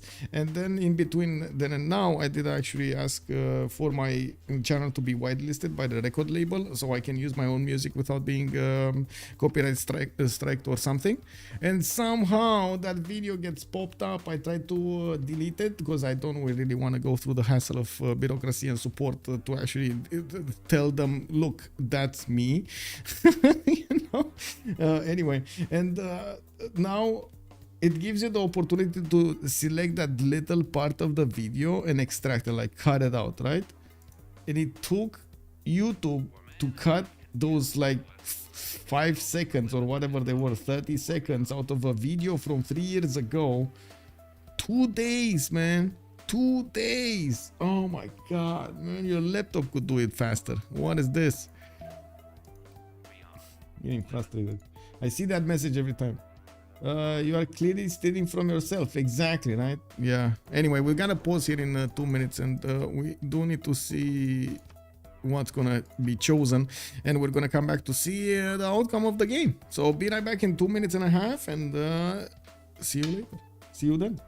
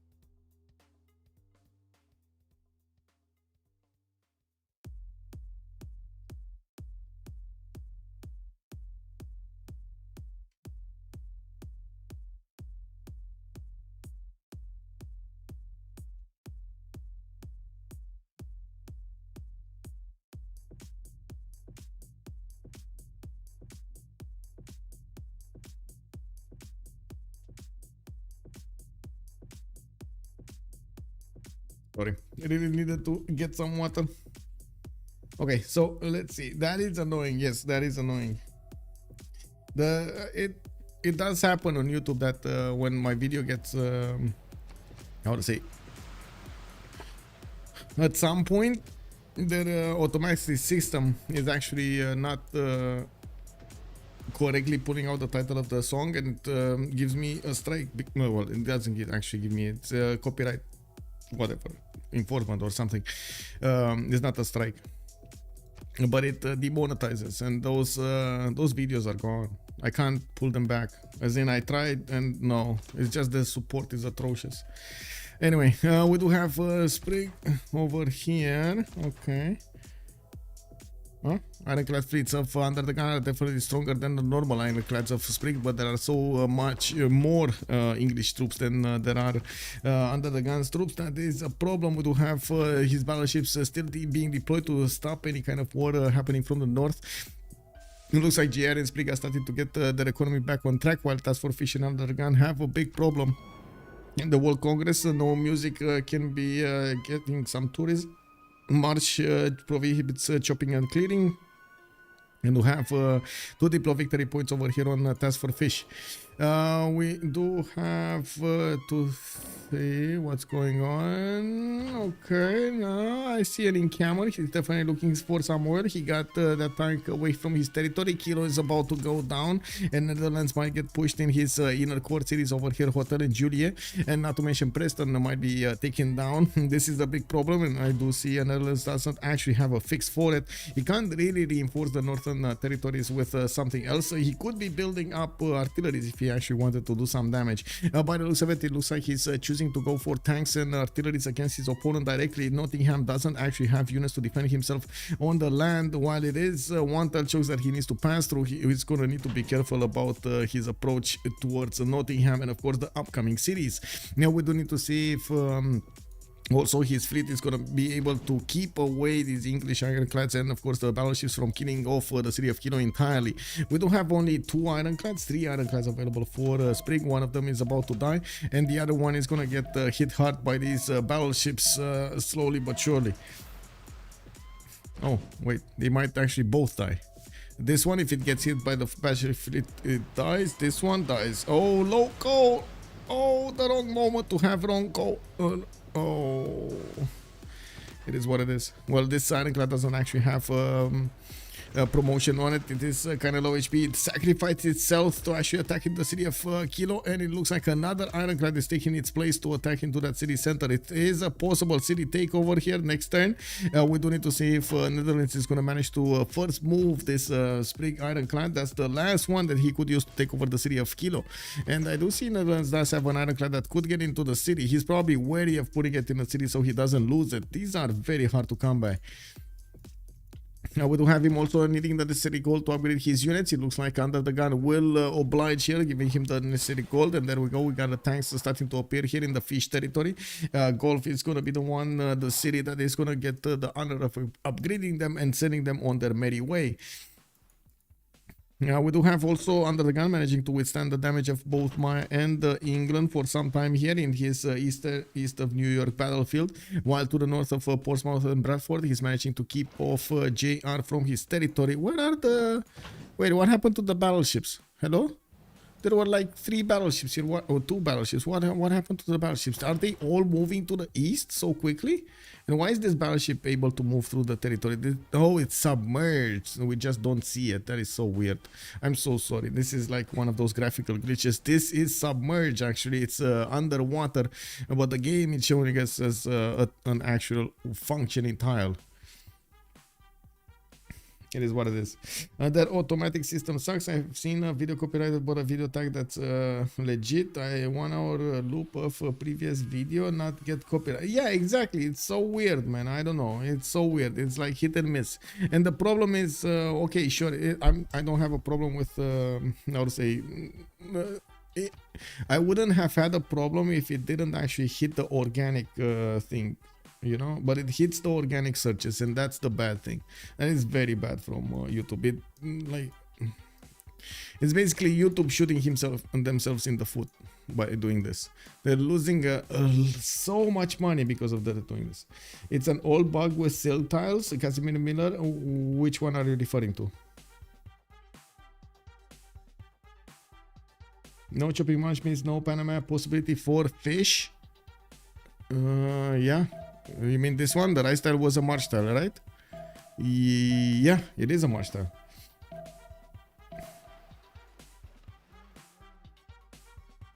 I know it takes me also on YouTube over here on the live stream. It will take me quite a bit of time to try to rethink how I do everything. For example, I did find the time to get the conversions properly, to cut the beginning at the correct time and so on, and what kind of settings I should have. But yeah. It does need me to change my schedule accordingly. Whoa, I'm not sure what happened, but it looks like a lot of the Navy of Under the Gun did get taken down over here, and it looks like Sprig, with the help of JR's destroyer fleets, is managing to push through, and Under the Gun is in trouble. He's going to need to put up a defense in the city of New York. He's getting those battleship fleets right behind the city so they can shoot as far away as 3 tiles here at these English boats. Now we do need to see if JR is going to figure out another strategy to go against his opponent. Looks like his industrial zone got taken down. It got pillaged, and it does seem like he lost his... Wow, wait a second. He lost his aqueduct to submerged. Oh my god, look how this tile looks. This is such a weird tile. It's like the... Look at that. It's like the city is pouring water into the water, not the water is pouring water into the city. Do you see how this looks? This is so weird. Is this basically like the poop of the city getting out? Is this the sewer? I guess this is the sewer. This is like all of the sewer of JR's people over here getting out into the lake. Oh, that sounds very smelly. We do have research labs coming online here soon from JR. He's going to get that extra boost of science, and I do see him mobilization in 2 turns. Sprig is going combined arms, just the same as TaskForceFish and Under the Gun. I guess we're going to need to see who's actually going to try to get to those nukes. We do not have anybody going for advanced flight right now, but we might also see that happening soon. Did he also lose the industrial zone, Maya? I think he is losing the industrial zone. Yeah, it's flooded. He is losing the industrial zone. Ed Bala has joined the round table. Ed Bala, thank you so much for the follow, sir, and welcome.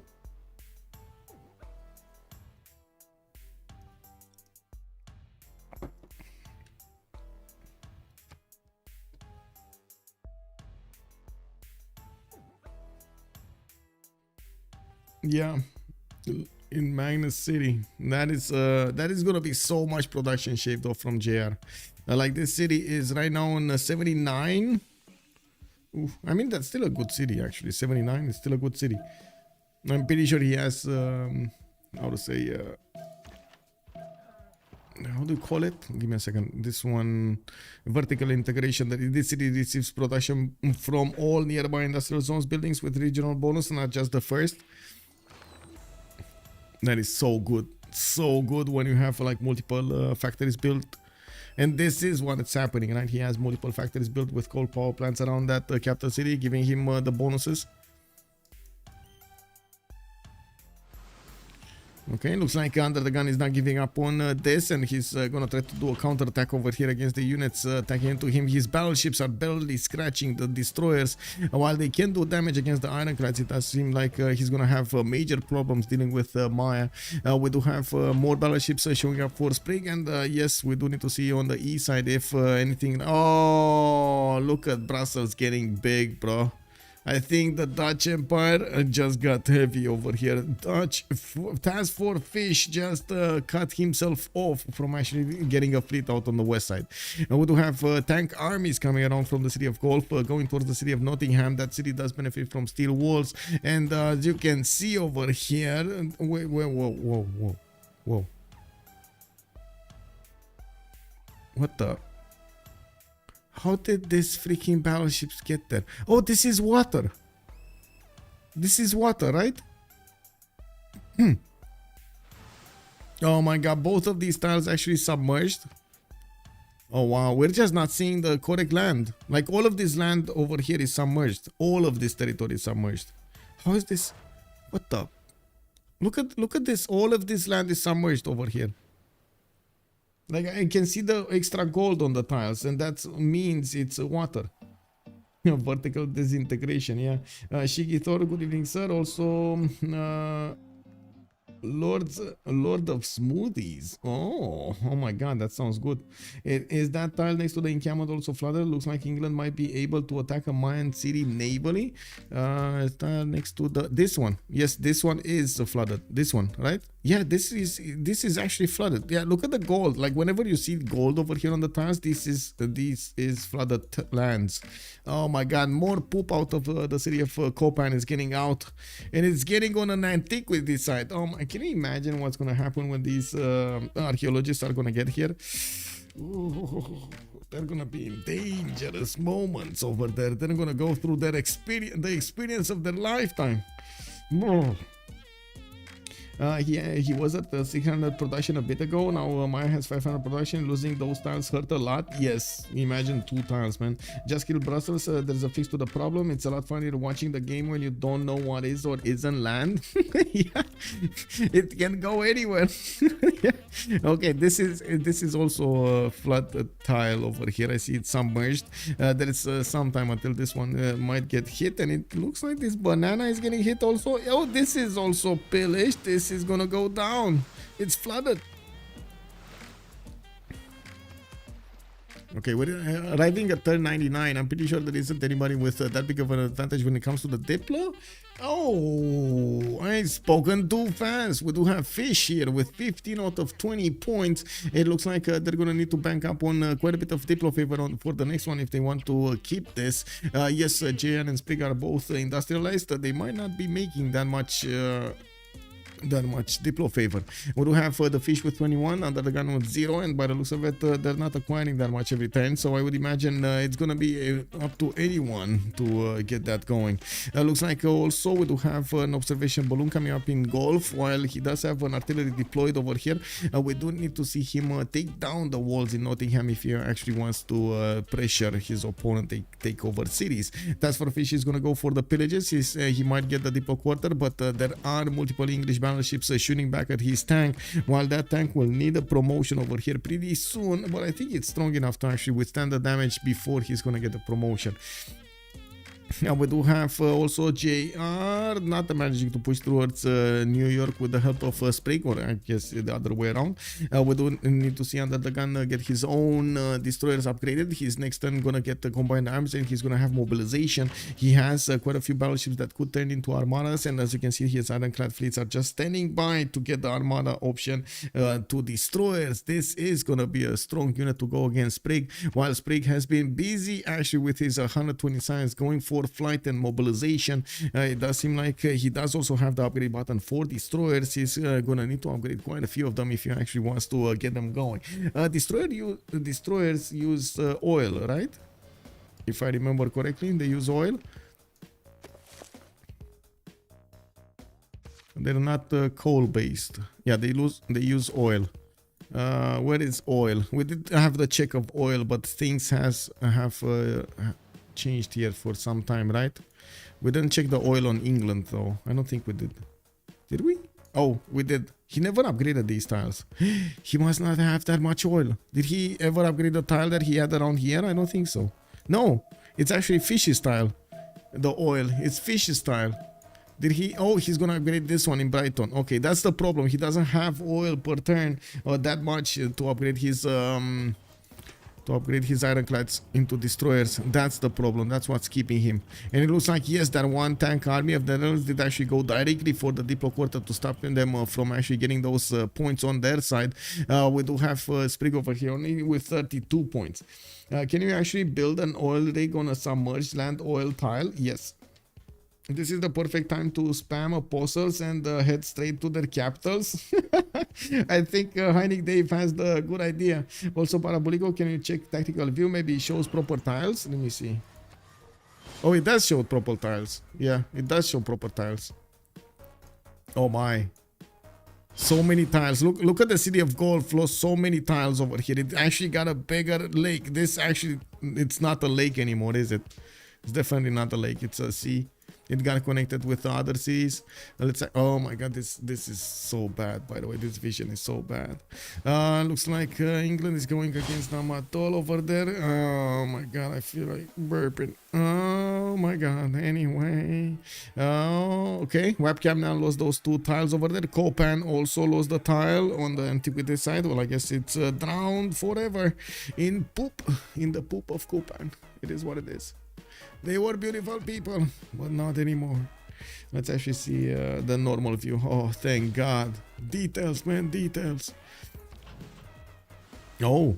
Oh. Destroyer fleets of UnderTheGun are definitely heavy hitting against these English ironclads, and by the looks of the army tab over here, we do have UnderTheGun with so much oil he doesn't need to carry in the world. Spriggan JR also have quite a bit of oil bunched up and stored up, and we're going to need to see if they're going to get to use it properly. We do have aerodromes coming up from Juliet, while he did manage to pillage that Diplo quarter, and well, it does seem like only he got the consulate, and that's about it. His tank army needed to die there, and it does seem like the multiple units, the multiple battleships of Sprig, they managed to make quick work of it. We do have this observation balloon that is going to get here and give the opportunity to that artillery to shoot from 3 tiles away the city of Nottingham, while he's going to need to get new tanks here. He does, and we do have a cav also in the city of Echo. Also, Sandam, hello there, sir. Anyone can give me an opinion on which strategy games I should get? I'm practically brand new to them, and I know they can differ. It's either Crusader Kings 3, Civ6, Age of Empires 4, and Ixion, but I've never heard lots of people say Ixion is very hard. Okay, Ixion, I wouldn't really call it as a strategy game, just putting it out there. It's I think it's a builder, actually. If I remember correctly, Ixion is a... it's a base builder. Age of Empires 4 has a relatively short lifespan. The replayability factor is not that high. Out of all of the games over here, Crusader Kings has the most details, but you kind of need to like those details to play it out. There are some insane details over there in Crusader Kings. I would say out of the bunch, the most balanced one is Civ6. And that's one of the reasons that I am also liking it so much. Yeah, Sandam, thanks so much for the follow, sir, and welcome. In games of strategy, actually, I would recommend, if you want something like new and very fun, well, not really new, like old and fun, Sins of a Solar Empire is extremely fun to play. If you like space, give me a second so I can take a look at the other strategy games that I tried out. Man, I really need to get the reviews because I'm trying out so many games, and I don't really feel like playing them while I'm trying them out. But yeah, I don't know. I guess I'm gonna need to do something.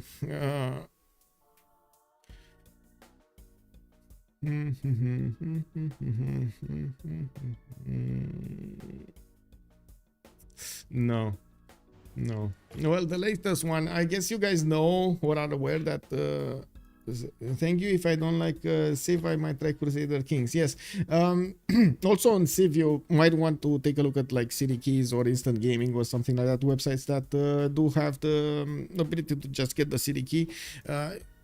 Usually they have very good deals when it comes to Civilization 6. Also, if base Civ6 is the most balanced one, how broken are the others? Oh, Alex 2005, you don't even want to know.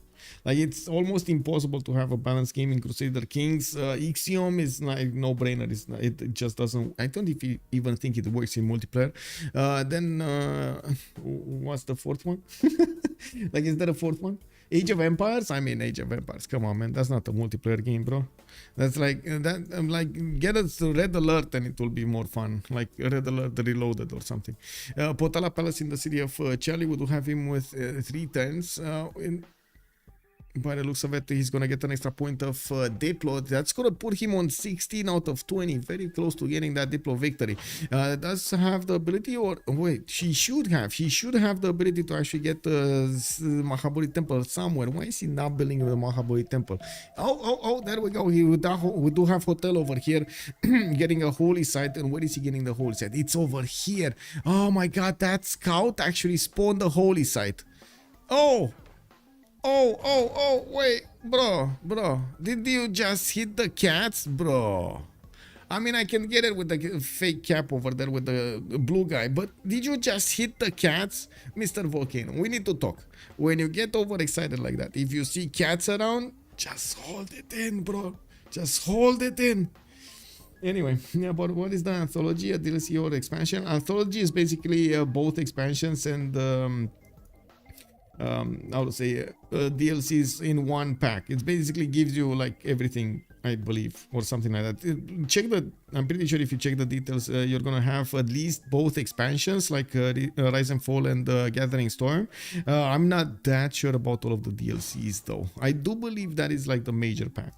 Also, it's kind of split, like in single player. It's mainly single player. It was dedicated single player from the get-go. They did make a multiplayer option, and there is a very passionate multiplayer community that not only did manage to like test out the game, try to see if it works multiplayer and so on and so forth, and managed to get the details written down and rules set for it, but we did actually develop in-house some mods that help us actually balance out the game as much as we can. I mean, there's always going to be RNG, and to be honest, I think in my heart, I think a lot of the players do like that little spark of RNG in the games, because otherwise it would be like mechanic, you know, like mechanical. It's you do the same thing over and over again. You just, you know, like at some point you just get bored with it, and that's one of the beautiful things we have over here on Civ. We have so many different situations, so many different maps, so many civilizations, so many leaders, so many unique units, and so on and so forth, that we always have something to learn, something to talk about. You can, it's all good to start single player, man. I just have fun in single player, I'm pretty sure. As get acquainted with the mechanics and everything. It does take a little bit of time to see everything in the game and learn exactly how it connects to everything else. Also, no, you can play only single player for sure. I have about 2,000 hours in single player also. Yeah. You can also play the play by cloud. I gotta say, these are like a few different like beasts over there, the players that play by cloud. I found it amazing that they actually have the patience to first of all think of like 20 different games, and second of all go through each and every one of them almost every day or every week to get their moves in. And then wait, have the patience, because this is where the problem lies, right? Actually have the patience of waiting another day or a few days for the next move. Oh my god, look guys, you know me, I'm a little bit hyper over here, you know, like I guess, you know, at some point I'm a bit attention disoriented. I lose my attention very quickly. You can imagine what it will do to me, right? I'm gonna grow just the cat, just like the cat actually just grab the walls and try to how to say climb them. I'm gonna climb the walls. Oh my, yeah, that's a big one. Omega was almost to be avenue. Yes, I can show you the yields. We do have a JR here with 500 production. He lost 100 production because he lost his industrial zone from the capital and his aqueduct. As you can see over here, all of the poop of the city of Webcam now is getting into these southern tiles, and for some reason this crossbow wanted to swim in it. Why is he not swimming in it? He must be covered in poop right now. It's definitely water tile. This is so weird. This is so weird. Wow. Wow. Okay. I'm so confused right now. Anyway, PF84, hello. The set I also like to play multiplayer co-op with friends against the AI. It is rather easy if you are experienced, but especially if you are new, it can be quite challenging. Yes, that's also a pretty good one. Com stomps are always nice to have. Is someone denying Mahabori? That's a very good question. Hitbox, is somebody denying Mahabori? By the looks of it, it doesn't look like we got a holy side here. Of course, we did have actually England being pressured by the southeast, and well, he did manage to get back his tile, but he's never actually gonna get that oil tile in his own territory anymore. We do have him upgrading some others, and by the looks of it, he does have new ships coming around. Wait, he never actually improved this one either. What did happen over here? Does he have so much oil he doesn't need to improve new ones? Or he's making a decent amount of oil, so it looks like he does have enough oil. Well, we do have Under the Gun pushing back, and it looks like he's this time around he's managing to do a very quick damage against the units of both Sprig and Maya. He took out that destroyer, and he's gonna follow up his attacks against the other units. He has quite a bit of a fleet, and he's getting new ships. Now this is what should have happened earlier, like just getting a line of ships against his opponent. Just move it, people, move it to the right, to the right, to the right, everybody to the right. We're going that way. We're going 50 miles until we get to the opponent. When you hear the cracking of the sky, then you know you're there. I used to do that, but my friend was so bad I got frustrated. Oh no. Let's Serpel, good evening, sir. What do you mean you don't know what Magnus internals are? I mean, you gotta have patience, sir. You have to have patience. And yes, it is kind of more of a BBG thing, because in the base game with only 2 food on Magnus, that's kind of bad. That is very bad. Yeah. I mean, have you tried Magnus internals on the base game? Bro. It's just nasty, bro. It's just nasty. Like, you can't play it. I mean, you can play it on a marathon speed. Yeah, with your pinky. You play with your pinky. Anyway, it looks like Sprig is gonna need to get these new units out on the battlefield, because he's getting pushed quite hard. UnderTheGun coming up with his armadas is gonna only figure out the normal boats of England are sitting to defend him. Yes, he's trying to get as many as possible, but it doesn't look like he's able to fleet them up on armada them up properly. And wait, this was a canal. Why don't we actually see a canal over here? I'm pretty sure we saw a canal earlier. Why can't we see it anymore? Oh. Anyway, in BBG it's Pingala every game. Pingala OP in base game? Yes, Pingala is very good in base game. I wouldn't call it really OP, because you kind of need to invest a lot into it. It's like, what, 4 of those points or something to get it? Or is it 3? I think it's 3 actually. One like the left and the right, and then you get the middle, and that's it. Yeah. You can play money internals in single player and win.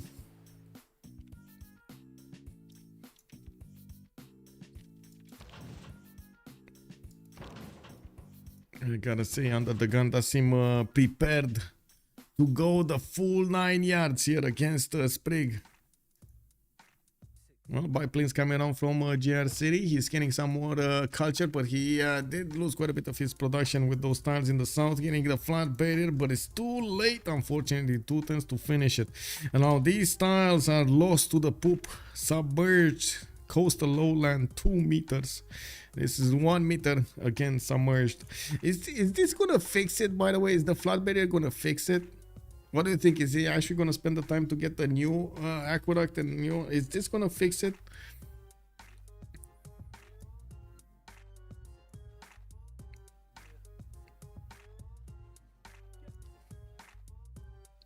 Submerged is not getting fixed. Flooded is. Shigitor is making a good point here. Thank you. Canal can get flooded. Well, that's the game, I guess. Because, yeah, it looks like the canal did get flooded. I mean, there's no other explanation for this tile just missing, right? This was a canal earlier. It's not anymore. It's just submerged. There's not like, it's a canal. I mean, it is what it is, right? It became a natural canal. Oh, what is this guy doing here? Netherlands tank army going for the pillages. Oh, I see. He wants the culture. Okay, he wants the gold. Not bad. Yeah, he definitely wants some. I do see UnderTheGun is moving with some submarines against the remaining units of Sprig. While yes, we do have some battleship armadas showing up here. And they're not going to be as powerful as you might think. I do have Destroyer Armada that's going to get his promotions, and it does seem like UnderTheGun is not going to get to hit it once. We do need to see if he's going to manage to take down some of the cities of England here, because yes, right now Sprig is scrambling to get new boats in the water, while we do have a working resupply line, or I would like to say UnderTheGun has a working resupply line towards the east side here. Now we do have also Cav cores in Namatols, did pillage a few of the tiles in Bunny Birmingham, but didn't do that much. Oh, this is important. Actually, JR has reformed and coordinates activated, so all of these traders of Maya are going to be protected, but these traders of England are not protected, and there are quite a few of them. 1, 2, 3, 4, 5, 6 traders, 7 traders that are just moving through these waters, that are just waiting to be saved. Trader be like, wait, I should get extra gold here. Whoa, yeah, yeah. It just went into the mud. Wait, what's going on here? Netherlands Cav armies. Oh, this was the reaction to the tanks attack of Maya. Okay. Okay, he got the tiles. He's not getting fixed, by the way. No, it's not getting fixed. And he has his 2 poop machines over here going on the left and on the right. These are basically his sewers. He's building new sewers, but they're already there. Why is he building sewers if he already had sewers, you know? Anyway, it is what it is. Oof. Is there a city state captured? This one, Samarkand. I don't think Maya captured one by my memory. No. So the only captured one is this one, Samarkand. But it's very far away in the back line. I don't think they're ever going to get it. And looking at the score screen here, it doesn't seem like they're acquiring enough Diplo favor for the next era. You do have like what, 9 more turns, 10 more turns until the next World Congress. While it does seem like UnderTheGun is pushing through. We do need to see if he's going to keep his strength over here against his opponent. We do have destroyer armadas getting into the fish lines, and I gotta say they're going to recover quite a bit of health because of these fish lines. Fish tiles, I should say. The major problem is these battleships don't do that much damage against the city's defenses. It will take quite a few shots, quite a few turns. That will turn into quite a few turns to delete cities, take over cities, and that will be a problem. We do have also Spriggan about to lose one of his destroyer armadas. He did, I think, push back the admiral, right? Franz von Hipper got, no, not this one. Horatio Nelson got pushed back. Okay, we do have recovery of health over here, taking out the fish, and we do have, of course, that destroyer armada taken out. That was the only destroyer armada. No, yeah, I think that was the only destroyer armada. He has a destroyer fleet here in this city, while Bristol is gonna have battleship armada. And there just isn't enough production on GR to get his own boats here. We do have Sprig managing to recover a decent amount of economy per turn. 225 points is not too shabby. His production, though, is definitely a problem. 284. He has been working for quite a few turns here, dozens of turns, and his amenities are on -6. His people are definitely feeling the sting of this war. We do have him still trying to produce as many boats as possible and sending them to help the defense of Bristol. We're going to need to see if his production is going to manage to outmatch his opponent here. We definitely need to see a lot more boats from UnderTheGun. Definitely. Okay, there we go. New destroyers, battleships. Like, he needs to. This is probably the all-in we were talking about earlier. I was wanting to see this all-in happen before, but yeah, now it's happening. Slowly, it's happening. Nalanda was captured. Yes, Nalanda was captured. It's here. It's here. Also, Dutch has Nalanda. Yes, indeed. Is there a city-state capture? I don't answer that. Zabicek, yes. Yes, by the Dutch. Okay, Alex 2005, thank you so much for responding to the chats here. And we do have a Theatre Square Festival in Bravo, and I do see helicopters are coming around from Fish's Empire. He's moving towards the east side, and it looks like he's actually creating a griefing squad to go against Maya. He's going to try to pillage as many tiles as possible in as fast as time as possible. And I gotta say, these helicopter armies will actually surprise their opponents here. They can get in and out very quickly, and they're not going to take that much damage from the walls of Maya, unless we're going to see fighters in the air and a lot of these tank armies showing up for Maya. These helicopter armies might just take out all of the Mayan units like butter. Even the tanks, they can even go against the tanks straight. A lot of strength over there. Can Maya get nukes soon? He seems jacked on science. That's a very good question. I was expecting him, yeah, there we go, to go for nuclear fission for some time. He definitely wanted to get the labs, he wanted to get everything else going so he can be able to go for nuke safely. He does have for nuclear fission discovering next turn, and unfortunately losing the production capability of the capital is gonna hurt him. He does have 91 at the moment, using of course the other industrial zones, but it could have been so much better. 91 would mean like 7 turns, 6 turns by had the project.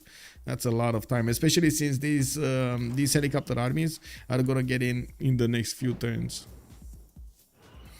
Oh wait, he's not even starting to build that.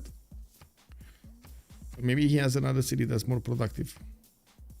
He's also on 0 amenities.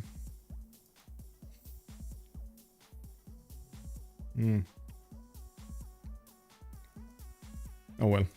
Let's see. Under the gun, pushing Sprig. Sprig is managing to is move back, and it looks like he's slowly trying to get as many boats as possible on the defense.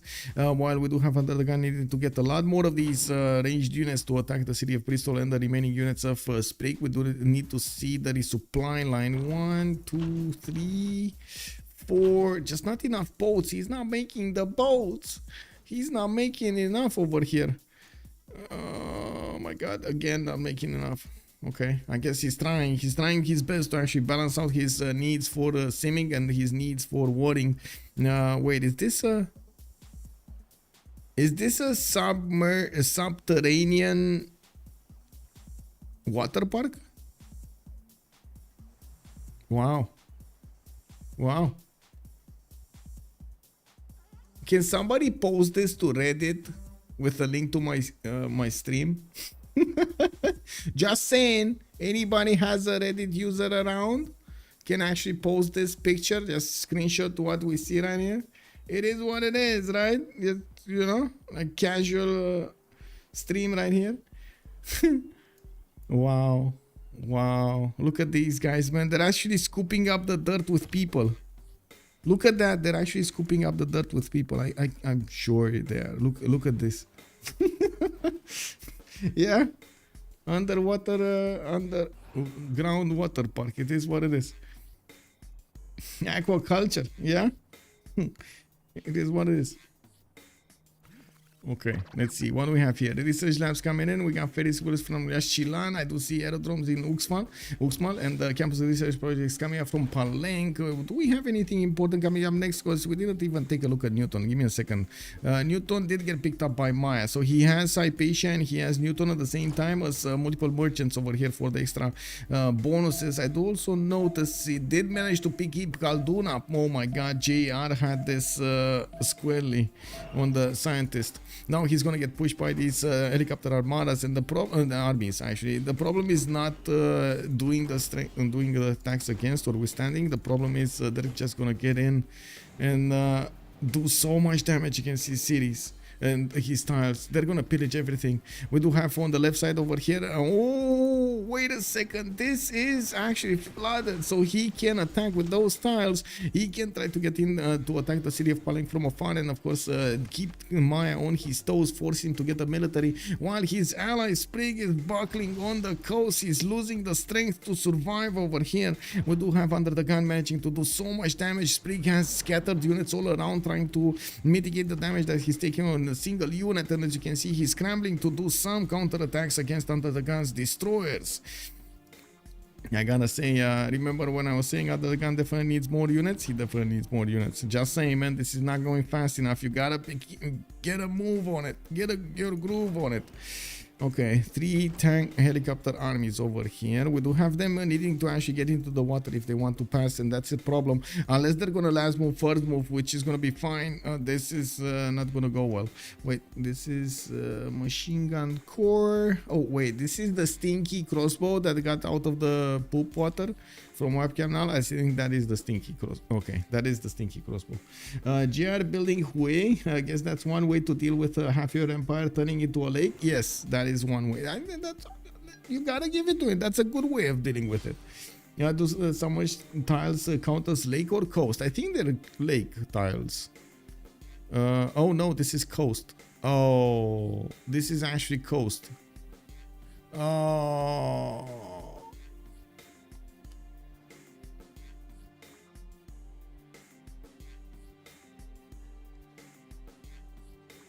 How is this possible?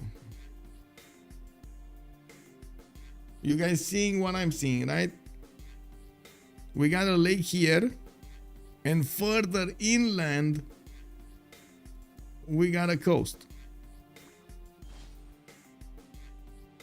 Okay, something is wrong somewhere.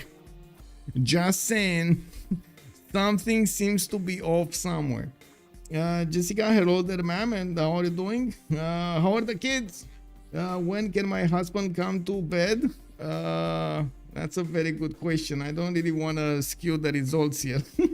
But it kind of looks like he's winning, Jessica. He's winning slowly. It kind of looks like he's winning. Let's see how the response from JR will be. And that's, I think, the one that we're waiting. JR has so much science. He has the culture, but he's getting pushed by fish from all sides. Maybe it's a good moment not to actually poke the fish so he can actually concentrate and finish the game. Just saying, Jessica. Just, casual advice over there. Thank you so much. Now let the man cook what he needs to be cooking. Yeah, exactly. Thank you so much for the follow. Mokone91, much appreciated, sir, and welcome. Maybe tomorrow at his pace. This game isn't ending soon. I mean, it's ending. No, it is ending. In probably the next 10 turns, it will end. We do have both of these teams actually with a lot of, I would say, I wouldn't really call them personal vendettas. I would say actually it's a healthy competition between them. Like it's a rivalry between these players, and this is actually nice to actually see. We're gonna see when JR is gonna feel too much is too much and he doesn't have a way back into the game. And we did have also those I see TaskForceFish did reposition his helicopter armies towards the west side here, and by the looks of it, he didn't manage to get the single one in to the cities. He was a bit afraid to actually last move, first move, because he would have definitely lost one when doing that. Now we do need to also take a look here. Looks like UnderTheGun is managing to do the damage against the destroyer armadas of his opponent, but it left Sprig with enough time to get new boats out. Well, it is what it is. It is what it is. It is what it is. Oh my god, wait a second. 5 turns to build a destroyer? 5 turns to build a destroyer from London? I think that's a bit too low. Yeah, I'm pretty sure UnderTheGun's production is just way better. But I gotta say, I don't see that many units getting produced over here or getting pushed in when I'm looking. Maybe he is actually getting them in the production queues. I'm just not seeing. Okay, he's 3 turning destroyers. Okay, he's doing destroyers. So he's aware that he needs to keep building boats until his opponent is dead.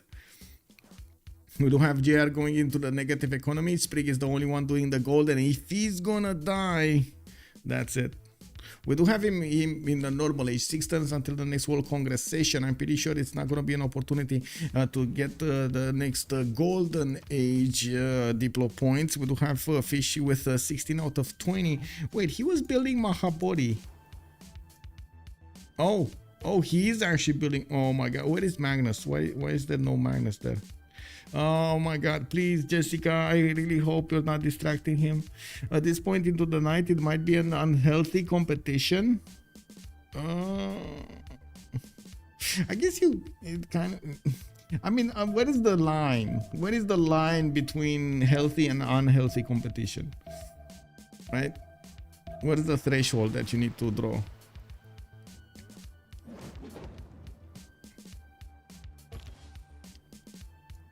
Wow, the polders. This was what was. Oh my god, yes. Remember, somebody asked me earlier, who was it? Casimir, was it you, sir, that asked me what was missing on Dutch? I just remembered what I was referring to. The freaking polders. He never built the polders. I mean, yes, sure, he probably didn't need to that much, but look at the polders. Yeah, depends on Jessica, I guess. She will draw it. Yeah. Hey, get back to bed. I can totally see my mom, just talking to my father over there, catching him, like looking at his screen over there. Hey, what you doing? Just having fun with my friends. Get back to bed. What are you doing here? Oh my god. There's an unspoken rule in my house. I cannot really talk to my mom, and really, nobody can talk to my mom for the first 2 hours of the day. she needs her coffee before we can interact. What can I say? I have learned the hard way to stay away. We do have a Manhattan project coming up from Yakshilan over here in 4 turns, and by the looks of it, he's getting some fighters out in the air. Yes, you wait Kali coming up in Kopan, and more research possibilities there. We do have also Under the Gun coming up in with a few units towards Sheffield and Birmingham. Yes, he actually is more looking towards keeping any kind of boats from reinforcing and hitting his fleet from the back than actually doing damage against these cities. Now we do have him going against the boats of Sprig, but unfortunately it does seem like he's taking it too slowly to actually attack the city centers and taking them down, and even the boats, he does definitely need a bit of help here. Oh, wait a second, I do see he has so much level 3 destroyer armada. It's pretty big, isn't it? 134 strength against that. It destroys 125. I don't know, bro. It is what it is. I cannot have the same rule. I just grant if anyone tries to talk to me in the morning. If it's really important, I can talk, but otherwise grants are all I got. Yeah, basically. Yeah, it is what it is. I mean, you know, like the brain just doesn't work at that moment in time, and you know, it's good to have some, you know, ground rules over there.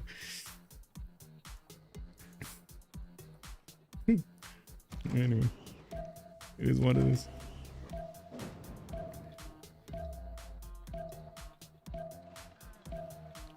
We do have research labs coming up from quite a few of the cities of the Netherlands here. He's also getting the science in 257 science and 206 culture. They're gonna have problems with nukes, but I gotta say, is G are actually gonna get to that level? He does have a significant problem with his economy, and since we're just a few turns from seeing him, wait a second, they're gonna get a golden or a heroic. It's all up to GR. Okay, so GR is very close to getting golden age, and that means he's gonna keep these trade. Oh, wait. In the next one, there's no more reform the coinage, does it? Is it? There's no more reform the coinage in the next era. So these traders are gonna get to be pillaged. He's gonna lose all of his economy. Like 1, 2, 3, 4, 5, 6 boats. Oh my god, look at the traders. Oh my god, 2, 4, 6, 8, 9, 10, 11. 11 traders are going to get pillaged over here in a very, very short amount of time in the next 5 to 6 turns. Oh, we do have Sprig getting the battleships going. Looks like he's also going to get pillaged by the fish. We did have fish pushing into the city of Paleng, but it looks like he got pushed back. More than armor cores were waiting over there. Maya did get out to upgrade a few of them, and fish needed to retreat his battleships and his helicopters. We do have a Dutch spy here in Chicanitsa, but not really has anything to do. Let's see the boats. Okay, more destroyers coming around, and I'm pretty sure we're gonna see the tic-tac over here from Yashinan finishing up in 3 turns. He does need to not only get that project, but also get the actual nukes. Wait, fish is getting nukes soon as well. Yes, he's trying. He's definitely trying. I'm not sure if he's gaining them, but he's definitely trying.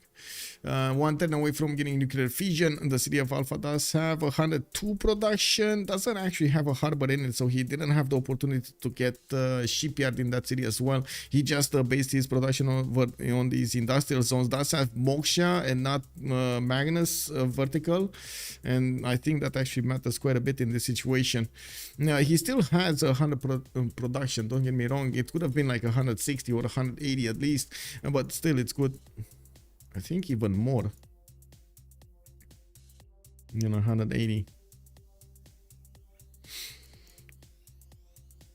I'm actually really curious why Maya didn't just click Manhattan project as soon as he unlocked it. Yeah, that is a very good question, Alex 2005. I would imagine he would have wanted to get silos or something similar to a technology that he could attack with the nukes. But I think he could have gotten that technology in the time he was building the nukes. You know what I mean?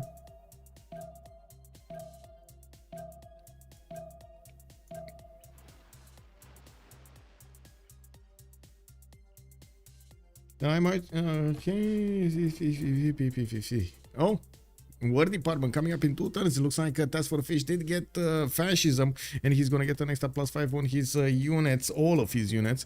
While UnderTheGun did manage to finish off quite a few English boats here. It looks like we do have him starting to work on the city centers themselves. Birmingham is gonna be one of the first ones being hit by multiple boats, while we do have new units going through the tile of York to get to the front line. Did that boat just die, or was that? I don't know what happened there. Did the boat just die or something else happened? Okay, he's refocusing. Okay, why is he not getting the traders? You know, can traders? Okay, he's gonna start taking cities here. Yeah, he's gonna start taking cities. He had enough. UnderTheGun is also gonna get nuclear fission in 2 turns and ideology in 3. He's gonna get the fascism, and I gotta say there's gonna be a discrepancy when it comes to the timing for the nukes, and I'm very curious if Maya is gonna get to build the nuclear devices in enough time. While we do need UnderTheGun to get his own Manhattan project, he should have much stronger cities. Oh no, he doesn't. Oh no, he does. What is this capital, man? This is a capital with an industrial zone, with the full industrial zone. Like, he has coal power plants, he has factories, workshops, and a shipyard built, and it's 55 production. -6 happiness will do that to you. Oh my. Like, this should be like 150 or something. Wow. Wow. Whoa.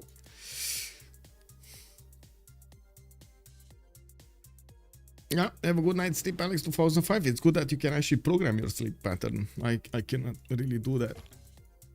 My sleep has a mind of its own.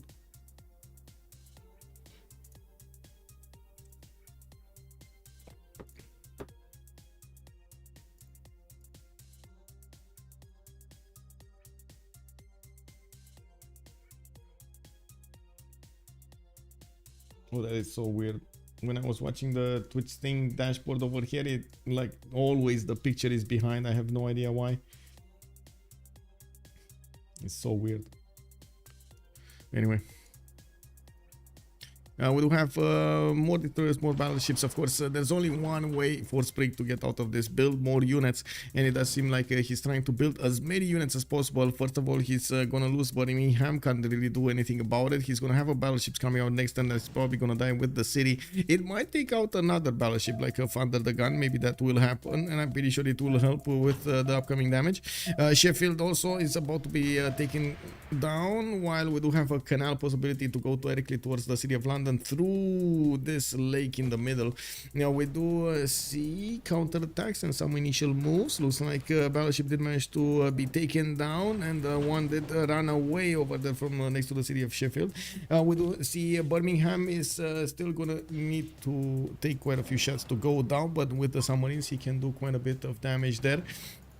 I do have to say, next turn we're gonna flip into the next turn, and these trade routes are not gonna get the defenses anymore. And I gotta say, is UnderTheGun gonna smell this?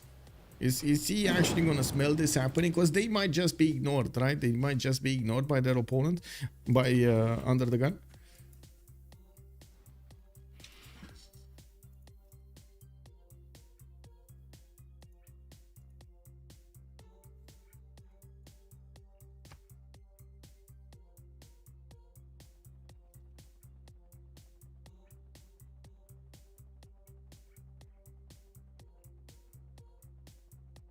Okay, next turn that my help project is gonna finish in Yaxchilan.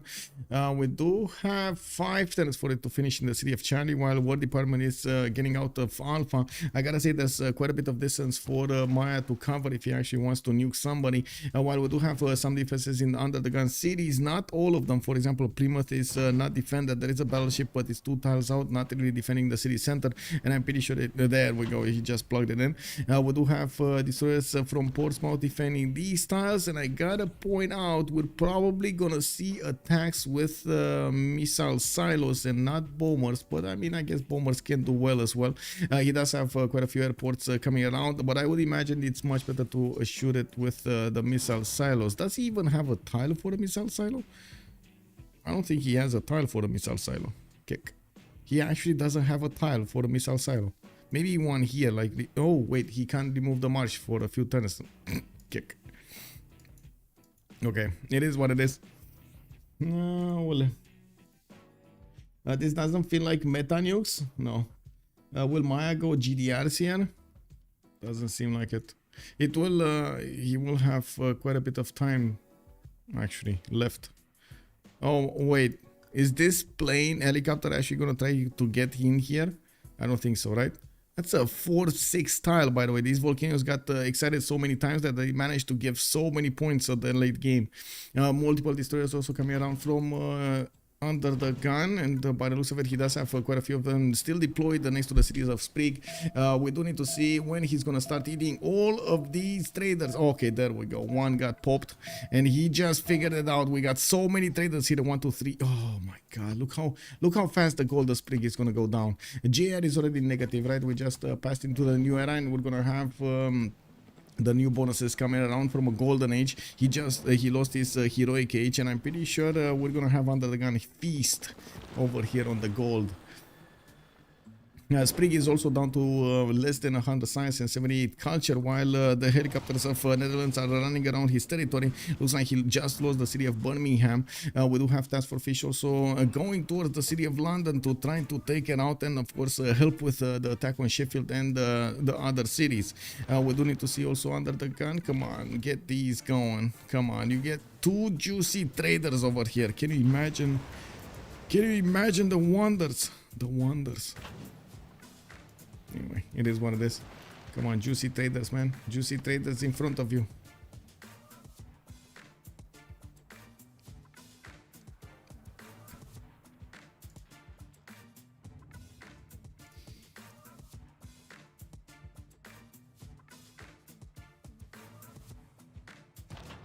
Okay. Not moving. He's not moving. No, another, okay, the harbor has been pillaged over here, and under the gun still has quite a bit of movement. He can get in here as well, he just doesn't have a unit to get in there. And I do want to check out here, 5 times Mahabodhi Temple. It's all about the fish getting the points right now. It's 16 out of 20. He can get 2 more from the Mahabodhi Temple. Nobody's getting to deny it. One in the score tab, but he definitely doesn't have enough Diplo favor to win the votes here. He can vote against himself to get an extra point, but he's still gonna lose one, and we're going to need to see if they can vote on an option and actually win it. I doubt it though.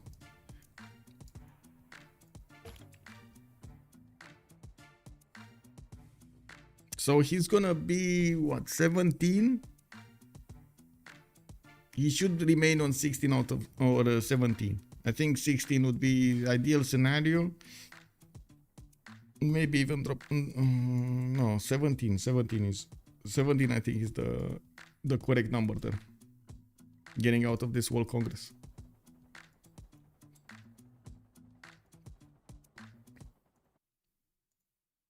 Did you guys ever play EVE Online, by the way? What about the scientist? Hitbox, which scientist? Which one?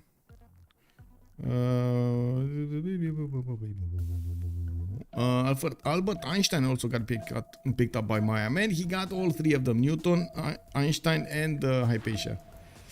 Noble? Oh, we didn't see that. Anyway, that's a good one, actually, Shigeton. I didn't see it. I'm gonna need to check it after the pause over here. We're gonna have a 2-minute pause and we're gonna come back. Let's see what's going on. And click buttons. It's fine, actually. It's fine. Not really an impact.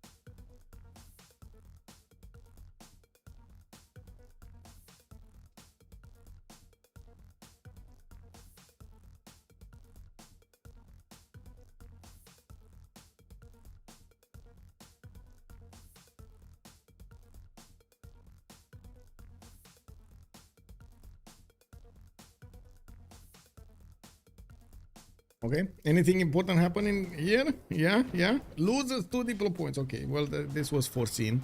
Let's actually see if he managed to foresee what was happening. He's on 17 out of 20. Okay, yeah. That was the best result that I think he could have had here.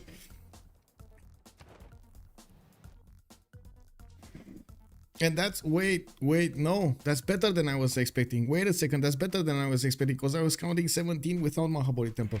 Where is, oh, Noble got picked up by Maya. Noble got picked up by Maya, I'm sorry. That 1 extra diplo point is there. And it looks like all of the necessary action needs to be done in the next 20 turns, unless TaskForceFish is gonna get his win here. We do have Manhattan project coming up in 3 turns from the city of Charlie. Yes, the first nukes are gonna get out of the cities of JR pretty soon. He's gonna need to get some bombers to help him deploy. It looks like he just built some fighters here. We do need to see if he's gonna get the bombers. These are 2 deployed fighters as well. I don't see. Give me a second. A biplane and a fighter. Okay.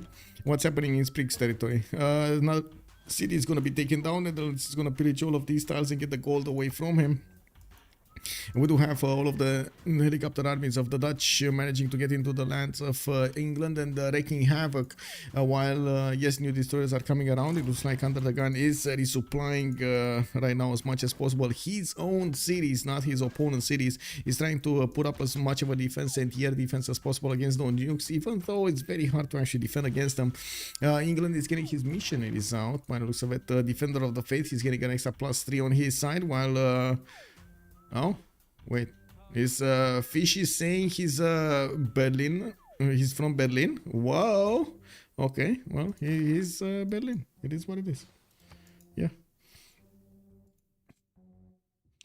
He needs 1 point in Mahabodhi. Yeah. He needs 1 point in Mahabodhi. That is true. Mahabodhi is going to get built. I don't think anybody's going to stop this from happening. He could have chopped it, but he didn't. And by the looks of it, he's not too worried about anybody else building it. They definitely have a handle on Sprig when it comes to keeping him occupied. While I'm pretty sure Maya is way too busy in building his nukes up than anything else. Looking at the yield stamp here, looks like also we do have reformed the coinage. Okay, it is. Okay, so I was wrong. We still have another round of reformed the coinage. Really, bro? Another round? I totally thought this was the last one. It's not. It is not. And this time around, the Sprig still. Wait, how are these traders still alive? How are these traders still alive? I have no idea how this happened. Anyway, Sheffield is going to be taken down. That is where there was a spy from UnderTheGun doing the listening post mission, and it's going to need to be moved out. It looks like he did manage to take over that city without that big of an issue, and it's going to keep on going until he's going to hit the other cities. Now, he does need to actually get these cities very quickly, because as you can see, there is a lot of pressure coming around from his opponent in loyalty, and he's flipping back these cities quite quickly. Yeah, he cannot pillage and reform. Yes, that is true. Seasteads in 380 science is gonna take a while. Yes, seasteads are gonna take a long time. It is what it is. Now, give me a second. Let me actually see. What was it? I need to take a look for food, right? Where was it? Here. Oh, are you kidding me? It's the first one, and you only need nuclear fusion and robotics. Oh wait, this is possible. This is actually possible. 413 science on the fish. We do have him getting missile cruisers to protect himself, some bombers, and I do see, of course, in 2 turns he's going to get his Manhattan project. He should have a bit more protection than his next door neighbor JR when it comes to building up those nukes. We do have Mahabodhi Temple also finishing up in 2 turns, and he's going his new research labs, even some new cities are going to give him the science, especially since he's going to take over, or well, if he's going to take over any of the English cities. He's pillaging also so many of these campuses and getting the science points from there, and right now he's going for, in the technology, rocketry, not to mention professional sports. So wait, rocketry, let's take a look at this. Rocketry is over here. He's going to need it for the satellites. He's also going to need computers, of course, for robotics, while he just needs lasers for nuclear fusion Yeah, he has vision, he needs laser. So he needs 1, 2, 3, 4, 5, 6 technologies. Does Under the Gun get them too? Yes, yes. So there's gonna be like 2 nations that will have nukes and the 1 nation that won't have nukes. Also, it looks like Under the Gun needs a pause here, a bio break. Okay.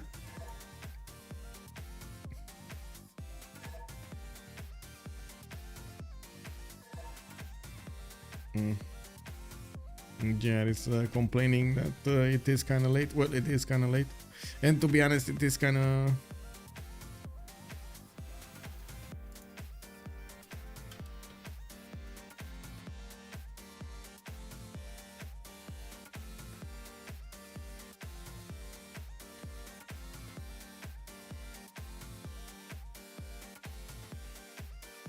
Yeah, what is hello there, sir? How are you doing? Good evening, good evening.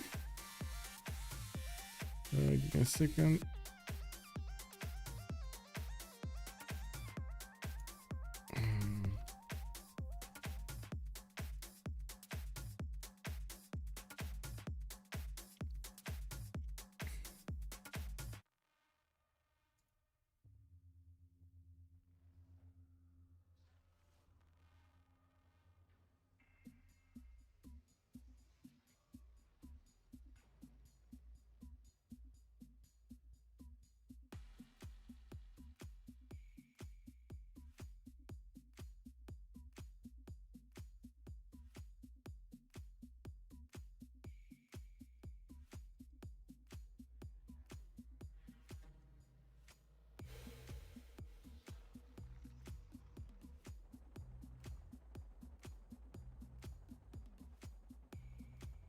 I guess we're just waiting. I was catching up on my text here.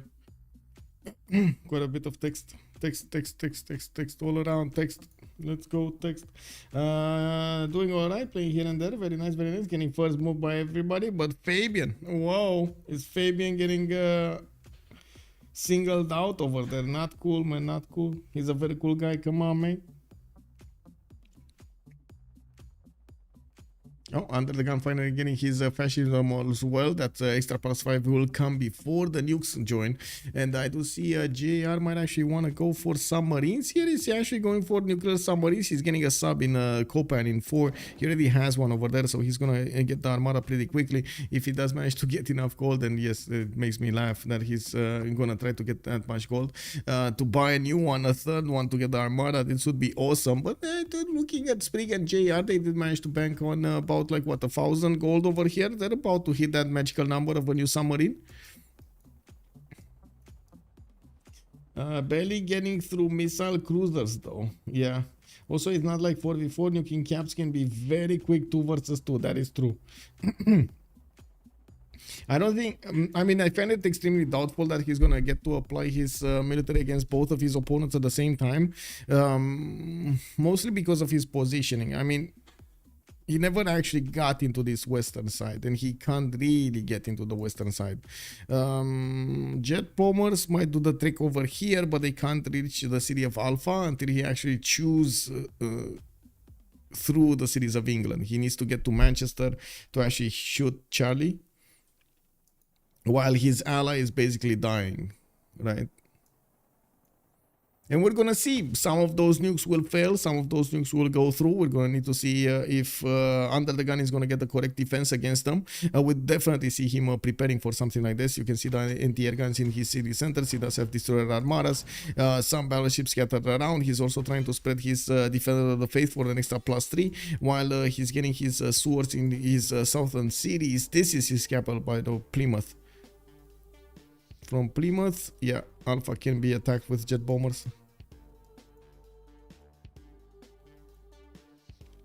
Was there a spawn difference? Crispy Jack, hello there, sir. No. I wouldn't really say there was a spawn difference. No. Yeah, he did have a pretty good spawn, but I wouldn't say the others had a bad spawn. And to be honest, I would say Netherlands, I think losing his first pen brush and voice hurt them more than anything than the spawn did. He just didn't do it. Yes, maybe he could have played it a little bit differently. Like I said, actually get the city on the Wonder on Tigre by Maraja, but I totally understand. Bravo was just a much better, much superior city, and even with that drawback, he still managed to come out on top here. He still managed to bully so much Sprig. He still managed to get the science, the production up.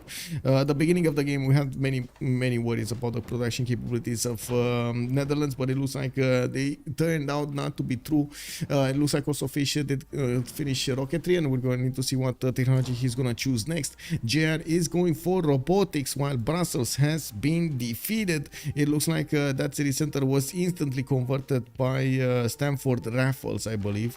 It got used over here. Yeah, there we go. Absorb this city state into your empire. Grants you 10 loyalty per turn in the city. Can be an enemy city state, no problem. Just put it in. Bam. First nukes coming up in 2 turns from Wak Kamnan and Yaxchilan. While I do see he's still trying to prepare his deployable devices here, or I should say what he can shoot them with. I don't actually see him getting those missile silos. He does have the military engineers. I did see the military engineers. That shouldn't be a problem. Where is his military engineer? Wait, I saw one earlier. Oh, okay, there we go. Here it is.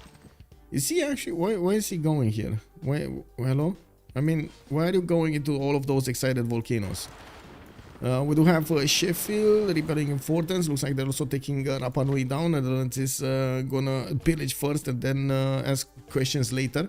We do have to see if Fish is gonna manage to take over the capital city of London as well, with the firepower of UnderTheGun here right next to him. Unfortunately, UnderTheGun couldn't actually keep up his reinforcements towards the east side, and because of that, his opponent Sprig is starting to get back his unit count to push back. And as you can see, we do have UnderTheGun with a few choices in front of him. Now, we do have also TaskForceFish starting to get his attack runs against Nottingham, forcing Sprig to get some anti-air defense into that city center. Now, looking at the Fish here, we do have to see his 405 science points per turn, trying to get as quickly as possible to seasteads, which is a possibility. I gotta say, it is a possibility. Right after robotics and right after nuclear fusion, he is gonna get this going. And I'm actually curious, is it nuclear fusion or nanotechnology? Because this is kind of confusing over here. You see these lines, like which one of them is actually taking a right and which one of them is going to the top. Like, does anybody know how this looks like? I have no idea how this should look like. Yes, UnderTheGun did get fascism. Commander King, hello there, sir. Hey Lee, hello, how have you been? Long time no see. Good to tune into my favorite type of Mayan naval defense. Exactly, man, the favorite time. It is what it is. Click on C-stats. Can you queue? That's a very good question. He will use Brussels to nuke Fish. I was thinking the same thing here. I do see submarines coming around, and I do see fighters being deployed.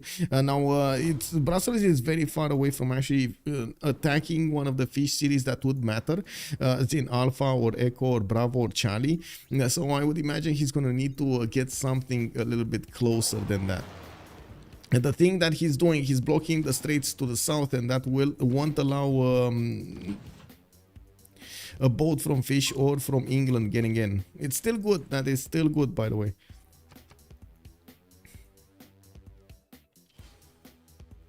Okay, 2 nukes coming out next turn. Let's see Fish. How fast is Fish gonna be on nukes?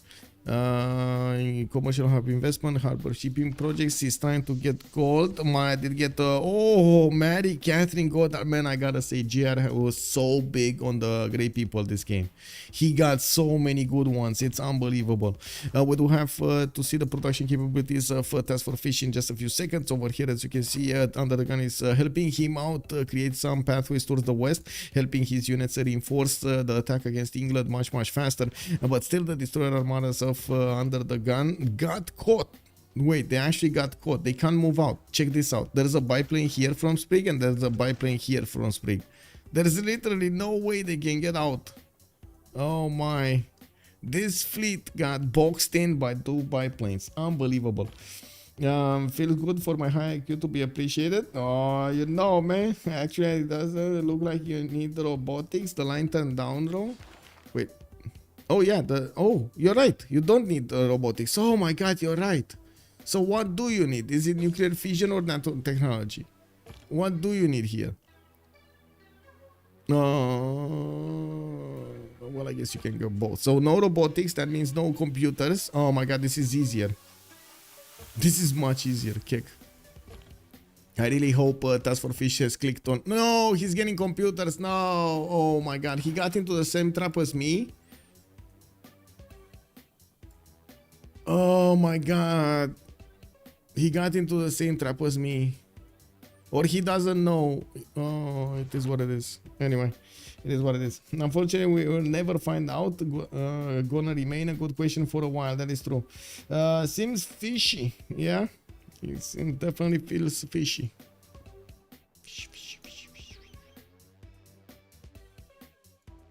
What do we have here? Oh, nuclear devices webcam and Yashiran coming out next turn. While I gotta say, I was wondering. Okay, there we go. That's why we didn't have any military. I clicked on a button over here on one of the cities, and the units just disappeared. You can see if you click the population, the units disappear, which is kind of weird. But it does give me the opportunity to actually take a look at the tiles, without the extra icons. Now we do have more destroyers showing up and tier guns on UnderTheGun. While he did deploy Governor Victor in Bradford, I'm actually very curious if he did manage to actually get the anti-air initiative there. That's an extra 25 damage that the anti-air guns will benefit from Governor Victor. It's very, very strong and usually does help stop any kind of nuke. Now it doesn't look like he got it. I don't see an extra point of defense here on the anti-air gun. We do have that as a 115 strength city. Doesn't really matter against nukes though. Nukes just power through everything. So we do have JN with the ability to shoot 2 nukes. I am wondering how is he actually gonna shoot those nukes. He was getting his nuclear submarine here, but again, these are nuclear submarines. They do need to be armadas first of all to push through any kind of opponent defense. And yeah, I guess you can get some defense, other defenses there. We do have Netherlands also managing to pillage all of the tiles of his opponents. They gave so much gold and stats to TaskForceFish. TaskForceFish is actually minus 116 gold a turn, and somehow he's still gold positive. I wonder if that gold per turn is actually because of a lacking card or not. No, it's not actually. It's not. Fascism Legacy, the finest hour, Words of Religion, Forced Modernization, 5-year plan. We do have him in Democracy, New Deal with the market economy. I mean, wow. Even so, he's doing so little gold. Oh my god. Okay. Well, this is it, right? This is like in the next 15 turns. This is it. Not even 15 turns. He's 19 out of 20 points. He just needs 1 point. He needs the C stats and he needs them now. Yeah. Oh well. What's that, guys? Whoa. Okay. It's pretty cool.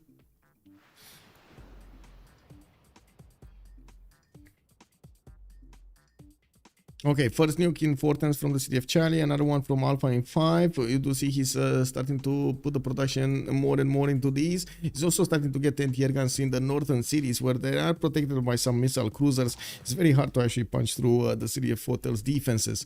Now we do need to see the same amount of defenses being put here, and of course more pressure being applied to Sprig, even if he's not actually being that relevant to the game in terms of firepower. He's managing to do quite a bit of damage against his opponents, and he's rebuilding his fleet. We might see another run against UnderTheGun soon, while yes, these destroyers are gonna end up attacking into missile cruisers. If they do manage to get the first moves on the UnderTheGun, he's gonna lose a lot of his boats here. And yeah, look, kick. Oh yeah, that's a pretty good damage over there, I might say so myself. A destroyer armada attacking into a low oil missile cruiser, just cleanly taking off most of his health there, no problem.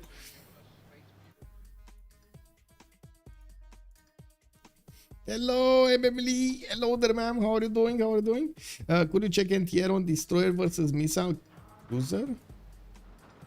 You mean what's the defense between them? Let me actually take a look over here. There we go, fighter.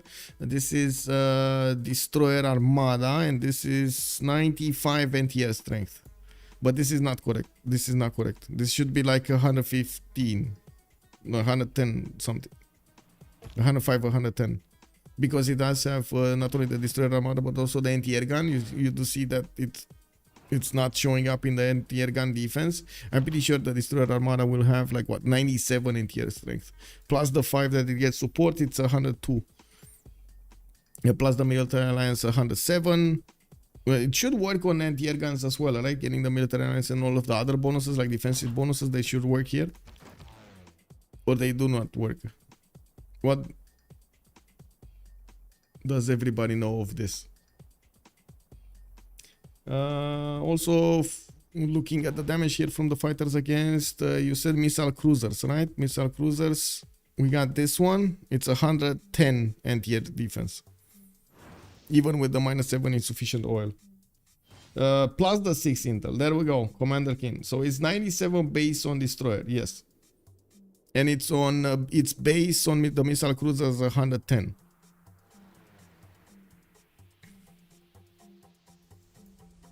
I think he might actually have a serious chance of punching through destroyer armadas, but he might not have a serious chance of punching through missile cruiser defense. Missile cruiser armada defense. He does need to armada them up.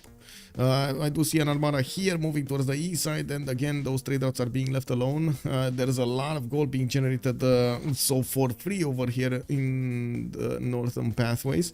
We do have Under the Gun still keeping his I guess fleet intact over here in the cities of Sheffield and Birmingham. He can't really do anything about it.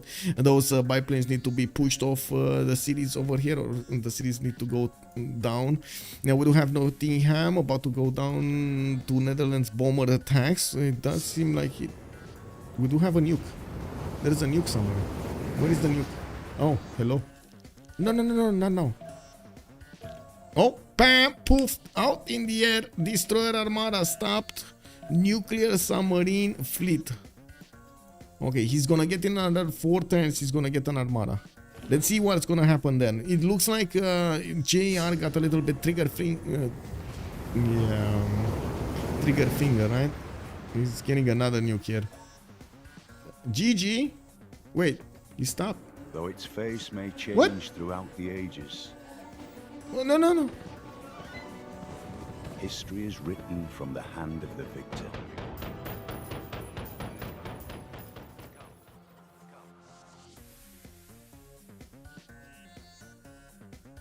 So wait, JR put the GG, not Under the Gun and TaskForceFish.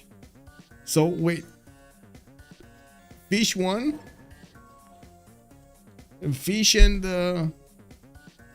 yeah, looks like JR and Sprig knew it was over. Yeah. Wait, who won? Did Nuke land? I mean, that's the question. I would assume Under the Gun and Fish won by the looks of the messages over there. But oh my god, I want to confirm this. Let me get into the post-game chat. Give me just a second so I can fix my settings so I can actually hear stuff. There we go. And we're getting in. Auto nuke sub, right?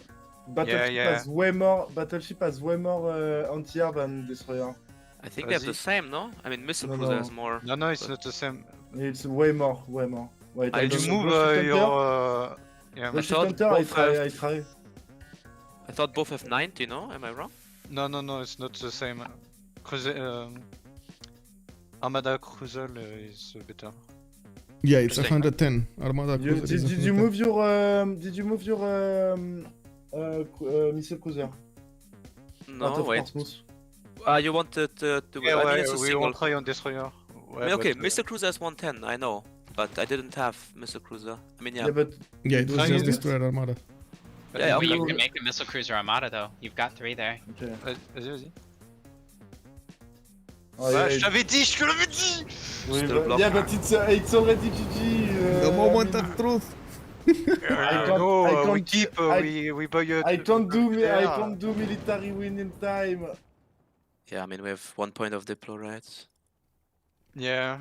How much turn for depot point? I didn't realize my body was still up. I didn't deny. Okay, so yeah. I gotta ask Fish. Were you going for GDRs or did you want to get C-Stats? GDR and then C-Stats. It's on the way, I hope. Actually, look at the lines, man. but I'm like 4 turns away from GDR. So by that time, like maybe Under loses a few cities with the nukes, but I think he we loses. stabilize. Yeah. I think we Yeah, stabilize. I mean he loses his cap for sure, but You I don't know. put I his mean, Wait, I his can cap put is so missile- far. Can put I can stack anti-air, put missile cruiser, like. yeah, with Sure. missile cruiser I can't. But yeah, you're right. I mean, I just compared the battleship and destroyer, and they both have 90, but missile cruiser have 110. So missile cruiser Armada is the best to block. Yes, Yep. yes. Yep. It's impossible to go through. But I And you also want can't them nuke on the mine. front now because they can kill. and you have Rajendra. Too much. Yeah, I have the +3 guy. That was. Yeah, but I have plus 6 intel on under. Yeah, I With don't. I only have fascist, level 1. maybe, yeah. I don't have level 2 spy. Do you have a fascist window? Yeah, I have. Okay. Okay, good game. Holy shit. Good fight, That was guys. Yeah, insane. GG, well played. It was a bit confusing at the end here with a lot of your tiles actually looking like land tiles, but they were actually Oh my water God. tiles. Oh, Did all my Yeah, districts man, I flooding, got like- gift. You know the game. Plaza. I I think saw. I can. You know, I I mean- think that I win the game, but my cap is in the middle of the land, and it got flooded. I lost everything on my cap. Yes. Yeah, we also. It's, had some- Yeah, His industrial zone and his aqueduct, Yes. he lost both. Yeah, it's. do you see horrible. naval city from GR? No Reina, GG well play. Oh, poor GPT, what the fuck? I send you 4 routes, don't have gold, don't No, let but Reina. and by the way, for your interest, again, under we realized it wasn't the good ridges. No, classic. I mean, Titips told us it was no, it's standard here. No, check the doc. It's Yeah, only but- standard on Pangaea standard. There is a Yeah, document. but you put standard on this map, so it's the round ridges. It should be classic. Yes, Wait. so we picked Maya because we thought it was classic, but turns out it's standard, so Maya's Oh. not really the good pick on standard ridges. I I had thought even spawn every time. Oh man, that the second spawn of yours, JR. Oh, I'm The sorry. Unplayable spawn, yeah. Yeah. Okay, sorry for the ridges. Holy shit. Yeah, I didn't realize. I Yeah, thought round I ridges. Maybe we do Correct. rematch, no? Maybe you tell us, turn 1, then we can, Oh, well played. Dude, I griefed the early game. I could have just settled on top of the wonder to make sure I get golden. Yeah, But, yeah. I think that's the I- only change that he could have made actually. Can I ask something, Fish? Okay. What happened with Brussels? Oh no, look how massive Brussels is. Wait, was this the Admiral or was this? It's the merchant. Yeah, merchant, Stanford. merchant, Yeah. Okay. Dude, I wanted Under to put envoys into Rapa Nui so that you would take it over, JR, and then I would use the Admiral to take over the envoy Sues. But we didn't have any envoys because you killed his city-state. Hmm. But that was the idea, because I have the Diplo Wonder that gives you +3 per city-state your Sues up. Yeah, that's why I denied you. Yeah, you denied 12. I don't know. I kept 30 envoys just in case. Yeah. I mean, you doubled the money, so I had nothing to do with my envoys, and I just waited. Another thing, Under, you could have won last Congress. You just go liberate Samarkand. It's not. Yeah, we talked about liberating Samarkand, but it wouldn't have been enough. I think it was. It would have been tied, and since you're top lobby, maybe you win. I don't know. I don't want to gamble on that though. I'd rather we win the Naples fight, so like Under does what the war moves that he needs to do to win the fight, not just Yeah, go but way up instead north. of going I for mean, Birmingham, I can just go north. I Man. mean, the Speed was dead. I mean, I- yeah, the canal plays, no? Like the fish attempted canal play, then my canal play. Yeah, Like I was but- also scared of a canal near Birmingham, but it turns out it's just a lake. Like early in the game, Yeah. we think it's a canal near Birmingham, and I'm like, ooh, he might canal me. I could canal him. Like, kind of being scared, kind of thinking if I should send a settler for like 20 turns, and then we just do the middle canal in York. I mean, to be honest, Speed Spawn was It was okay. not It's very good. Not the best spawn I see, but it was okay. Yeah. But no lux and one turn from Arsenal is still me. Yeah, the Arsenal was really big. If you get Arsenal, I think the game goes different. Yeah. You know, Yeah, you you could have got the used the engineer. Emotep. Yeah, he did One have I turn, Emotep, noticed. but I you know. know. I was waiting for my museum. Mausoleum. Oh, you gridded. Yeah, he was 2 turns away from No, Mausoleum. no, because if I use one charge, I can't finish Arsenal. So why I will Oh, use it? okay, And, okay. I was bottom return, slot though. I was so worried. Like you got the engineer, and I'm like, oh no, bottom Yeah. slot. Like if you same turn me, it'll be devastating. Maybe I wait because I buy. Comment on dit chantier naval? Je sais pas. Oh. C'est pas grave. Yeah, it was interesting. I think my spawn was pretty good. I can see that my spawn was better than Sprig's, but I had a JR in my face, so that was. Yeah, I but don't shit, know why you you know, pushed yeah. in. I don't know why you pushed in mid game. Stop you from scaling. I thought maybe I had But- something. I mean, I just dropped 2 knights and I'm fine. No, I don't know. Why no red coats though? thought you Because were I was coming in red coats. I was doing battleships at the time. When Okay. wait, no, what is it? Cavalry? I don't know. I 'Cause, just it can't do everything at the same time. I don't think I can push through with red coats. Like they're strong. No, but, no, I was too prepared. well, Yeah, you if say we that, but the committed damage on the red coats was insane against the tanks of JR. not against the tanks, no, but against what he had before, like. Yeah, Yeah, but Cursors. any unit before would have been. Yeah, because I Just was Swiss cheese. I was leveling up my spy at that time.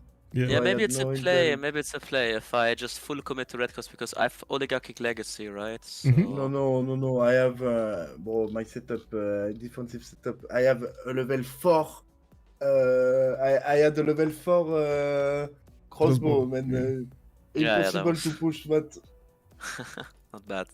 Yeah, I mean, I don't know. I guess it was an option. I just didn't go for it. It was really hard to play. Yeah, for it me, was. because I so mean, I much don't think you happening could at have. the same time. You The f- couldn't have been flexible with red coats afterwards. You would have lost the, The naval fight. focus. Yeah, exactly. The Yeah. focus was fully on the naval because in the naval fight, like all the cities are at stake and all the traders. And I think I mean, ultimately it's- pillaging like 20 traders is what wins us the game. It's really good to focus the weakest player. I agree with you, Under. Exactly. Jar is too strong. Okay. No, I mean, No, you but played well. you know, Hey, I GR, really- GR. When I Rena? mean, working a 7-6 horse, you know, turn 30 or something is not the I mean, worst. you know that volcano killed my game entirely, literally. I couldn't discount Yeah, I because can't my say. my fucking city went to 1 pop, 3 turns in a row. 3 Okay, turns in a didn't row, I went back to 1 pop. All I see is a million volcanoes in your land that make your tiles look pretty big. Yeah, it's because it's wrong ridges. It's the wrong ridges. It's why. Oof. And I don't understand why my cap. Why does my cap flood? I don't understand. Yeah, Yeah, I mean, same you- for me. Have you seen the tiles that flooded are coast and the tiles next to them are lake? How is that possible? No, I don't understand, man. I lose everything on that. It's, Golf is coastal. Like it flooded all this area. No, Yeah. but in Maya's Yes, territory, if you look at the webcam now, it's yeah, I stream it now. lake and coast inland, like lake and coast inland. How does this How work? is it possible? How is Yeah, it possible? how is it possible? There's like... You know, I lose aqueduct and industrial on cap. I lose my entertainment complex, so I lose amenity. I mean, Wow. this Maybe JR, you should have played a civ that gets bonus production towards the flood barriers like I did. Did you flood barrier Oh. up, Fish? Did you? Are I you out flood of barrier? barrier everywhere except for so I guess I mean- golf didn't, and that's why. and why since the last patch you don't see the flood barriers anymore? I don't That's know. weird, right? It is weird. It is weird. Also, with the floods, maybe it would have been smart to relobby once just to update the visuals because the map is so confusing with like not being able to tell. I mean, you can tell by the yields because the flooded tiles are 1 food, 1 gold instead You of. can Yeah, you can go to strategic view. It updates in strategic view. it does. But Yeah, it's and you so crazy. you know, under you could have pushed. You see Copan? We are connected now on the sea on Yeah. Copan. Yeah, he could have pushed. Oh, yeah. yeah, you could Oh have my pushed his God. destroyers. I was worried you don't realize, but The thing is, I mean, the encampment kind of stops it with 106 strength. Like, I can't move through, I get zone of control. Yeah, but you can slap my submarine armada, I guess. I can actually shoot And you it can down. block yeah. you can block me from accessing your cap. I mean, maybe I would have last 2 turns or something that we skipped. But Mm. yeah, there's it's open now. It's super crazy. Holy shit, that was a tight one. I think ultimately, like, I think our draft was pretty good here. I mean, maybe your draft is better if I put the correct settings or you notice in time. But Wilhelmina, Vicky feels good for Admiral points and traders. Maya surrounded by mountains, not very good. I mean, my cap was shit. My first expan was crazy good. Okay. Insanely good with the Wonder. And we were also struggling so hard on oil and everything. I guess the rest was fine. The war with Sprig was super insane. That's something I really saw. Oh, he has Wars of Religion. So then we went down to get the cart. But just with the intel I had, because he had a spy, I think, on Fish, and just the pressure from Fish's choke point, I think like my trades were so good, so no matter how much you spam, I just get more value out of it. So I feel like he spent a little bit more effort blocking me. I wish I had Oligarchy. If I had Oligarchy, maybe I can do something, and maybe I needed to like a few more pre-builds. I didn't do that many. It's only these 2 cities that I settled quite late. Like, I don't know. I should have like invested in like some chops of galleys, like builder buy over there. yeah. Are you all in on front against Sax because you have Arsenal? And I don't know how much city you have connected to his canal. Yeah, it's only 2 though. Like basically, Western Empire can't really join. Yeah, that's true. Yeah, you couldn't know. I mean, maybe if I built wait, can I physically build Panama Canal here? Can you unpause? That's a very good question. I want to am see curious. if On oh the my rice God, time, wait, right? Rice, wheat, and lumberman. It should be.